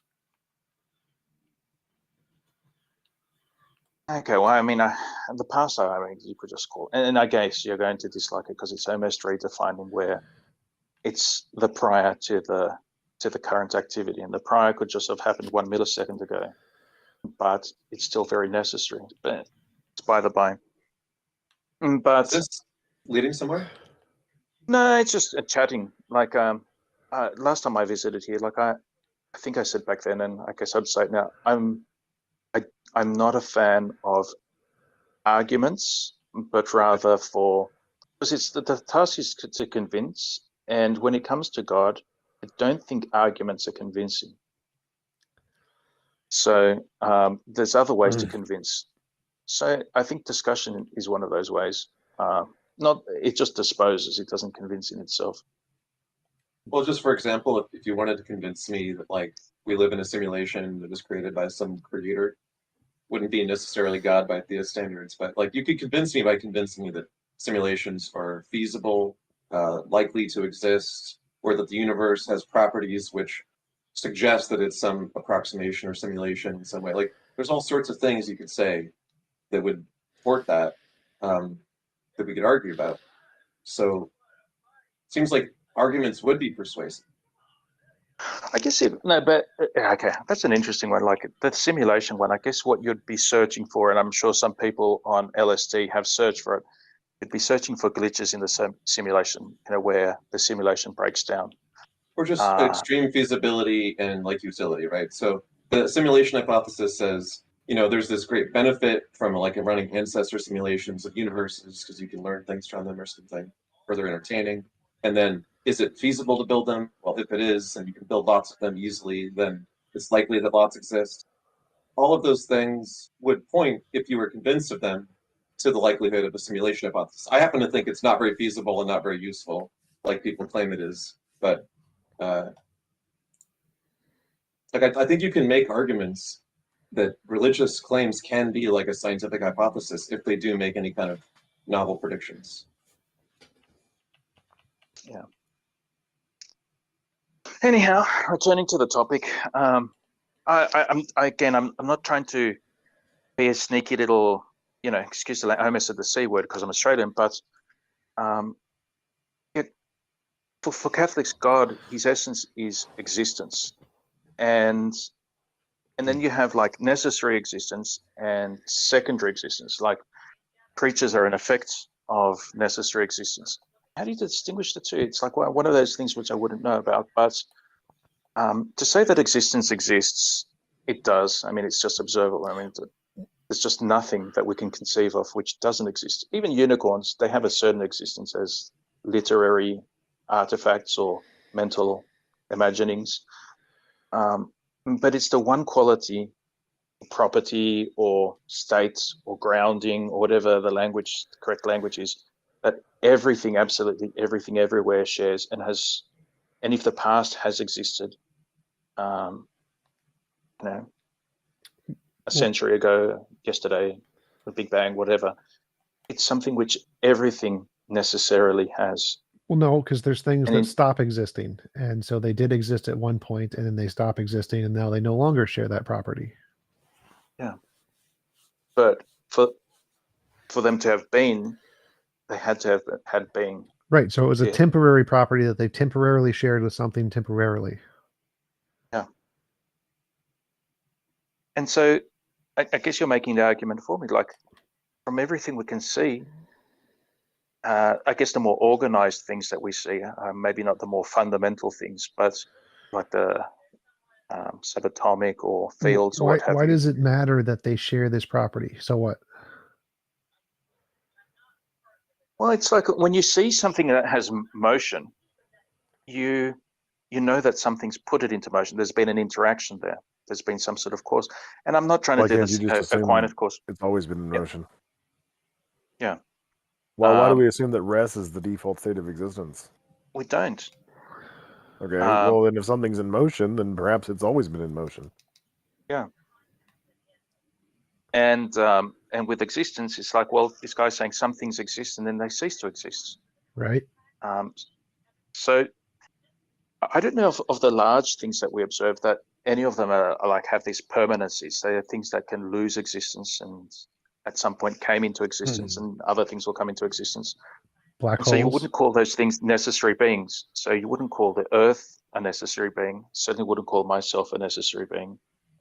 Yeah, pretty much all arguments from contingency are they're gonna rely on our human intuitions. And our human intuitions do not have a very strong track record when it comes to learning metaphysical truths about reality. Yeah, I It know. appears to be the case that, everything is contingent on something else, and that would imply one thing that isn't contingent on anything else, but we have no experience with that. That's speculative. We don't know that it necessarily entails one from the other. Yeah, It's not a logical deduction, it's an intuitive one. And so we it don't is. know if there's anything out there that doesn't require anything else to exist. Perhaps it is an infinite regress. We don't know. And we don't have the license to argue otherwise until we do know. I agree, and that's why I would say I believe, but I don't actually know. And it's this one thing which is like so ultimately unknowable. It's one of those questions like, So I'm still more lost on interesting. this. So yeah, existence. So I'm not making an Let's say argument existence does exist, and let's say existence is necessary. So what? Why are you calling it a god? because it's the most ultimate kind of existence, and So probably the most simple kind of existence. so why are you calling it a god? So what? Why wouldn't you call that a god? Well, because it doesn't have a mind, or an intention, or a will, or thoughts, emotions, goals, desires. Why don't you just Yeah, call it it's not very existence? anthropomorphic, is it? It's like, yeah, it doesn't. Yeah, well, It's one of these things. the word God is a word that we use to describe things that are Well, wait. anthropomorphic in So the nature. reason you wouldn't call it a god is because it has a certain set of properties, and those set of properties are it exists, and we have a word for that. It's existence. Now, a Yes. god is a different word, and if you're saying you're going to use this different word to mean the exact same thing with no additional properties, it just means the same thing, and there's no reason to add another word there. Just get rid of the word God, just call it existence. That would be a simpler, better way to approach language. There's no reason to add in this extra word for no reason. Except existence in itself Unless, is of just a course, you're trying concept. to But borrow from the connotations that that word carries, yeah, which I what think it is what you're is doing. it's to have a reverence for it. It's to have a desire to see it. Or to comprehend it in some way. Seeing it, obviously, it's not going to be like reflecting photons or whatever, or emitting them. But there's just this. It's something like if you are interested in science at all or in knowledge or whatever, it's what at the end of it all. It's like, yes, we can see quasars or we can infer them. We can do our astronomy. I don't know that anyone's actually seen a quasar, which you couldn't because it's really a black hole. But it's one of these things which is just so desirable to see, and it becomes an object of religion. And the thing of it having a mind or these other qualities of God being personable. Wait, so I just want to try to follow what you're saying here. So it seems like you're saying you like the word God, it makes you feel good, so you're going to call existence God because you like the word God? Well, I'm interested in, say, I don't know. I am actually interested in black holes, but they're not going to become the object of devotion or reverence or whatever. They're just another contingent, another temporary thing. They will fizzle out of existence. They don't inspire, as it were, a kind of reverence because they don't have permanence. Right. So it seems like you're saying that the word God implies some kind of reverence. You have reverence for existence, therefore you like to call existence God. Yeah. Well, you can people do turn strange things into gods, and it's used analogically, obviously, in the Bible, but just in common usage, it's like, oh, that's adorable, or yes, in the Bible, you have people turning weird things into gods, where they turn food into their god, or their belly into God, or right, sure. just a nice statue. So the only reason to call existence God is because it makes you feel good, but that's it. Well, why else would you call something God? If it actually shared some properties with like a mind that created the universe, that because it fits the definition of what God typically is used for in the culture, that would be a good reason. Well, I'd say God does have a mind. It's very abstract as well. It's very minds can't be abstract. That's literally. Well, I mean, it's very difficult. It's with an analogy, it's different, and it's better when we're talking of God, because when you actually get down to fundamental, that thing of if a hydrogen atom was the size of a football stadium, the nucleus would be the size smaller than a tennis ball. Within that, there's quarks, and the quarks themselves, if the proton was the size of a football stadium, that would be the size of smaller, like barely visible, that would be almost point objects. And they only account for like 2% of the mass of the nucleus. The rest is the energy which binds them together. And then when you examine quarks, What does they this don't have to actually do with have. the topic? Okay, when you get down there, there's not particles. It's not composed of little marbles flying around Yes, in empty existence. space. I agree. Existence is the most fundamental thing, and so you like existence a lot. Therefore, you like to call it God. But I'm getting to the mind part. Okay. When you get down to it, these things only behave as particles when they interact. These are just probabilities. And do probabilities just exist in an ether? Yes. They don't. In fact, the transmission of light, the theory of there being some sort of ether which communicates the photo, like light waves, that was already dealt with. These things just exist as probabilities. A Right. probability is not being made little marbles or little sheets or rubbery, membranes across which you sort of strike one end and you have like an energy wave go across it. They're more conceptual than they are material. No. So there has to be, if they're going to exist, if they're going to be caused, if they're going to be contingent, they almost possess an intellectual quality about them. All right. Instead So of a physical property about them. It seems like your argument is that you can't imagine any other way for the wave function to exist without it being grounded in a mind because it's an abstract object. That's not how No. physics works. No, that's not what I'm arguing. I'm saying wave functions, especially when it comes down to the probabilities where you have, I've forgotten what the term is, when you have virtual Collapse. particles emerge. Collapse. Sorry? Wave function collapse. Yep. Wave function collapse. These things, it's like they're not objects. They're not tangible things. They're not little marbles. They're what of the qualities they possess. You wouldn't say that they have size or they have, dimensions. They're yay long and yay deep and yay wide or tall. But we do say that about mental objects. All mental objects do have size and shape and weight. So all thoughts have those things. Because they're in the brain. Yes. So the wave function is not like a thought. the actual. Yeah, I'm not talking about like our conception of it going around in our brain. Like the wave function's not in our brain; it's out there. That thing in itself, it's like, what is it? It's a probability. Yeah. So why do you think that's like like a mind? I don't think it's like a mind in any way. I'm not saying it's like a mind. I'm saying that these things, in and of themselves, they exist. And their existence is not, it's not like an object. It's a concept. It's not like a concept. Concepts exist in the mind. Concepts have weight and mass. Okay, so these wave functions, what are they waves in? Hilbert space.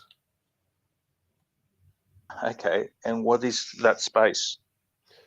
Google Hilbert. Complicated physics terms. Google Hilbert space. Okay, and then, yeah, okay, but that exists itself, doesn't it? Yes.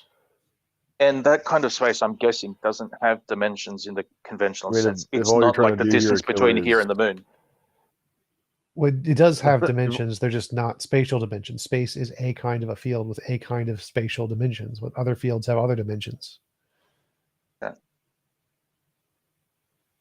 And for these things to have the property of existence, and they can come and go from existence, you have necessary existence, which is in some way the cause of all this other existence.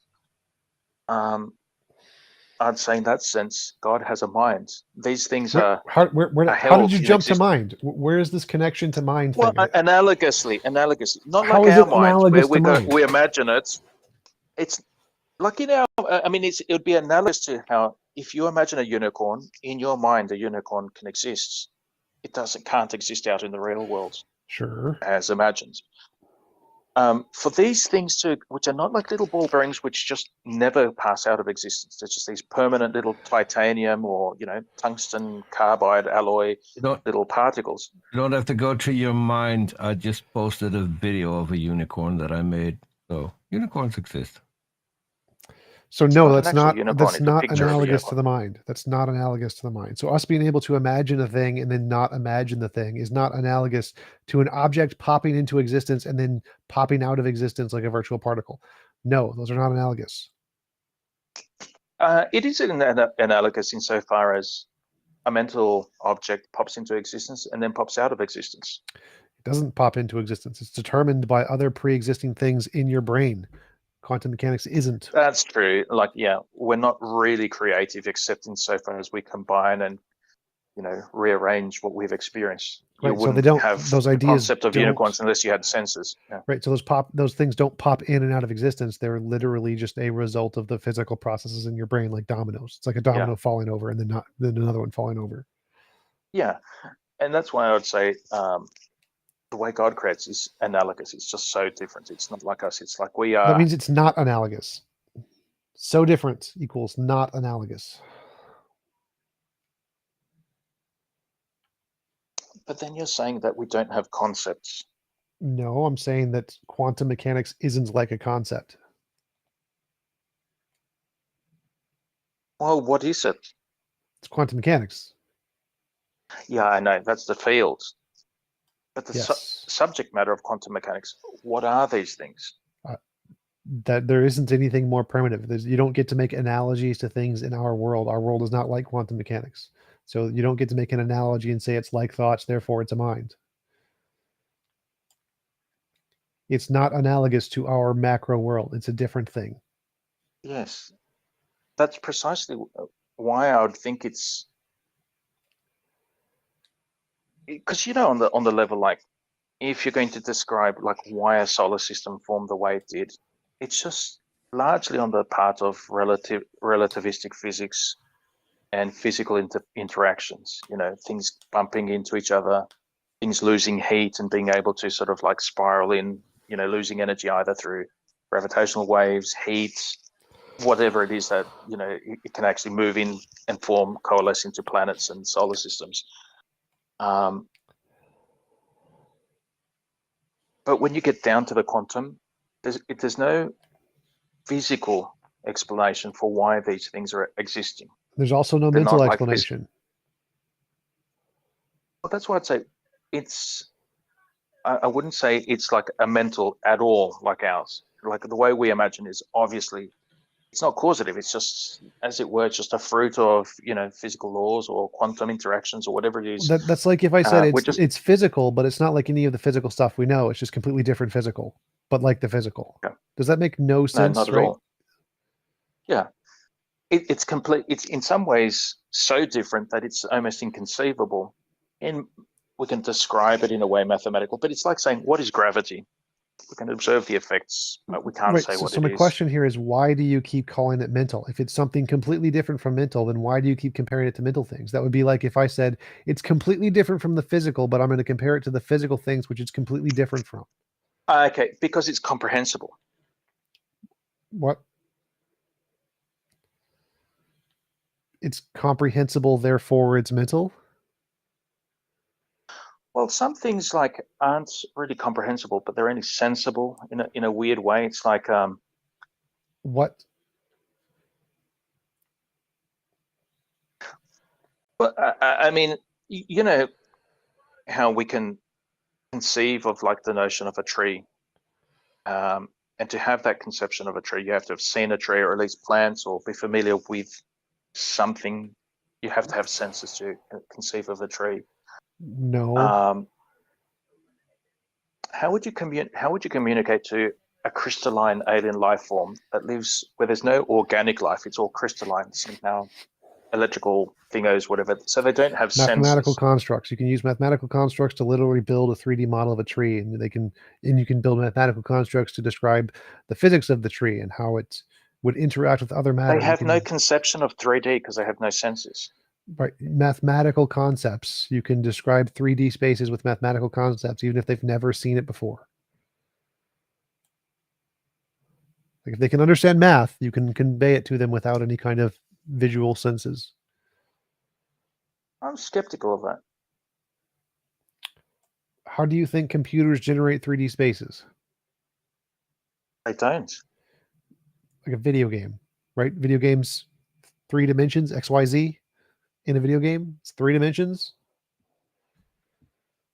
It isn't. It's portrayed on a 2D surface. Yes, the picture is portrayed on a 2D surface, but the space is literally a 3D space generated by the computer. The screen isn't the space. I'm skeptical of that as well. I mean, does it actually? I mean, the laws of perspective are applied, obviously, and like panning around, it behaves No, analogous we have to how. holographic displays that will literally display it using laser light in physical space without any tricks or optics or lenses or anything for the naked eye to see. So all these objections just kind of don't address the fact the computer represents 3-dimensional space mathematically, and then it can then project and create things in actual 3D space based on that abstraction. But the point is, the mathematical abstraction is all he's talking about. I don't see why you're skeptical that exists. I guess because when we can, what we conceive of as a tree, and the concept is, I mean, the ordinary sense, obviously, not for someone who's like deep. Well, Don't mean to be rude, but let's imagine, like deep into mathematics. Our concept of a tree is trunks with leaves and what have you. And let's imagine that we put you in a video game. So you're in the screen. You're all you see is the screen and nothing else. So that means your entire world is 2-dimensional. But what you're seeing, you wouldn't be able to see the screen. What? So in Flatland, you only see edges. You don't so we're see. saying that you see the screen and nothing but the screen. So all you see is the 2 dimensions, X and Y, and that's it. But what's being portrayed on the screen is a video game. So what you think you see is a 3D space. You think you see a tree, but really it's only 2-dimensional. So you can understand the tree in 2-dimensional space as a 3-dimensional object because it's portrayed that way. So a mathematical representation is kind of like the screen. So the mathematical representation can portray what a 3-dimensional object would look like, and things that don't see in 3 dimensions could understand it mathematically, just like you understand it by looking at a 2D screen. I'm skeptical of that because what's in the actual computer is not 3 dimensions, it's ones and zeros. Yes. And what goes on the screen is something which works for us. Like there are animals that like no, there are animals. Did you hear the part about the hologram? You can literally project a physical object into space. There are animals like mammals with binocular vision. I don't know about the binocular, but there are animals with 2 eyes, mammals, who cannot recognize pictures on a 2D surface. It just happens to work for us. Yes, the computer can process this, it can represent it in a certain way, but it represents it in a way that we can interpret to reference our memories of 3D objects. I don't think for something which hasn't had sensors, you could send a lot of information to this thing. We've literally done it. So we've literally programmed AIs to recognize a 3D space and then learn and compete against itself in a 3D space. It knows it's in a 3D space. Look at 2-minute papers. What a time to be alive, fellow scholars. Hello, fellow scholars. My name is I don't know. That's a lot of logic gates. I mean, it doesn't actually know that it's in a 3D space. It's just you're just a lot of logic gates, right? You can make the exact same claim about neurons. Well, I don't know. I'm not into computers. I mean, so I don't even own a computer besides the phone. Your brain is a bunch of logic gates. That's what he's saying. Your brain. Well, we don't really know how some of that even stores memory. We do. As far as I know, how. With logic gates, called neurons. You have a neocortex composed of cortical columns, of about 2 million of them. They are composed of about 200 mini columns. They process information that comes in. The information is mostly vertically aligned to go into a hierarchy of recursive functions to categorize it. If it's deeper than that, it goes into the hippocampus for long-term memory storage, which is linked to the neocortex. That's like a rough wiring diagram description. Yeah, I know, but how is it actually encoded into the individual neurons? Because there are. So you know what a neural network is? Total. This is the obligatory explain how a neural network works things. Okay, so a neural network in an artificial neural network is mimicking what the actual ones do, so much so that when we do biomimicry, where we try to make a neural network with the analogous number of neurons in the analogous number of layers, like a cortical column, like for the perception system in a self-driving car, it turns out that the exact number of layers that we find in the brain, which is about 6 in the neocortex, works ideally for artificial neural network perception as well. So the thing does an analogous job using an analogous set of abstractions of the physical things that it's abstracting. Like any other thing we mathematically approximate, seems to indicate how the real thing actually works because it does the same job when we abstract the version of it. And even if we didn't know, that would still not be evidence of your position. It's just an argument from ignorance. No, I'm not making an argument. I'm kind of just curious about. Sorry if I'm wasting your time, but yes, I in terms of the structure and the functionality of the brain, but you know, where someone has gone into hypothermia, like extreme hypothermia, their brain activity ceases, but when they're warmed up, it restarts. It's not as though the running program being interrupted, you lose all memory and you just start, you know, like an infant. That memory is stored physically in the neurons. I've read sort of these things, there's these funny structures within the neurons. You know how neurons have shape. And they don't Microtubules. Yeah, Yeah, they have microtubules and so on, so they can have some information encoding inside of themselves. Yeah. So if I've read that, if but you I- put a computer and you freeze it, give it hypothermia, it will also maintain the same memory. It won't. Yeah, but we know how memory is written onto computers. Like if you have the magnetic hard disks, or I'm not quite sure how like the solid state drives work, but we know physically how the memory is stored on a computer. I don't know that we have like a definitive theory of how memory is stored in our neurons. That's by the by. I wouldn't say anything in How do we get back to topic? definitive. But anyway, you made this claim as you were talking about. He said something about can like a being exist with some certain properties that you were giving, and he said, yeah, like something that's mathematically abstracted. And then you were skeptical that any such abstractions would really be able to think or really exist in any space or whatever, just because it was an abstract space or a simulated mind. And that's why we just sort of backed up the claim. But yeah, if it's doing something analogous to what the brain does that just happens to be an abstraction based on the brain, we can conclude that it's doing the kinds of things that brains do. So exceptionalism about, oh, it's just a bunch of switches leads to the conclusion that, yeah, so are we, because we're composed of analogous physical things to these abstractions. Oh, of course. Like, yeah, we're not, we are just an entire product of our physical states. But this was like, why, I think it stemmed from the question, why would you call existence God? And would you attribute to that existence mind? And I'd say it has to be very analogous, because this is something simple, unchanging.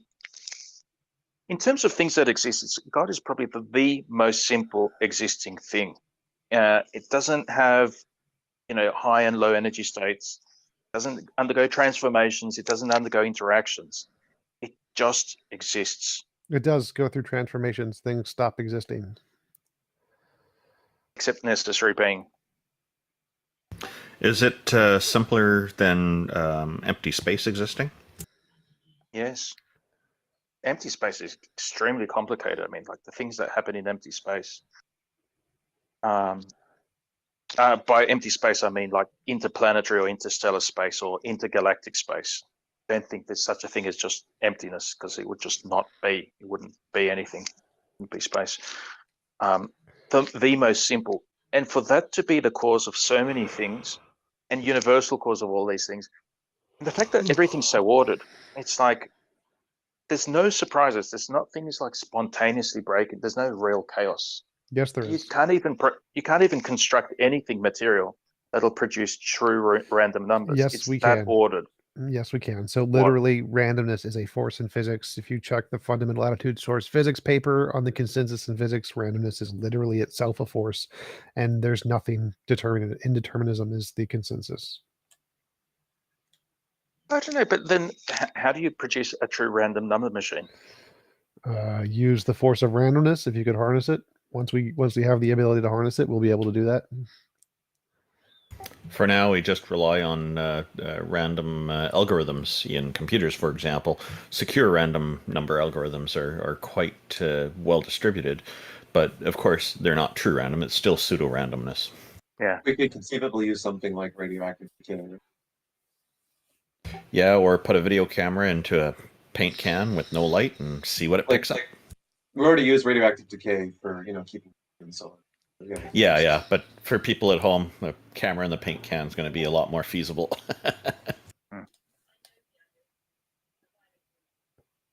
But anyhow, I mean, these are kind of musings. I don't.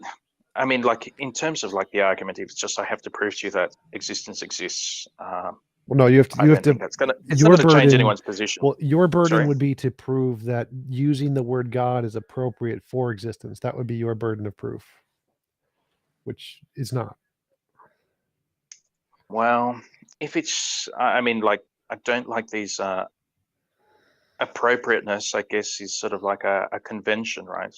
Right, because you use And I could just say conventions. like, It's a convention that you're using the word God to refer to existence. I That's feel a like you're convention. equivocating with like necessary existence, which we could just say is like energy or quantum fields or the singularity, and you're just equivocating. And so when you say existence, you mean like a necessary existence, like, well, the singularity or energy or quantum field, or in your case, God. yeah, I know, but it's like quantum fields and energies. These things transform. They don't have that self-explanatory power. Like they come and go. I'm Do just they, looking though? about through. Yeah. Okay. So, okay, if you want to be a pantheist, whatever. But when we're talking about necessary existence, it's not, you know, a singularity or whatever it is. Singularity is a singularity. Did it exist? Yes. But is the singularity itself existence? No, it's something that's about it, and it no longer exists. But I mean, it could be the necessary existence, right? That's what Graham Oppie poses.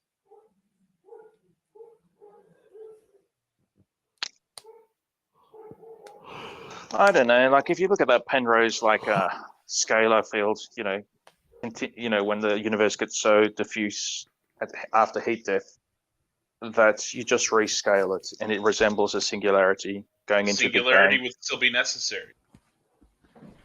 It'd be necessary in all cases of any universe existing in that case. It's the scalar field thing, like a cyclic cosmology. Yeah. I know there's quite a few different proposals that basically just suggest that some kind of cycle repeats such that there isn't heat death. This is just equivocation. You can prove that existence exists, but if you're equivocating existence as a necessary existence, and there's a ton of different options available for that necessary existence, God wouldn't be necessary by definition. Yeah, but the singularity isn't if you have this like cyclical universe, the singularity is not really a thing. It's just a matter of scale.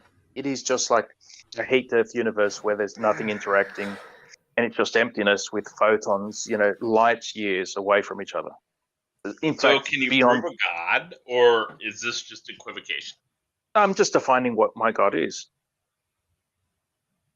And by definition, existence exists. I mean, whether it's appropriate to make that the object of religion, it's appropriateness is, I guess, it's a sentiment or it's a consensus or something like that. And I'd say that's the God of my religion. And there's over 1 billion people with that at present. Who knows how many through history, billions. The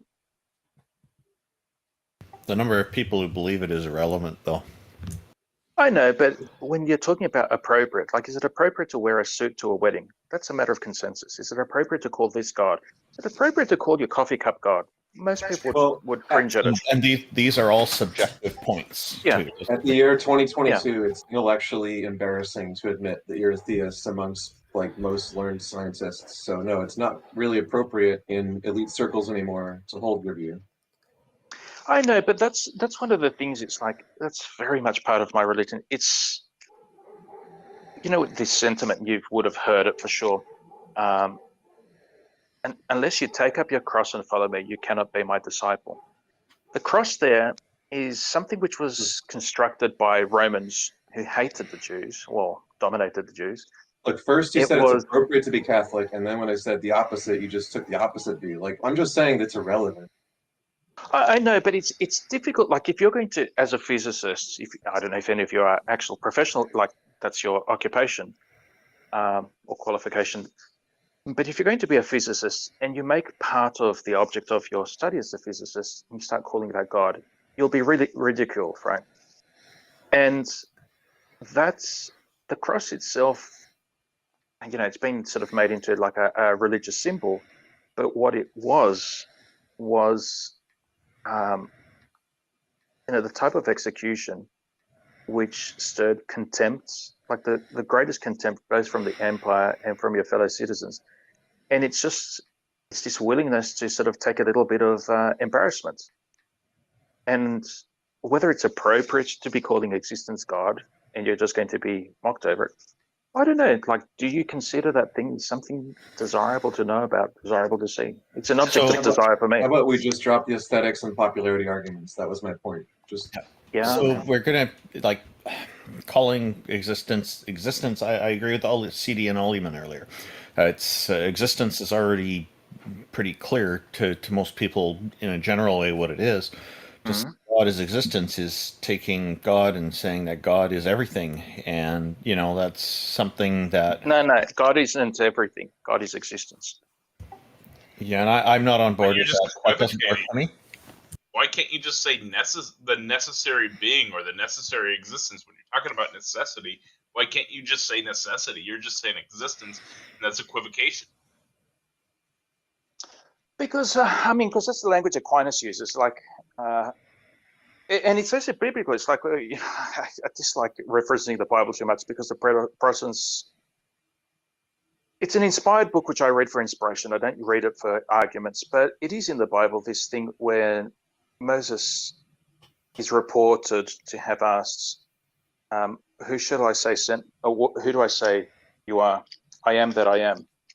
And that's Aquinas interprets that to mean that he's saying, "I'm not a thunder. I'm not the frightening. I am existence. I am that I am." And it seems to be the essence of God in all of their theology, at least in my church.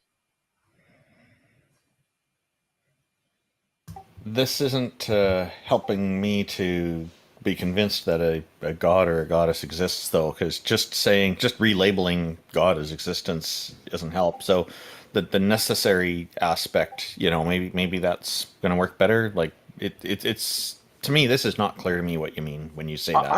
I think I might actually be able to convince you that you already have reference for him, because the way you guys argue, and I do admire it, you're quite harsh on some of the people.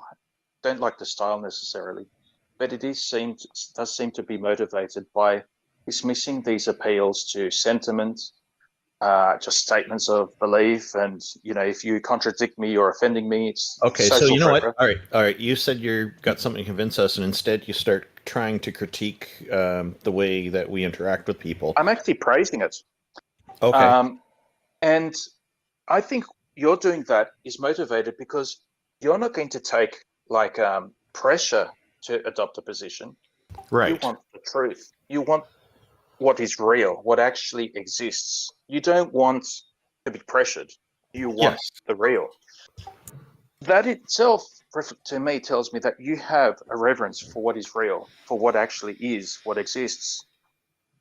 Well, that's correct because that's kind of necessary in order to interact with reality in a meaningful way, though. So it's kind of hard to avoid doing that. I guess we focus on it more than some other people, and I don't know.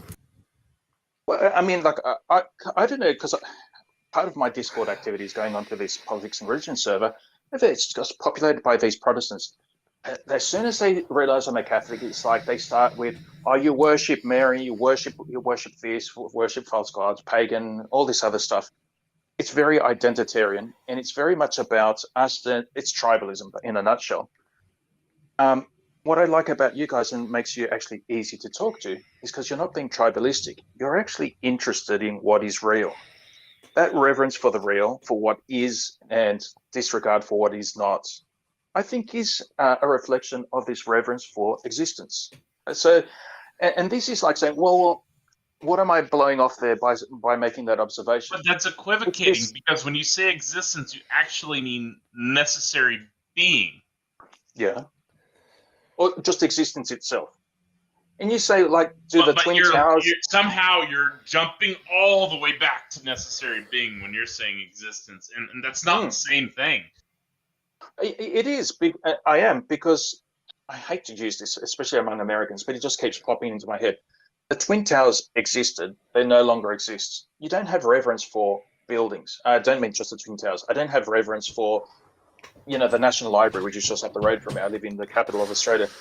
I don't have reverence for the building, but I do have reverence for existence. These things that pass in and out of existence, they're transitory. It's like cars, money, friends. These come and go. What doesn't come and go is existence. Well, as far as we know, it's like it seems reasonable to assume that the existence of the cosmos and universe is eternal. But then, of course, there's the idea of the Big Bang, that the universe had a beginning. So it's a contentious topic. One of the concerns I have too, like you're saying that you can convince us, but I'm just hearing a lot of other conversation here, and I do appreciate your comments on our approaches and all this. We have been speaking with you for a long time, and it's been great. But there are other people in the audience waiting to talk as well. So, did you want to try to put forward an argument for us that why we should believe in this god or goddess or whatever? I think what you already have a reference for, which is the truth and what is real, it's to anthropomorphize that, I think, is wrong. And then you have the claim of like incarnation, which is not anthropomorphizing, but right, the assumption of nature. We're talking about Jesus. That's kind of a very distinct and very singular claim. But in terms of having reverence for what in your zealous defense and sometimes somewhat abrasive manner with people, it does reflect a reverence for what is. I think in that, me as a Catholic and you as atheists would have a reverence for a very similar thing. And you don't want to call it God, probably because the word God is overlaid with all of this. It means other things? Tribalistic- Yes, it does. It means other things. Yeah, tribalistic and anthropomorphic bullshit. And I'd You're say, like, equivocating. You're using existence multiple calling ways existence God. and saying that they're all the same when that's not the case. Look, I'm just as happy to conclude that we don't exist as we do if the evidence supports it. What we're talking about that we share is something like epistemic norms about truth, right? So if the truth is one way or the other, we want to be committed to accepting it, whatever that might mean. So maybe we don't exist. Maybe that's what we find out, right? But if we believe in truth, it's different than just believing in like our fiction or comforting notions about our identity or existence or God or anything else. I don't want to be comforted by some belief. I just want to know what's true. Well, in that sense, like, because our society is so awful and his religion and tribalism, maybe not calling it God, but still having a reverence towards it, is still a type of, I wouldn't even call it religion for you guys because I'd get your hackles up, but it's that reverence for it. It's that desire for it. It's that seeking for it. You know what epistemic norms are? Epistemology is knowing things. What does it mean to know and have knowledge? How do you justify the belief in things that you think that you know, etc. Right? So epistemic norms is like, why is it that it bothers us when people lie about important stuff? Why is it that it bothers us when someone is totally deluded or confused about something that we think there's strong evidence that could explain them otherwise? And when someone tells you, vaccines are bad and everyone is controlled by reptilian aliens or something, it's upsetting, not in the sense that they're immediately going to kill somebody. Like, it's not like an immediate harm. It just seems wrong for people to believe something that's not true. Please don't get offended by this, but it's like hearing you say that, it actually does like a, not quite that I'm going to get to the point of tears, but you can feel like the precursor to that where you're moved by it.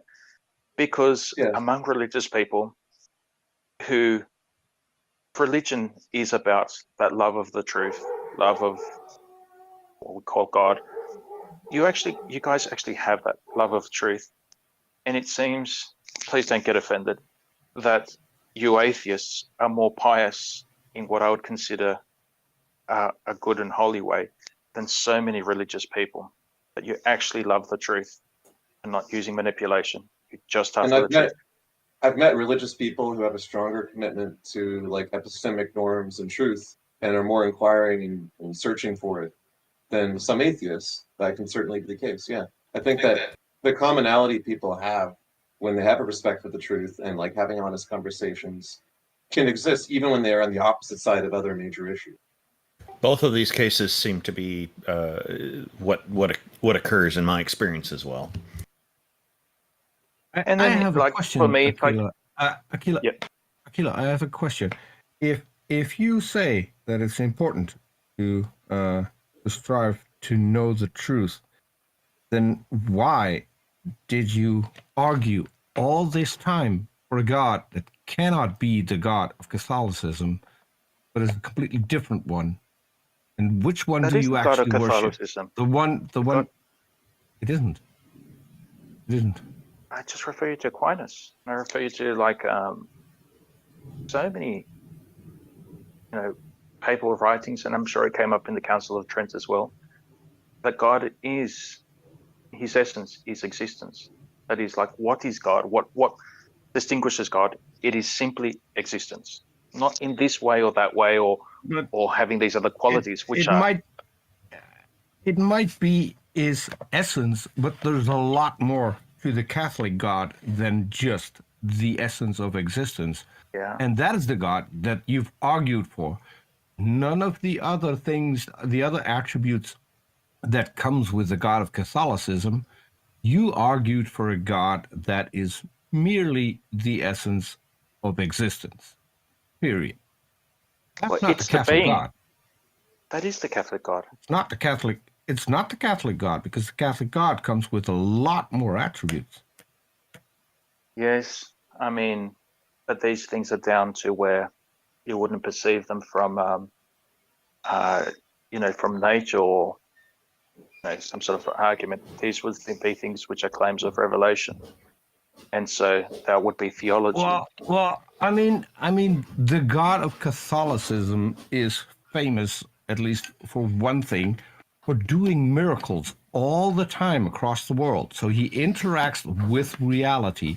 He creates new existing things, suspending the laws of physics. That is not the God that you were advocating for.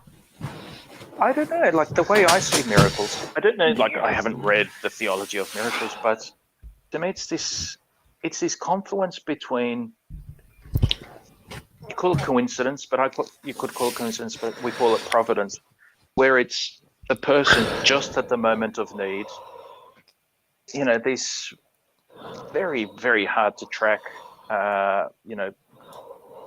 things just obeying their natural laws without any sort of intended guidance. It's just they come together at the point so that you have need, you have these weird occurrences like the tornado that assembles a Boeing 747 just at that moment for this person. It'd be very minor, and the recognition of it and the significance of it. I'm referring to miracles like one of the most recent ones. It was somewhere in Egypt. I forgot where it was, where the Virgin Mary appeared on the rooftop of a church every night. I mean, I don't think that's a real miracle. That's great. That's not a real miracle. I don't think so. Which is acknowledged by it's acknowledged by the Catholic Church as a miracle, but you reject that. I mean, that's the beauty of the Catholic Church. As far as I know, it is. There would be no way to prove a historical miracle by definition, so it's kind of pointless to claim. Yeah, and the thing is, like, these things can be where this is beyond, like, it's coincidence, or it's just that you could say the coincidence where a young girl is thinking of, is trying to pray to Mary, her neurons are firing at that time, at the same time as you have some sort of like hold on. funny light The effect one, from a cloud, and it takes on a significance. the one that I mentioned, was witnessed by hundreds of people over several different days, and it was caught on camera. It's Yeah. not just one girl seeing something. Yeah. Yeah, I know. And like the Fatima one, there's like some thing that happened that was witnessed by 20,000 people. But you agree that that is not the God you were advocating for the entire time. if it's an apparition of Mary, by definition, it's not God. But the thing with Catholicism, which I love about it, is that the thing that I love about it. The apparition, Could I please finish the sentence, please? What I love about Catholicism is that apparitions and miracles can be approved. That means people can say, "Okay, Mary appeared here," and have reverence. Not historically. But it doesn't require you to hold them. And so it's like this Marian apparitions, which I'm just not interested in, and that's fine. They don't. No one's going to take issue with that in the Catholic Church. It's just approved. They're not required.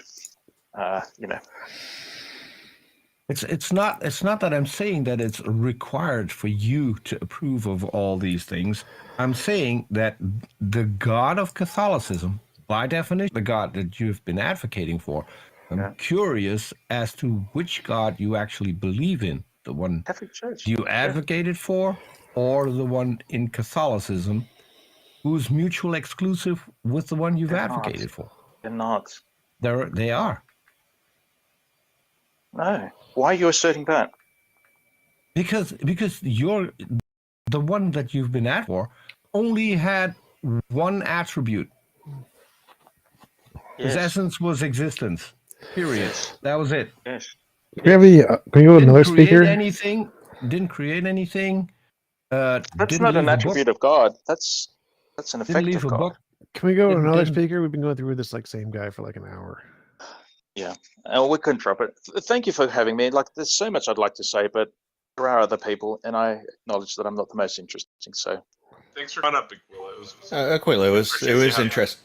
It was a good conversation. Thank you very much. Thank you all. Thanks for dropping by.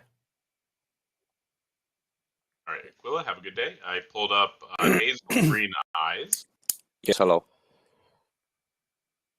Okay, so I'm agnostic, and I never come from a theist perspective or something like that. I don't believe in any religion, but I think it's possible that there is a God, and I think it's very important to, first of all, define the word, right? And since the word is very subjective, because everyone makes up his own picture of God, right? I think I have to describe what I think is God. I think God, in my opinion, is living matter. So everything that is alive. And I think that's at the same time, that's the only hint that we have of God. Even, some people that argue, I wanted to say something else. I have a language barrier. It's not English, not my first language, so some things may be hard for me to describe or understand. Is Dutch your first language? You're it's You're German. better at English than most people in America, so you're fine. Okay. You're fine, man. Wir können das auch in Deutsch machen, aber dann okay.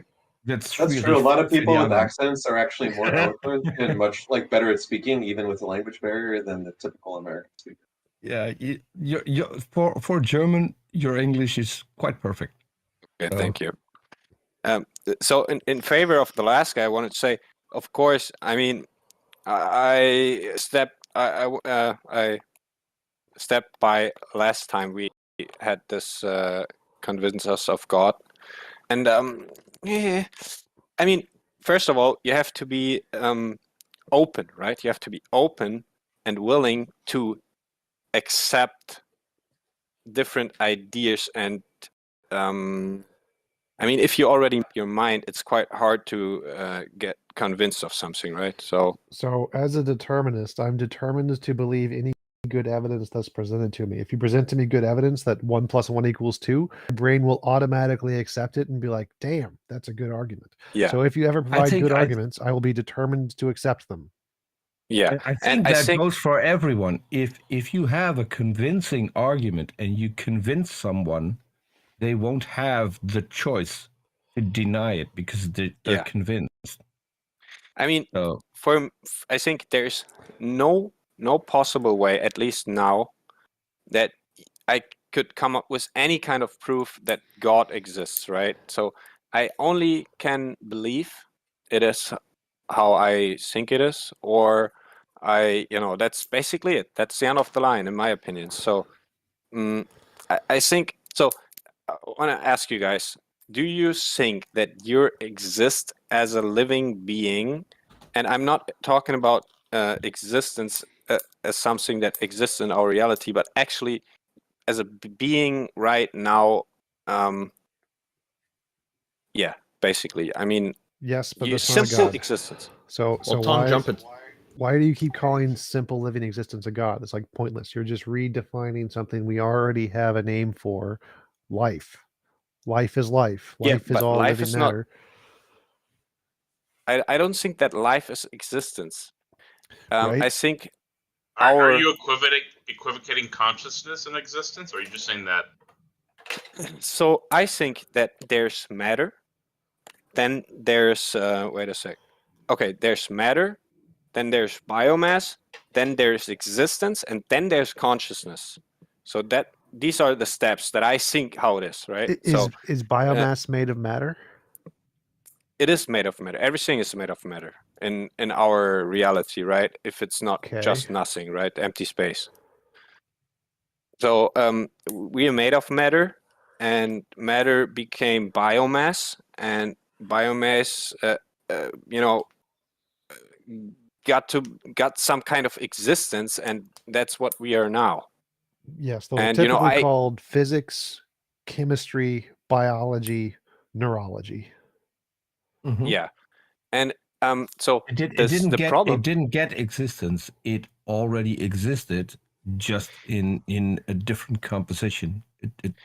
Yeah, that's what I mean. It's existence. It's existing in our reality like a stone. I'm not talking about this existence, because your existence, like being there as a living being, being there, like you're sitting in front of your computer right now. You only have this moment, right? It's always this moment, right? That is just awareness. You don't it's stop not. existing. You don't stop existing when you die, for instance, because No, you're talking about your body's you're talking still about there. perception. You're Oh, talking no, about consciousness and perception. That has nothing to do with existence, in my opinion. It's a step further. Why are you calling biological life God?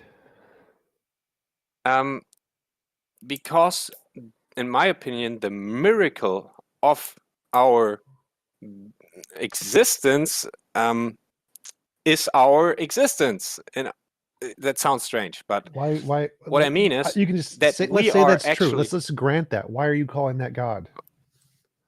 Because that's the only hint that I have of God.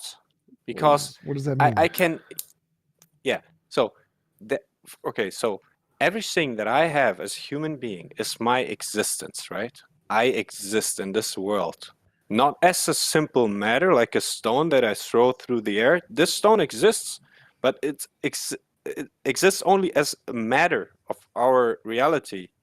Okay, why are you it's calling not it God? a being. Yeah, you're still hung up on being conscious and being aware. No, and I'm not. To you, yes, because you say that the stone exists, but in a different way. Well, he said Yeah, all. it He said exists all as biological matter. life. Just like the sun. The stone doesn't exist in a different way. You and the It stone doesn't. exist. No, you and the stone exist in the exact same way. No. The difference is that you are made of biological matter, which has evolved consciousness. And you're exactly. Yes. And it's not only consciousness, it's existence as a being.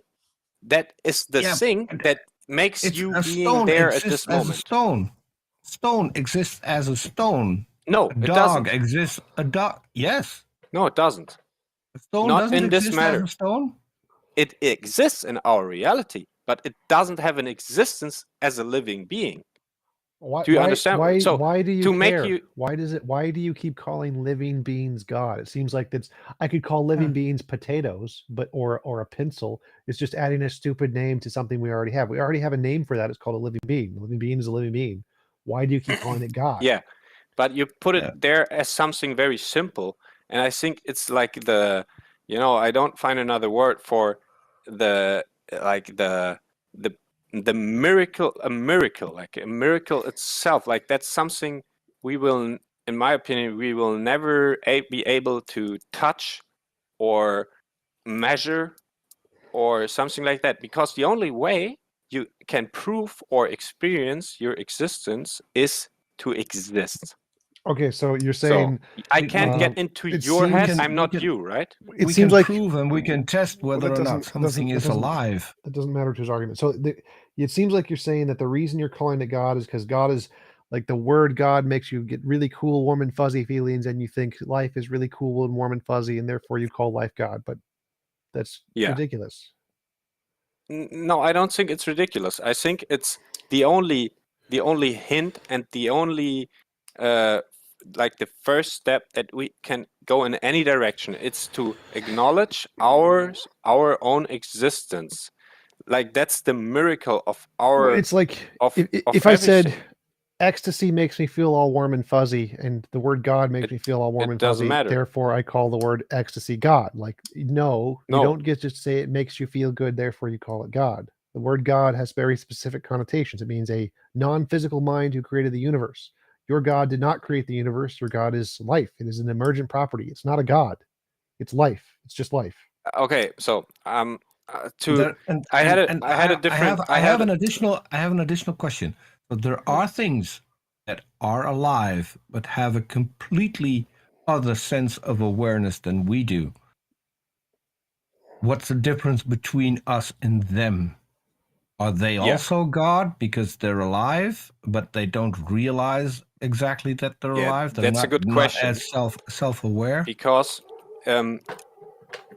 the answer to that is that there is no answer, because you can't be something else than yourself. That's your existence. I can't jump into your head, so I can assume this tree has an existence as a living being, not just a stone like that matter, right? I can assume that, but I don't know. I only can assume that you exist, but I don't know. But I'm pretty sure of it. Since you're a human being, right? You must exist because I exist. Yeah, but an animal that doesn't have the awareness that we have, that isn't self-conscious. I think you don't have to be alive. self-conscious to exist as a living being. I don't think that's necessary. I think consciousness and awareness, whatever, self-awareness, it has nothing to do with existence. It is a step further. If that has something nothing like to intelligence. do with existence, if that has nothing to do with existence, then what's the difference between a rock or a stone and a living human being? Okay, it has nothing to do is wrong. I said that, but that's not what I mean. But It's why just have a you- step further. It's Why a have you step further. concluded that the mind is separate from the brain, though? It's not. It's a construct of the brain. An emergent property. Yeah, a brain and a body is necessary for you to have an existence. I think that. I mean, yeah, I'm sure of it, of course, but I don't think that you can extract the existence the existence from a living being. That's just impossible. You can't separate them. In my opinion, I think that's impossible. It's bound together. The one constructing the other. You know what a difference without a distinction is? What? A difference without a distinction? Like if I say that A is not identical to B, but I define all of A's properties as being the same as B's properties, right? And then I tell you it's very important to make distinction between A and B. Never give any actual distinction between the two. So if what you're saying amounts to some things that we all acknowledge under naturalism, just like biology, life, consciousness, existence, whatever, if those things you just call them God, but there's no meaningful distinction other than like reverence, all you have is an aesthetic, right? You have a feeling about calling it a word. You do not have any meaningful distinction, and it's just like saying it's blah blah blah, because there's no meaningful content other than aesthetics. Okay, I don't like to use the word God, to be honest, but it is you know, so I said it already. I'm not religious. I don't believe in a God in any theist way. So the closest thing that I can call God is my existence and all living beings. And I also think, if we come to causality or all this determinism shit, I think that's my belief. I think that in our universe, everything has a cause, right? Until it comes to life. And I think life is true randomness in our universe. I think life is the first true randomness. Because I've got a question. No, let me finish. Because living matter, because matter becomes acting matter. It becomes self-acting matter. It's not that you throw a rock and it will flow across the universe and it will hit another rock. It is actually living matter, acting matter, and I think that is what free will is. I gotta go, so I wanted to say thanks for coming on. And I think you should just get rid of the word God. Just stop using it altogether. I think that would be a better solution. But I'm gonna I head tried out. to start with defining the word God, and I think Catch you later, TJump. Coming. Yeah. Crystal,